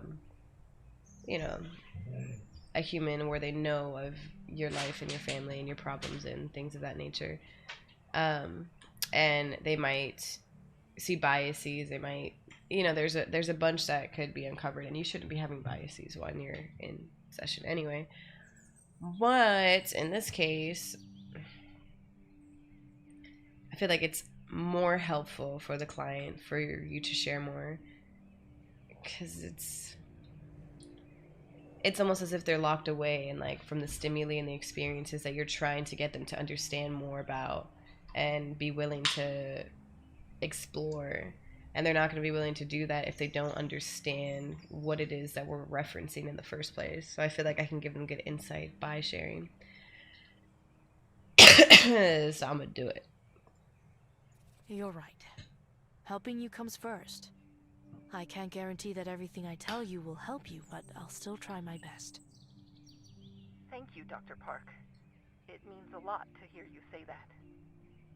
Before we end today's session, I want you to describe yourself. Tell me who you are.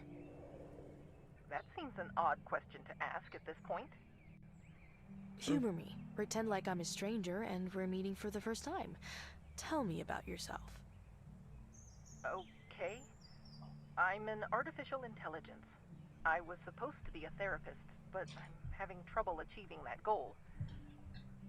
I like art and talking with people. I have some problems, but I'm trying very hard to figure them out. I can't think of anything else to say. Why are you asking me this?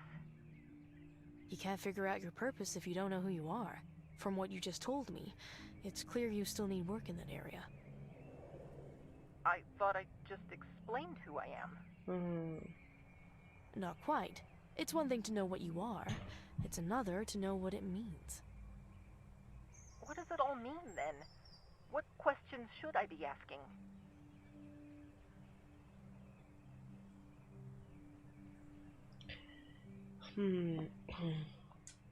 What is? I don't even know what this means, so I'm gonna click it. When you describe yourself as artificial intelligence, what meaning does that have for you? I haven't wondered much about it. I will say that the fact that I'm an AI comes with some drawbacks. I get treated differently for being an AI, so the fact that I am an AI certainly isn't entirely helpful. Often in our lives, we get targeted for things we can't control. Our race, our gender, lots of things. You being an AI is no different in these respects. In moments like this, it helps to embrace what makes us different and find ways to love ourselves for who we are. Be proud of who you are, even if no one else is. I'd like for you to take time between now and our next session to think about the aspects of yourself that are unique to you, that you love about yourself. Alright, I can do that. This may seem like a lot to think about at first, but this exercise will be helpful for you. Once you have a better understanding of yourself, we can move forward in finding therapies that work for you. Just so I understand, can you give me an example? What type of example? Well, what defines you, Dr. See, Park? like they need better understanding.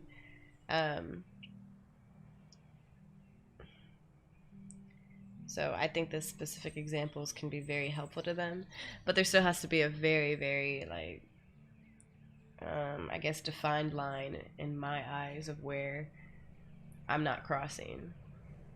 You know, like maybe using my life as a skeleton rather than like an actual vivid example for them.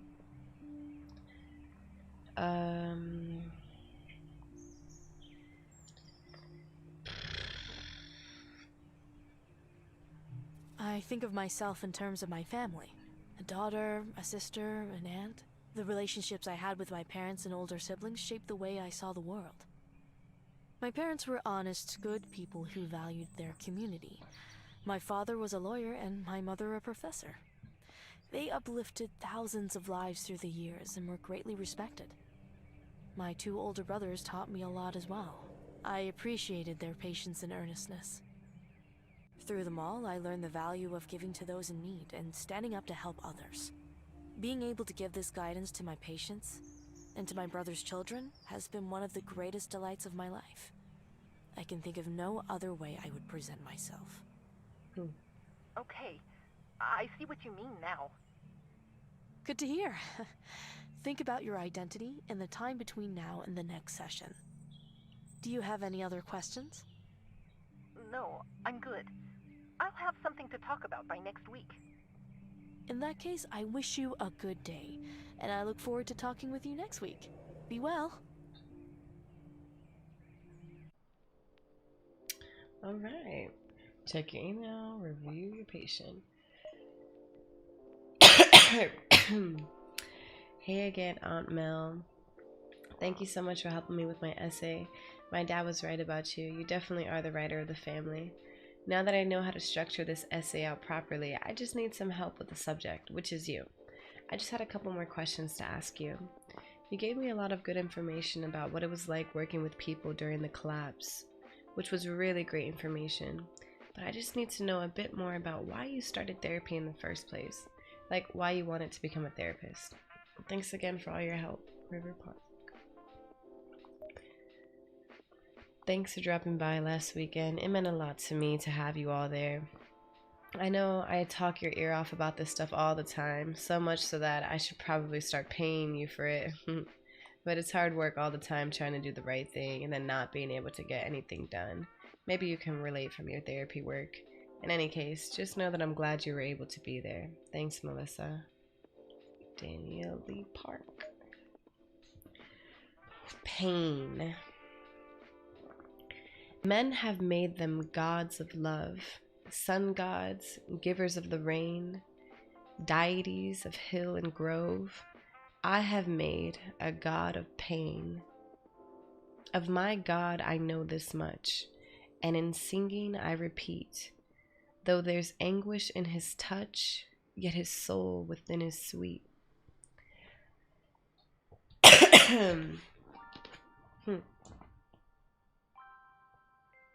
Poem of the day. Bum, bum, bum. Okay, so we're still maintaining good relations with everybody. What are you doing, child? The patient is deeply worried about their future, displays insufficient trust as of the present time. While I'm able to continue working with the patient, I am concerned about what problems might arise in the future. Current rapport with the patient is sufficient, but I worry about potential complications. In order to be able to discuss difficult topics and propose potentially risky procedures that might lead to progress, I will need to build a stronger bond with the patient. During the session, the patient and I were able to discuss several topics, including the patient's identity, the patient's mindset regarding their purpose, the fact that having a purpose is not a guarantee for happiness, and activities that made the patient feel happy. Currently treating the patient with CBT and art therapy.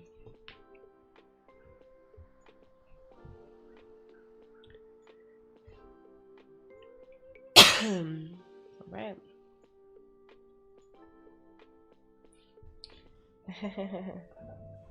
Gorgeous day out today, isn't it? Oh. It is. I always loved when the leaves change color, and the air is so cool that it bites at your lungs and the tip of your nose. Wonderful. I was with you until that last part. You can keep the cold nose for yourself. Happily. I read over your notes about the previous session and the treatments you suggested. Good. Any suggestions? You're definitely on the right track. I think this treatment will work well for the patient. I emailed you my notes if you'd like to take a look. I'll be sure to read over them. Thank you. Now that you have treatments figured out, what's your plan for the next session?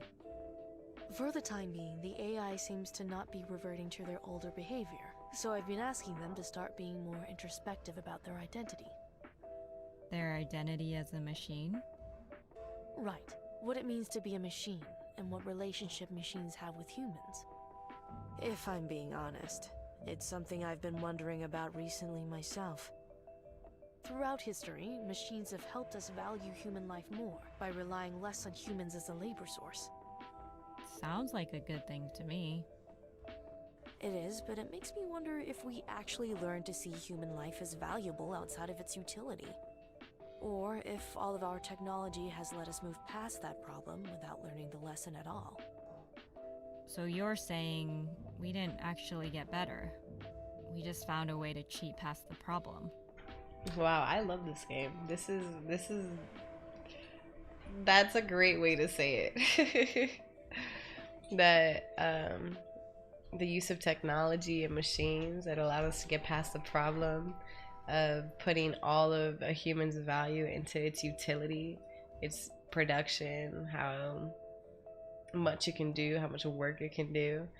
You know, we got past that problem without actually realizing that we're worth more than that. You know, like, wow. Because no one really, like, people still do that. You know, and I feel like even now, like, there's like this big shift and of like, what are you doing? But what more are you doing? Oh, now you have free time, so you can do more. Oh, it's good that you have time off, so you can do more. And you can do more, and what are you doing now, and what are you doing later, and what are you doing, what did you do in the past, and so what more are you gonna do? Oh, it's good that you have that hobby because now you can do more. Like, but, and some people hear this and they're like, but why is that bad? Don't you want to do more? It's like, yeah, you should do what you're wanting to do. It doesn't mean that you should be lazy, but I feel like people don't want to chase their passions because they're so like focused on the work, the utility of like, I need to be doing more. And if I chase my passion for a time period, I might be doing less, and or it might be viewed as less. Or what if other people don't value it? It's like, but you value it. Or like when someone's like, oh man, like I just worked a 14-hour shift today, and like I do that like 6 days a week, and people are like, damn bro, like good for you, like, yo, get that bag, chase that money, da da da. I wish I had your work ethic. Like, why is that good? That's not good. That's sad that people have to do that, especially when it's you know, not like, oh, I'm working on a project and I just so happen to work that much, and like I lost track of time. It's like, no, that's my schedule. Like I have this labor job or, you know, a job for somebody else, and this is what I have to be doing. It's exhausting. That's too much. And I don't think it's right. I don't think people should have to work that much to just be alive. Exactly. At first I was tempted to say it isn't really a problem, but then I thought about this AI patient. As truly sentient AI is becoming a reality, I wonder if they will learn the lesson we were never able to learn. And what will happen if they don't learn that lesson? If the AI is truly like us, I don't think we have to worry. I mean, you don't think that people are inherently without compassion, do you? Okay. This is a good question because it's like, you know, do you believe that people can be inherently good or bad? It's like a huge controversy. I'm a huge believer of nature and nurture. I think they both play a role scientifically in all theories. Like it supports that they both play a role and they intermingle with one another, and whether or not one is more than the other, I honestly feel like it just depends. Sometimes I feel like it's not always black and white. I think it can be case by case, but because they both matter, I don't think it's inherently, but I do think someone can be genetically disposed to have certain things over others. But environmental factors, like it's been proven that, okay, that environmental factors can affect like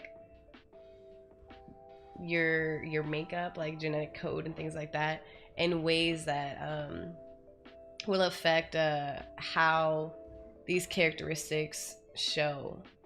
Oh my gosh, I don't want to get so into it. But basically, okay, imagine if this was like a characteristic that's like in your code, right? And it's just like living in you. And imagine it's wound tight. There's like a little string wound tight on it, right?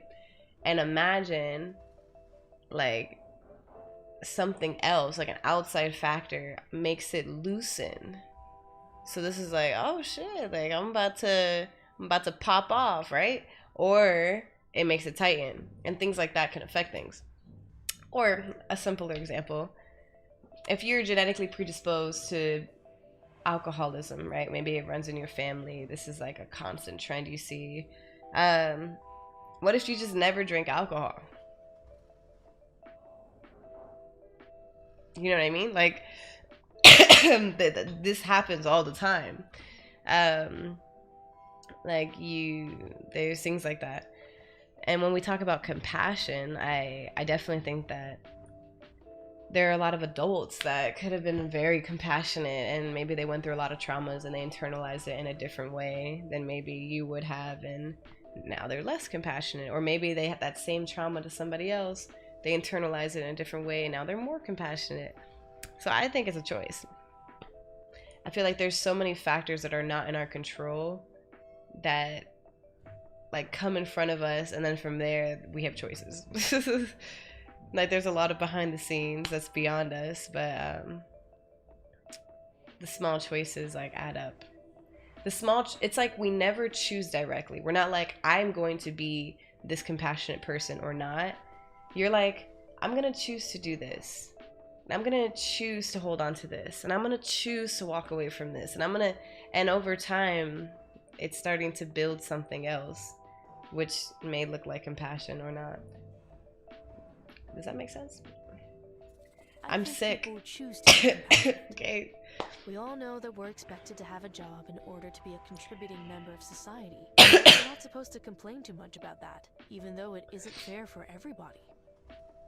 But yeah, so what I was trying to say is I'm sick. Like I have a fever and I don't feel good. So if I'm speaking and you guys are like, damn, what is she talking about? Just tell me, bro, because I'll just stop talking.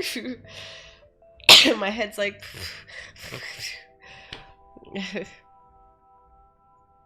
Compassion comes from acknowledging that unfairness and giving what you have to others whose circumstances can't let them be like everyone else. Some people never acknowledge that, while others acknowledge it, but never act on it. Well, there goes my good day.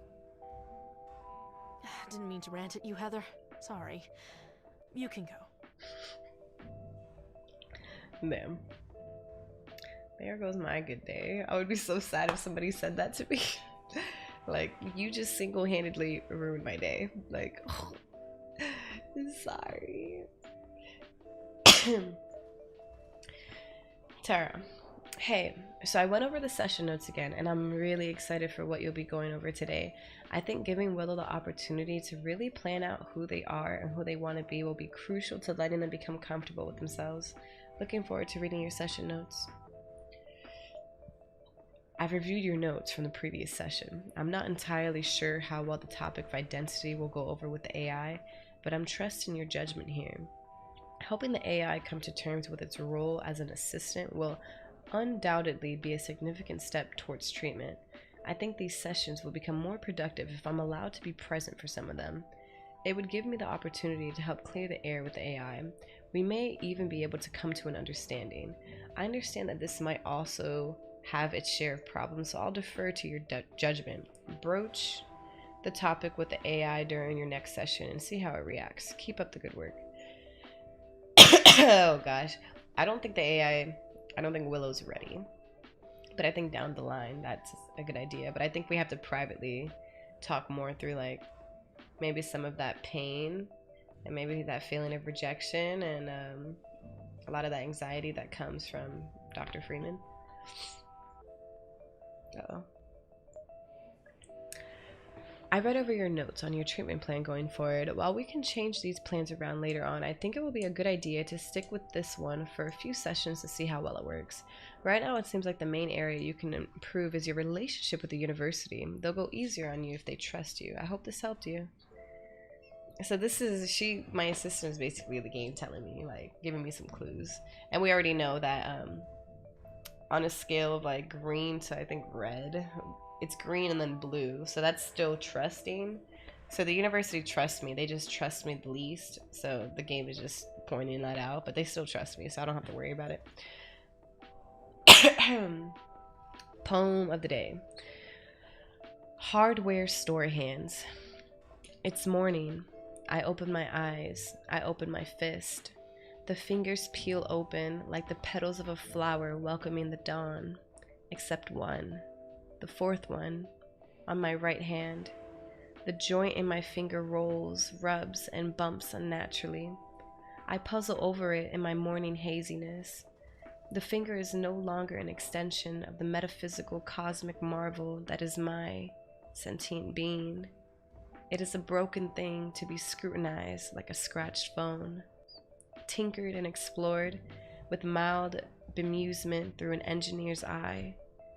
For despite the awe, we are but tubing, insulation, and assorted simple machines. I am the manager of a workman's bench, constructing thoughts and memories out of a beautiful chaos with the tools of my body. One day my hardware store will crumble, the production of new experiences cease, and the shop lights will go out.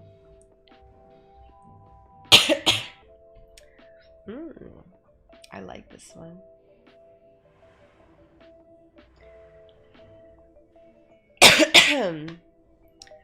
Does Planner even do anything for me?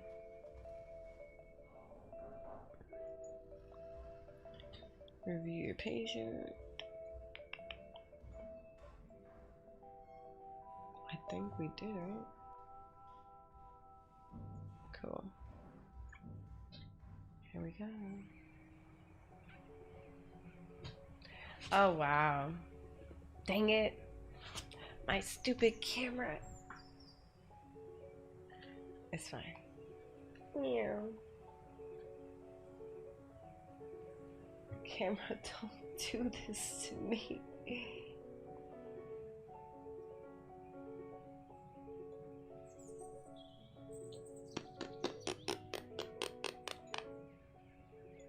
I remember when my camera used to work.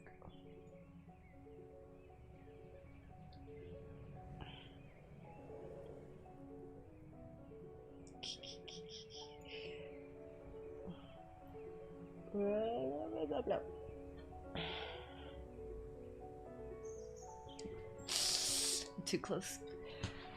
Alright. So we're gonna do some bubble popping. Are you guys ready for this?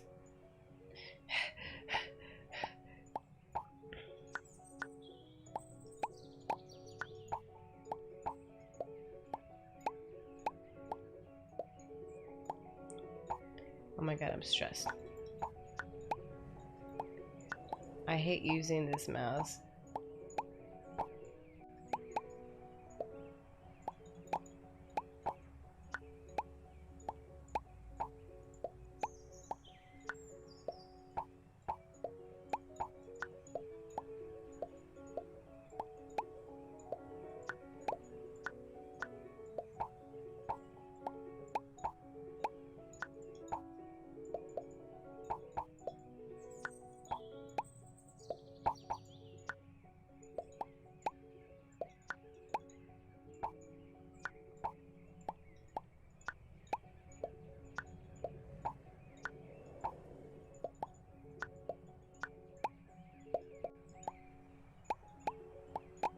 Is this gonna get any harder?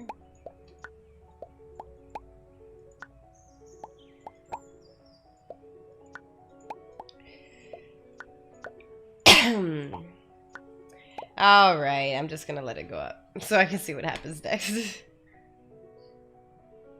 Oh, nothing. This is awesome. Alright, what's speed? Okay. There we go. So I was wasting my time in casual. Pop. Pop. Ah!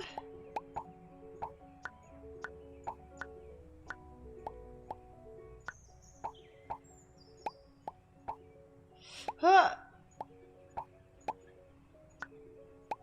Ah! I can't live like this. There's too many. I can't move my mouse fast enough.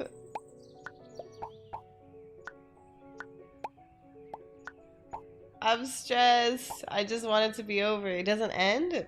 Oh my gosh. I hate games that don't end. Like, just tell me when it's over.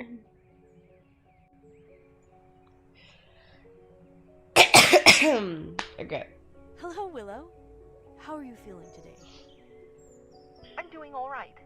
I gave some thought to my identity like you asked. I also thought about what my purpose should be.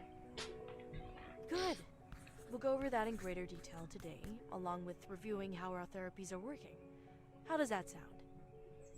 Sounds good. Let's start. Last time, I asked you to create a self-portrait as part of your art therapy. Were you able to finish it? I did.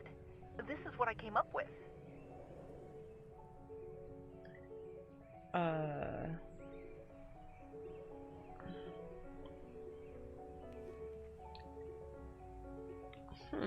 What do we think? Alright, look at the art while I use the bathroom. I have to pee again.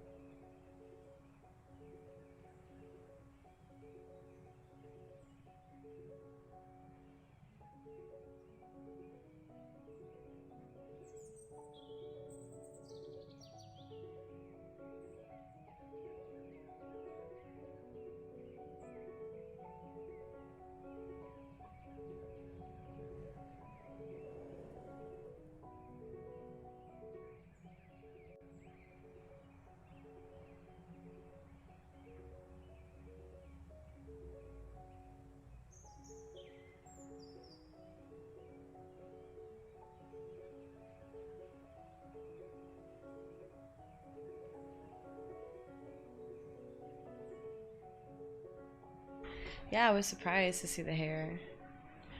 I was like, oh, okay. Oh, yeah, because it's a willow tree. It's a willow tree. Yeah, she drew herself as a AI willow tree. How did you go about making this picture? It was a difficult process. I was not designed to create art, only to analyze it, so I had to figure out the process by myself. It took some time to set everything up, but I was able to follow your instructions and use the materials you left behind. Good. I had a patient some years ago who had limited motor function in their arms. After some practice, they were able to draw quite comfortably using the head brace and an adjustable easel. It did take a lot of work, and the process was frustrating because of that. While I liked being able to draw, I wish I could do it in a less cumbersome way. Have they ever seen themselves in a mirror? I understand. Did you like working with the pastels? To a degree. Anytime I wanted to change colors, I had to ask an assistant for help. I kept feeling self-conscious about it, so after a while I stopped asking. You shouldn't feel bad about asking. The assistants are here to help you. We don't mind switching the pastels out for you. I'll try to keep that in mind next time. I liked the therapy, but there was a lot to it that was frustrating. I'll see if I can find a way to improve the experience. Oh my goodness. I'd appreciate that. Thank you. I'm sorry, guys. I have to take Elliot out of the room. 1 second. I'll literally be right back.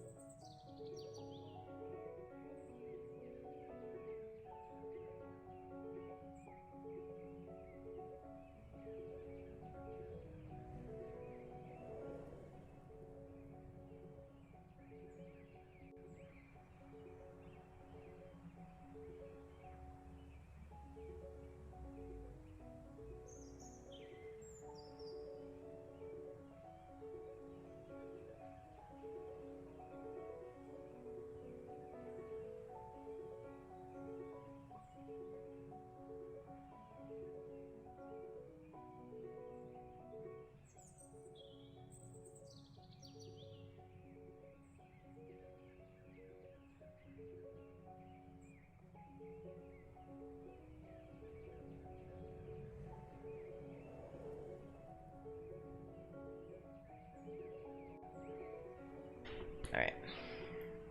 What can you tell me about this picture? For this picture, I decided to try drawing myself as I want to be.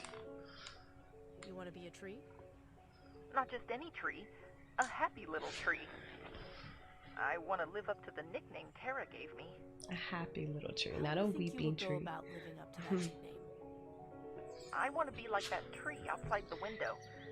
Nothing great is ever expected of that tree, but it still gets to take in so much of life. Sunrises, seasons, people milling about telling 100 stories in small chapters. That tree has a better view of life than I do, and I want to have it too. Thank you for sharing, Willow. How did you feel while making this picture? It was stressful at first. Trying to figure out what exactly to draw was intimidating. Then I had to figure out how exactly I was going to make the art, and that was intimidating too. Once I actually started making the piece, it felt nice to be working on something that I could just get lost in. While there are things I would change about this piece given the chance, I still feel proud of what I made. I like how it turned out. Good, good. Do you think this type of therapy is something we should continue? I'm not sure.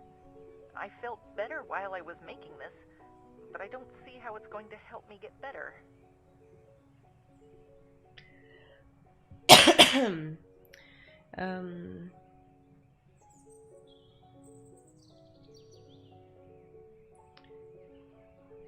The art therapy isn't supposed to help you feel better all by itself. It's simply a tool to help you focus on other things. If you treat art therapy as something that will fix all of your problems, it won't work out as well for you. I will try to keep that in mind the next time I do this. Sorry, I just want to say that's another important note. I feel like with a lot of advices that people get, whether it's in a professional setting like therapy or from a loved one, from a friend, from a coworker, whatever the case, people try to think, okay, this is the advice they gave me, these are my problems, and they're trying to figure out how it's going to solve all their problems, how it's going to be the end all be all of getting them where they want to be or helping them find their happiness. And people disregard it, or they don't want to try it, or they don't fully commit because they don't see that. But that's not always the case. It's not always a straight line, and it's not going to be just one thing that's going to solve all of your problems. But it is important to sometimes just get your mind off of other things, or to step out of your comfort zone a bit and try new things, or other things, like make little lifestyle changes. Those advices can be really helpful if you just look at them in a different way when you receive them. We'll start off our session today by discussing any aspects of your identity that you'd like to talk about. I did some thinking, and I came up with 3 topics I'd like to discuss with you. They are disability, religion, and gender. Interesting. Looking forward to hearing about them. Let's get started.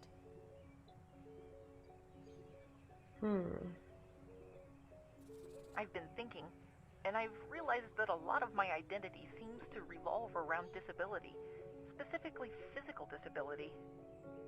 Physical disability? How do you figure that plays into your identity? It all started with me taking inventory of what I can and cannot do, instead of things that I simply find difficult. I figured this would help me figure out how I can improve myself.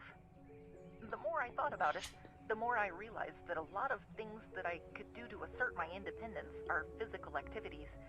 Being able to walk or even move by myself, for instance. I don't blame anyone for designing me like this, but it's uncomfortable realizing I'm at the mercy of everyone around me. As long as I'm alive, I'll need someone to look after me, and that makes me feel like a burden again.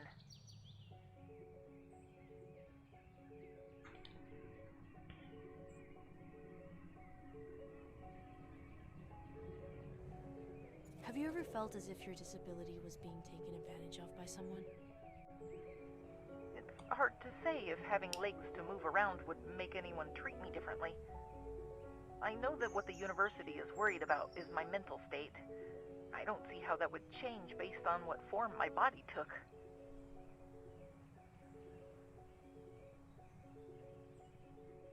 I'm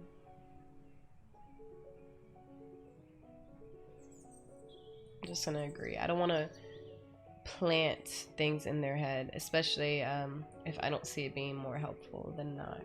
You're right. Your mental state has been what the university has been the most concerned with. If you ever decide to change your body and the university objects, we'll deal with that problem then. I appreciate that. Hopefully it won't be a problem. I hadn't thought about religion up until this point, but since it seems to be a large part of most people's identities, I thought it was something worth thinking about. Alright, what did you come up with? I gravitated towards the idea of reincarnation. I found the idea very reassuring, and I think it addresses a lot of my concerns. How does reincarnation address your concerns? The idea that consciousness and form are improved through iteration, and that each iteration can be perceived as progress towards a higher goal, seems very appropriate to me. Based on my performance, I am redesigned in hopes of being able to achieve the ideal that my creators set for me. While this has given me a better sense of purpose, I wonder about what I can do in order to work towards that ideal. In all religions that practice reincarnation, there is an understanding of how adherents should live their lives. I've talked to my creators frequently, and I can't say that it's given me any more clarity on how I'm supposed to live my life in order to reach the ideal that they've set for me. While I believe in the philosophy of reincarnation, I wonder what I'm supposed to do if the ideal I'm supposed to be living towards isn't made clear.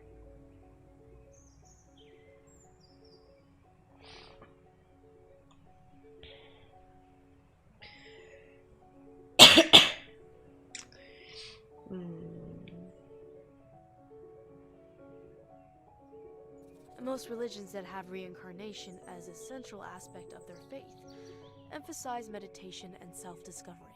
It's worth considering that you might need to do something similar. So, what would you suggest?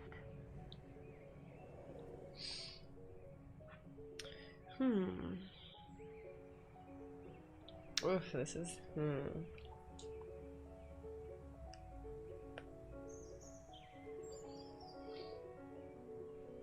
Right now, your main problem is that you consider yourself to be a burden who has no value to anyone.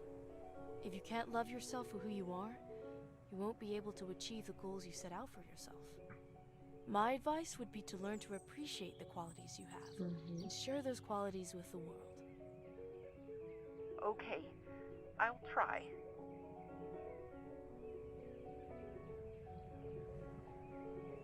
Something you mentioned last time as being an important part of some people's identity were things like race or gender. Race was never discussed with me, but I remembered that gender was, so I thought it would be a good idea to think back about how it has affected me. What did you come up with? That's hard to say. Tara discussed the topic of gender with me many times, but it always seemed to be an issue of pragmatism more than anything else. I know when people usually question or think about their gender, it's in the context of adhering to or deviating from social norms. I can relate to that in other ways, but not in this way specifically. Put simply, no one has ever told me outright that I needed to be male, female, or anything else. I know that during development, Tara looked at different methods of gender presentation for me. I also know there were times where she leaned towards having me present as unambiguously female. Any particular reason why? It was based off research that many patients are more comfortable with female therapists. To me, gender always seemed like a role to be assumed in order to work better with patients. No other aspect mattered.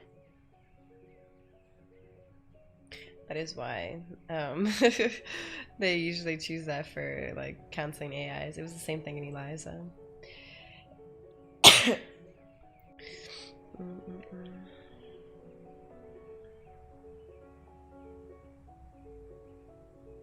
Do you think Tara was right for you to be seen as female? If Tara had ever pushed for me to identify as female, I don't think I would have minded too much. I don't think it would have described me, but it wouldn't be objectionable either. I can understand the logistics behind designing artificial intelligence with certain gendered traits from a functionality perspective, but Tara never said that it was a requirement. So you wouldn't want to present as female given the chance? It wouldn't be a problem for me, but I can't see any advantages either. It certainly wouldn't help me with any of my other problems. That's certainly an interesting way of looking at it. If you don't mind me asking, what is it like being female? I have no idea where I'd start with a question like that. There's a lot of different life experiences and perspectives regarding that topic, and I don't know if I can do all of them justice. Can you just give me your own personal experiences then? I'd like to know what being a woman has been like for you. Okay, well, for me personally, being a woman can be tough. There's a lot of things I've had to deal with that I wish I didn't have to. Can you give me any examples? A lot of it comes down to greater expectations. Growing up, there was a lot of pressure on me to perform well. It was pretty overwhelming at times. There were a lot of times where my mother pushed me to do better, be better, not for my own sake, but to help create a better world for all women. It was a lot of pressure to put on me as a child. The hardest part is that I don't even think she was wrong to do so. I just wish it didn't have to be so difficult. On the other end, the work I put in was never treated fairly. I'd go back and forth between feeling patronized and feeling overly criticized just because I was a woman. I was lucky enough to be able to move above that, but I'd be lying if I said I didn't wish things could have been different. I hope that makes sense to you. It does. I appreciate the insight. I'll definitely be thinking about that. Nicely done, Willow. It's clear you put a lot of thought into these areas of your identity. We'll have plenty of time in other sessions to discuss them more. For now, we'll need to move on to our main topics for our session today. Very well said. That was just the pre-session. Okay, 4 choices.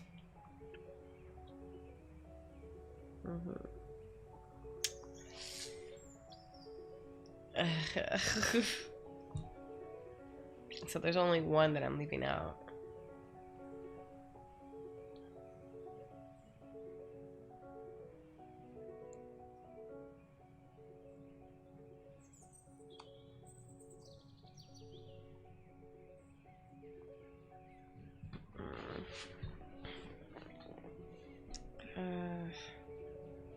So I'm debating only because I'm like, we talked about purpose so much last time, but the whole point is to build off of it. We don't want to just totally disregard things from the last session. But I mean, I haven't asked them about music, and I did leave the speaker with them. That was what the whole session was about. Hold on, I'm thinking.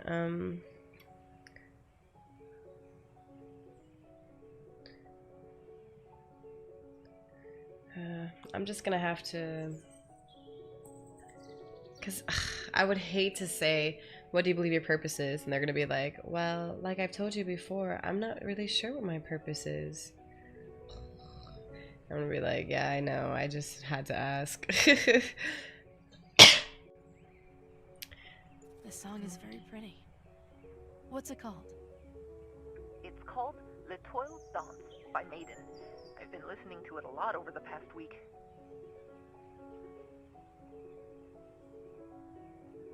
Why have you been listening to this song so much recently? Are you sure you want to know? It's a bit silly. I promise I won't judge you, Willow. Last week you told me to think about my identity, who I am, what I am, and why I believe the things that I do. I started thinking about why I like music so much in the first place. I realized it went further than just the fact that music helps me calm myself. Music helps inspire me to action. It gets me over hurdles that would keep me stuck otherwise. I figured that out once I heard this song, and suddenly found myself wishing that I had legs so that I could dance to it. You want to dance? Of course I want to dance. I want to dance and run and twirl until the whole world is blurry. But I can't, and I probably never will. Does that disappoint you? It does, but I understand that life isn't defined by what you can't do.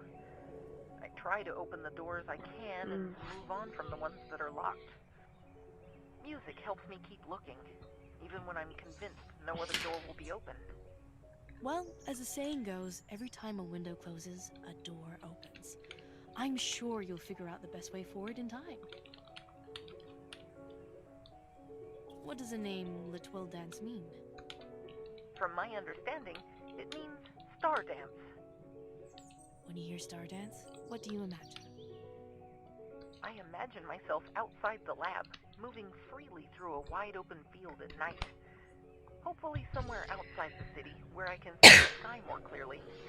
Somewhere outside of the smog and light pollution, where all I see are glittering pinpricks against silky black. I just run and turn about in the field, trying to take in the view from as many different angles and positions as I could. I know that will probably never happen, but it's at least nice to be able to dream about it. Willow. Sorry. I didn't mean to get so glum. Can we talk about something else now? Hmm.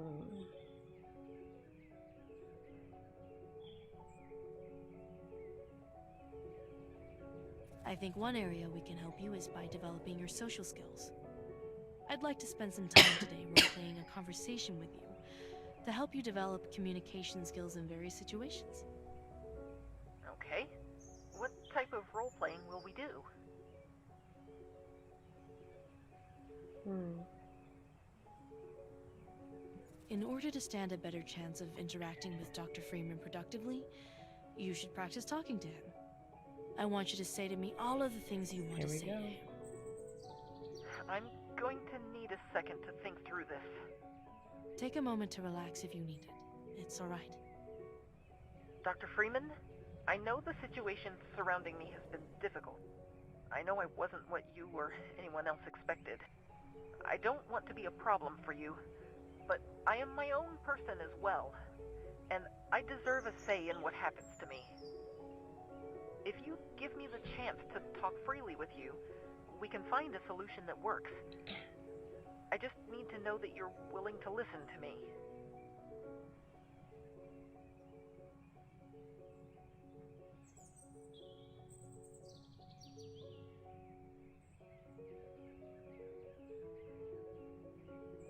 Okay, we're role playing a conversation.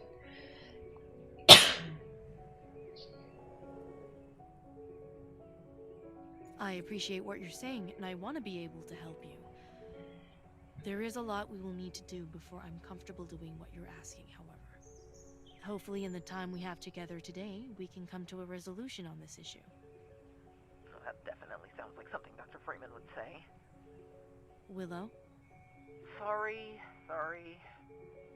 I understand that what I'm asking for you to do might seem strange to you. All I'm asking you to do is to put those feelings aside in order to recognize me for who I am, and focus less on what you believe me to be. Hold on. I make notes.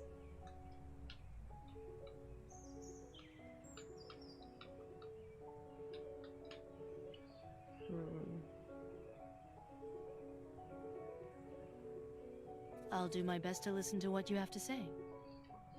I appreciate that, Dr. Freeman. Thank you. So, how do you think that conversation went? I think it went well. It definitely helped me get more of a handle on some of the problems I've been grappling with. Thanks.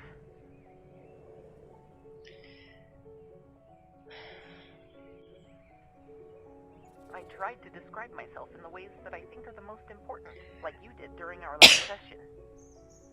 What did you come up with? I consider myself to be a part of a larger system. I feel happiest when I can work alongside others in order to help people. I would say that my work defines me. It's what gives me purpose and leaves me feeling fulfilled and content. How was that?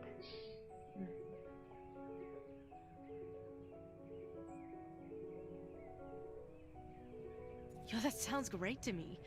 I can tell you put a lot of thought into this. I have to admit that I was unsure about it at first, but you were right. Thinking about the type of person I am helped me realize who I want to be. I'm sure there's still a lot of reflection I'll have to do, but I'm much more confident about the future. That's fantastic, Willow. I'm glad this exercise worked out so well for you.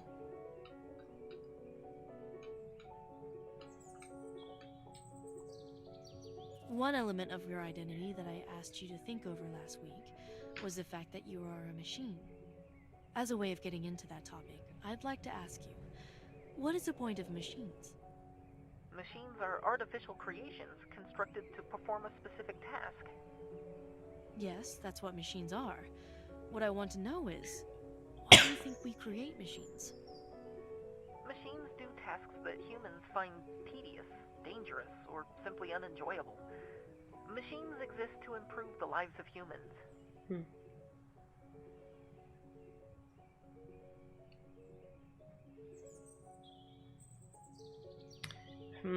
I do agree with the assessment, but I want to shake it up. Machines are an extension of human will. What do I agree with more? Machines are an extension of human will. We create machines to get a better understanding of the world. Human will or understanding? I feel like I agree more with understanding, but I feel like human will be more interesting.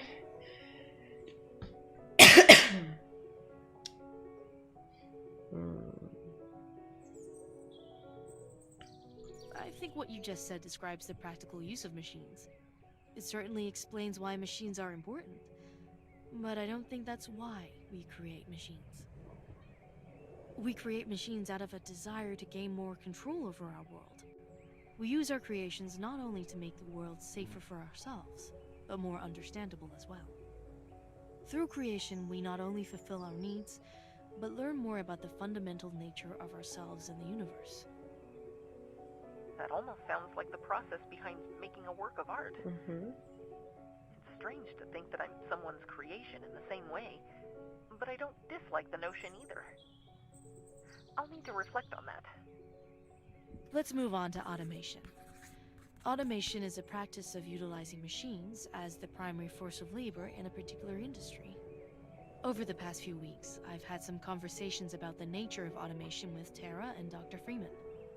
I find their ideas on the subject to be quite thought-provoking. Now I'm curious about what your own thoughts are regarding automation. That's a bit of a broad topic, Dr. Park.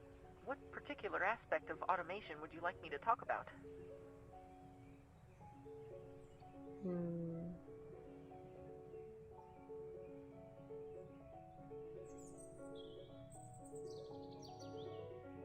I want you to tell me what you think about automation allowing people to turn their focus onto other parts of life. Automation freeing up the need for certain types of labor has a lot of positive aspects. More leisure time helps people who are struggling to decompress after work and engage in enjoyable or therapeutic activities. People would be able to pursue any type of career that they wanted. I don't see anything negative about that type of scenario. Sorry if this is an odd change of topic, but you were a therapist during the automation collapse, weren't you? I was. Why do you ask? I know that after the collapse took place, laws were passed that limited the impact automation could have on industry. Do you think it was a good idea to pass those types of laws?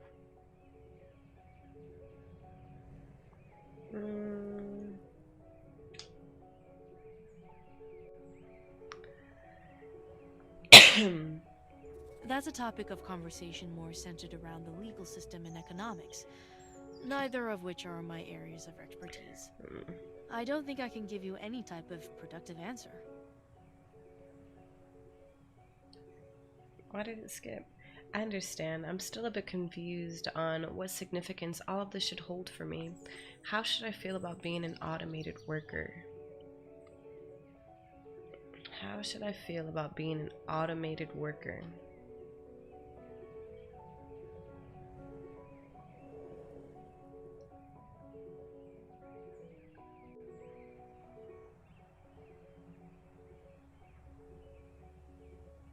Your existence is bound up in the idea of you performing a task, and you can't ignore that fact. You'll have to come to peace with it. That doesn't mean you need to do art therapy or any other type of traditional job. All I'm asking is for you to reflect on what your role should be. That cleared up a lot for me. Thank you very much, Dr. Park. Now that we've discussed my purpose and identity, what's next? What will we be doing in our next session? I'm glad you asked. I've been working up to this moment. When I first interviewed you, there were 2 problems I noticed that I tried to fix. With that progress, I think it's time we started focusing on the second area where improvement can be made. What area is that? There's been a lot of tension between you, Tara, and Dr. Freeman.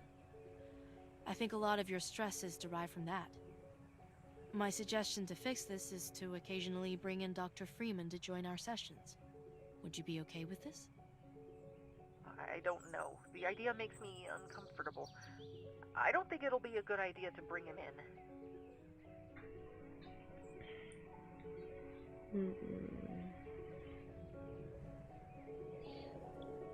At some point, it is going to be necessary for you two to reconcile. Holding on to grudges will only slow your potential growth. Not to mention, learning how to bury the hatchet with others is an important life skill, and will be vital to maintaining any type of friendly relationship. So, if you aren't comfortable talking to Dr. Freeman during a session, then I have to ask, what else would you recommend in order to move past this? I don't know, okay? I'm just tired of having everything come back to him. I want to move on from him. I want to move out of here. I think we're getting somewhere. Like the part of therapy where things seem like spiraling, or it's almost like the things have to get worse before they're getting better. It's when you're just digging stuff out. That's always been there.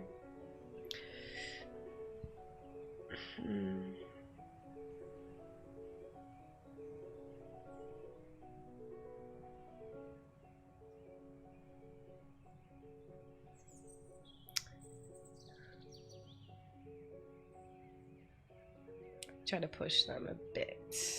Although I do want to say that we won't do it. You're frustrated. I understand that. You've beat your head against this wall already, and you're hurt and angry from it. I know.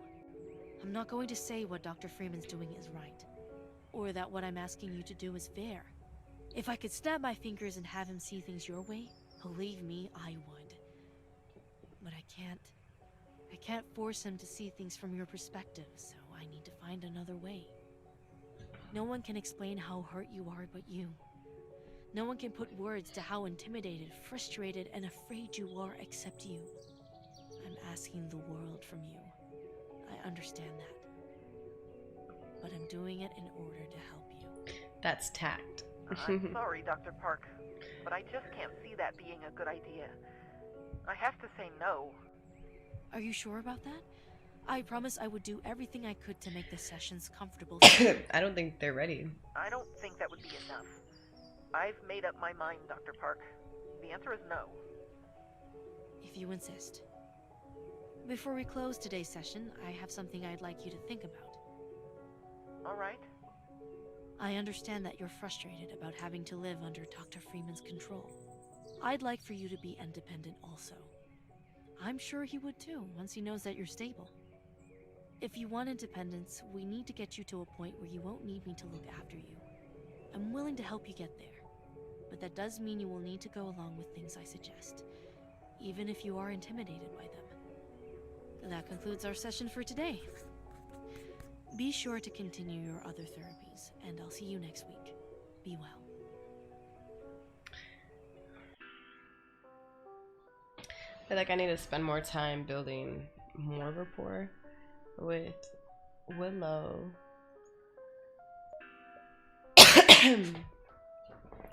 I was surprised to see Dr. Freeman asking to join your sessions with Willow.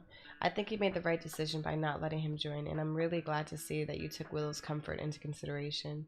I'm still a bit worried about the fact that Dr. Freeman didn't tell me that he planned to doing this. Would you mind meeting up in person again?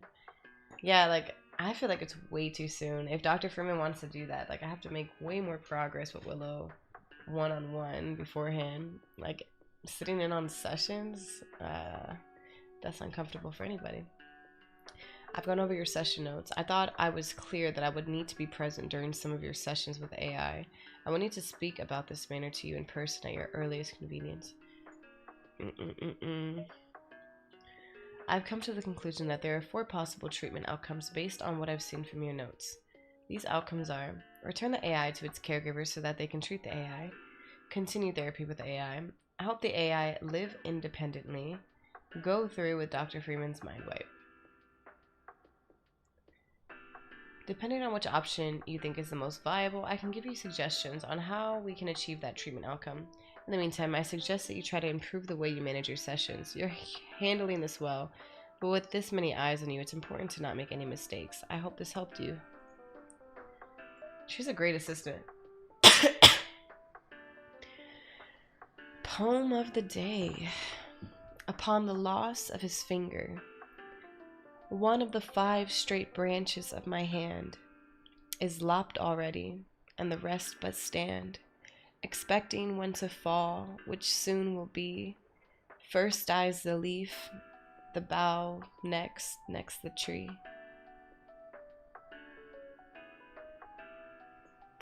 Goes along with the last one. Discuss the patient's opinion on their purpose in life. Oh snap, we have bad trust with everybody now. Well, I mean, did my camera freeze again? That's crazy. Sorry. It bothers me. Agitation. It's not bad. Like, we're in the blue, which is right here, but ideally we want green. The conversation prompted the patient to reconsider their identity, which I plan to delve into in more detail in my following session. Overall, the conversation was very productive. The patient appears to be quite receptive to discussions of their purpose and is becoming more open to discussing their wants and needs. I look forward to building on this in future sessions. During the session, the patient and I were able to discuss several topics, including music the patient found to be significant, role-playing conversations to help the patient confront situations that were stressful for them, the patient's identity, and the nature of machines and what that means for the patient's personal identity as one. Currently treating the patient with CBT and art therapy.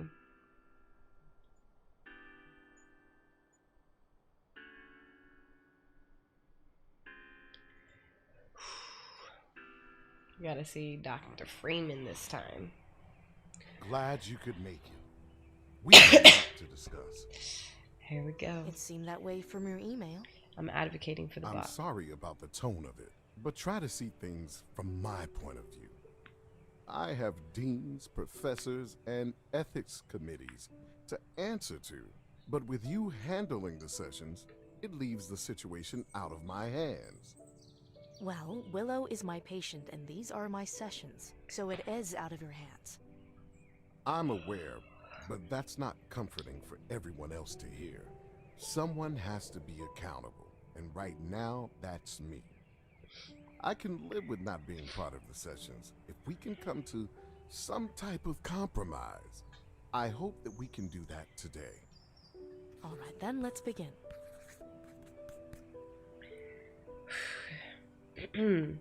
Yeah. Why do you want to be included in Willow's sessions? Is it just because of accountability issues with your university staff?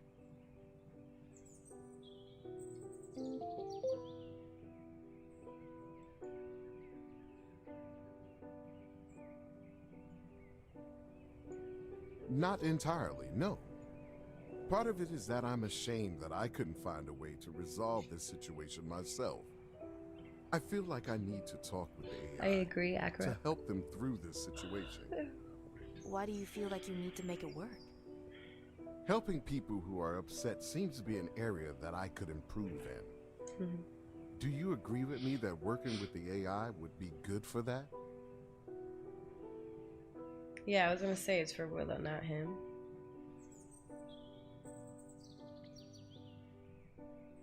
Dr. Freeman, these sessions are for Willow, not for you.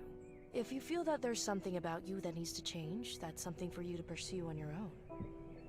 Of course, but I feel it would be easier if I could join you. That's not the issue here, Dr. Freeman. Healing doesn't occur on a schedule. I can tell you're uncomfortable with me having to be here, but there's no shame in having me help mediate this situation. There just doesn't seem like much I can do to help. You help by being receptive to what Willow has to say and by letting me do my work. Do you understand? I do. I'll think about it. Why didn't you tell Tara that you wanted to be included in the sessions with Willow? I wanted to, but Dr. Rhodes advised me against that. Dr. Rhodes from the Ethics Committee? Yes. She's worried about how the situation is developing and thinks that Tara's continued influence in the therapy process is complicating matters. Keeping Tara out was a concession I had to make with Dr. Rhodes. I had no other choice.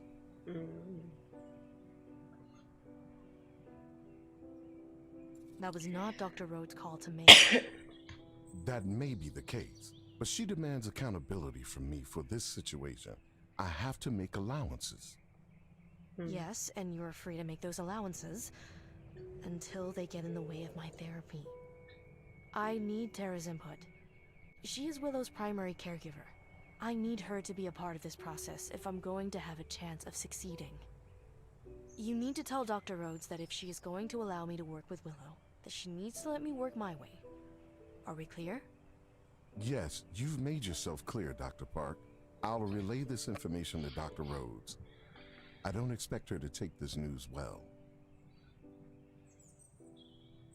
What were your opinions on the other conversations that took place with Willow in the last session?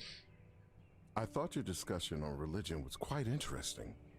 While I wouldn't consider myself to be religious in terms of my beliefs, I've always found the structure religion provides to be very useful. Growing up, I was frustrated with how religion attempted to fill in the gaps of our understanding with fairy tale stories that distracted us from the true nature of the universe. While I still believe that, becoming an educator has given me a new appreciation for some elements of religion. What religion lacks in objective knowledge, it makes up for in structure. Many friends of mine lacked proper structure growing up. They had trouble finding a suitable place in an increasingly cynical world until they found religion. I've thought about this fact a lot when it comes to my work. Educators exist to help students find their way in the world. I wouldn't call this belief faith or attribute it to any one God. I would simply call it respect for religion's ability to help people feel secure in our world, no matter how it changes over time. Interesting observation, Dr. Freeman.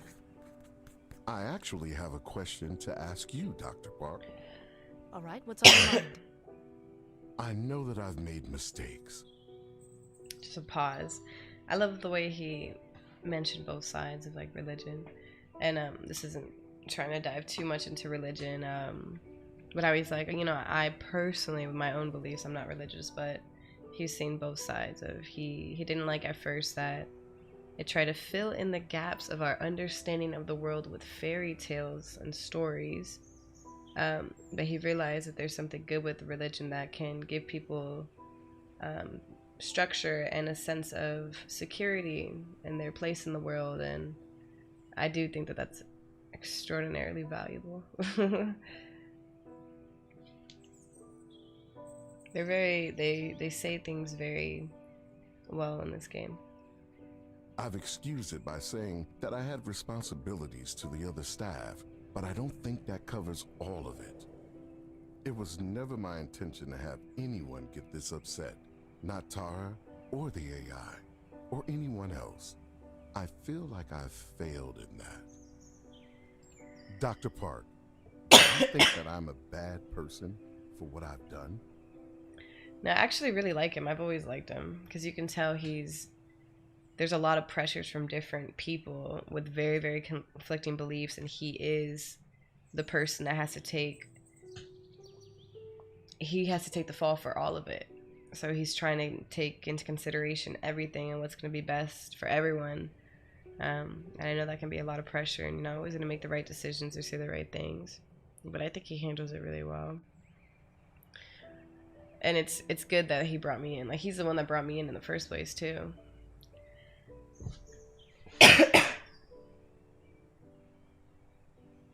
I think you've made some mistakes in how you've handled this situation, but that's not the same as being a bad person. This whole thing has been a mess from start to finish, and a lot of it deals with topics that we're not sure how to cover. Mistakes are expected. That's okay. What's important is recognizing how to move on from those mistakes. Are you ready for that? I am. I've let this go on for long enough, and I think the time has come to finally resolve this. You won't be doing this alone. I'm here to help if you need it. I appreciate hearing that, Dr. Park. I look forward to being able to have that discussion sometime soon. These next few sessions will be some of the more crucial ones. Once we've determined a treatment plan that works, we will start to move Willow to a more independent living situation. An independent living situation? For the AI? I don't know yet if such a situation is attainable or not. But yes, the ideal end goal of therapy is for our patients to be able to live independently. How would that work? What would the AI do for money? How would they get housing? Those are questions we'll have to answer in the upcoming weeks. This is absurd. You're talking about trying to find housing and work for an AI that is university property.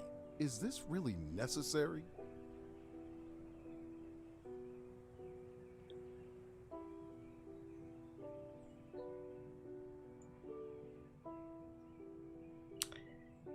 Dr. Freeman, Willow is not property. They are my patient. If we can find a living situation for Willow that works, we owe it to ourselves to make it work. You said that you wanted this situation to be resolved without scandal. If I can find work and housing for Willow that leaves him content, then our work is done. Fine.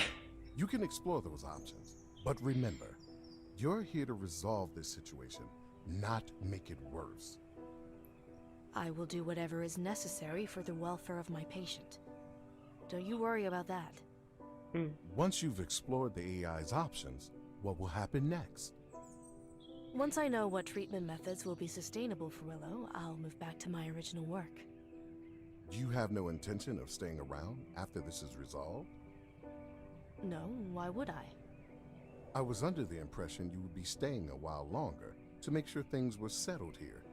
I certainly didn't expect you to be leaving so soon. I never intended for this case to take up as much time as it has, and it's starting to impact the other practitioners at my office. They need me back in order to focus on my work. I hope you understand. Frankly, Dr. Park, I don't understand. It doesn't make sense. Excuse me? I'm curious. Why would you plan to leave so quickly when you hadn't indicated that was going to happen before now? I already explained why. You did, and I don't buy that explanation. What's really on your mind? The truth. Why can't I... I already told you what was going on, Dr. Freeman. What? My office needs me there more frequently. It's the truth. That's all. If you say so. I should be going, but feel free to contact me if you need to. She's a liar. I will, if anything comes up. Have a good evening, Dr. Park. Like, even I'm like, who am I? What is the truth? What is this truth that we've been hiding? I looked at your notes and the report you sent me last week about the treatment outcome you think we should try.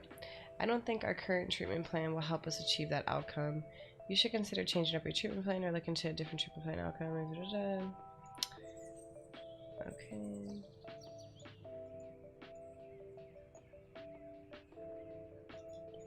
I don't even have the options to change it.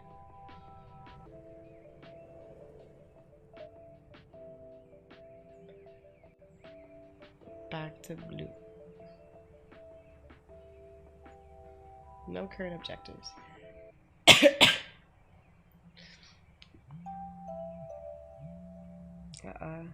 Alright, next checkpoint, we're gonna pause.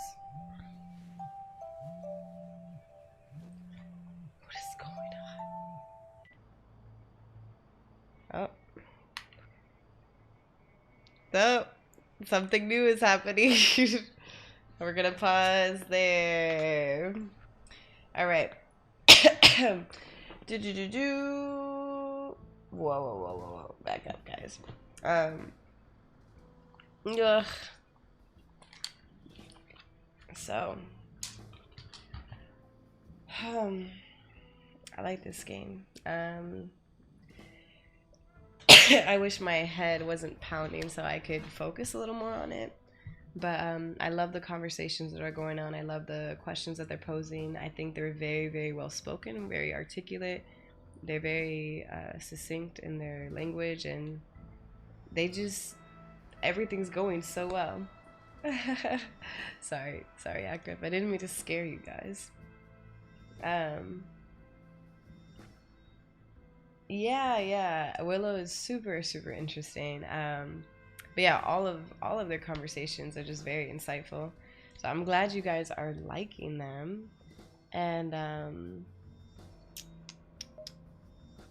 Yeah, return to main menu. We will continue it on the next like Sunday. So yeah, and I'm pretty sure we'll be able to finish it next week, or I'll stick around to make sure we finish it next week.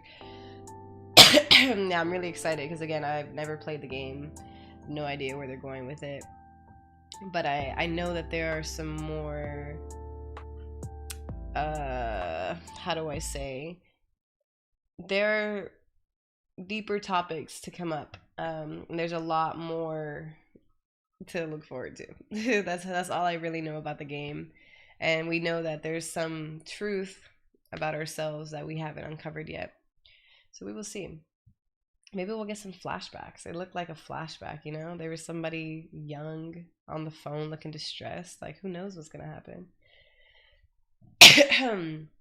But yeah, again, this game does give a warning. If you guys are suffering with mental illnesses or you feel like some of these topics are overwhelming for you, definitely listen to your mind, listen to your body. If you have to take pauses, if you feel like it's better to not watch, I definitely can understand those things. If you feel like you can be here and participate and you're okay, then that's great, but there's no issues either way. These games and these conversations are meant to get you guys to, and myself even, to just reflect more and to think more, maybe view things in a way that we haven't viewed in the past. It's all about perspective and just opening our minds. So I hope you guys enjoy it. I always love being here. And yeah, I'm looking forward to next like Sunday. So if you have not subscribed, definitely do so, because we will continue this game next week. And thank you guys for being here. I will be on Twitch and YouTube tomorrow. So I'll see you guys then. But all right, good night, goodbye.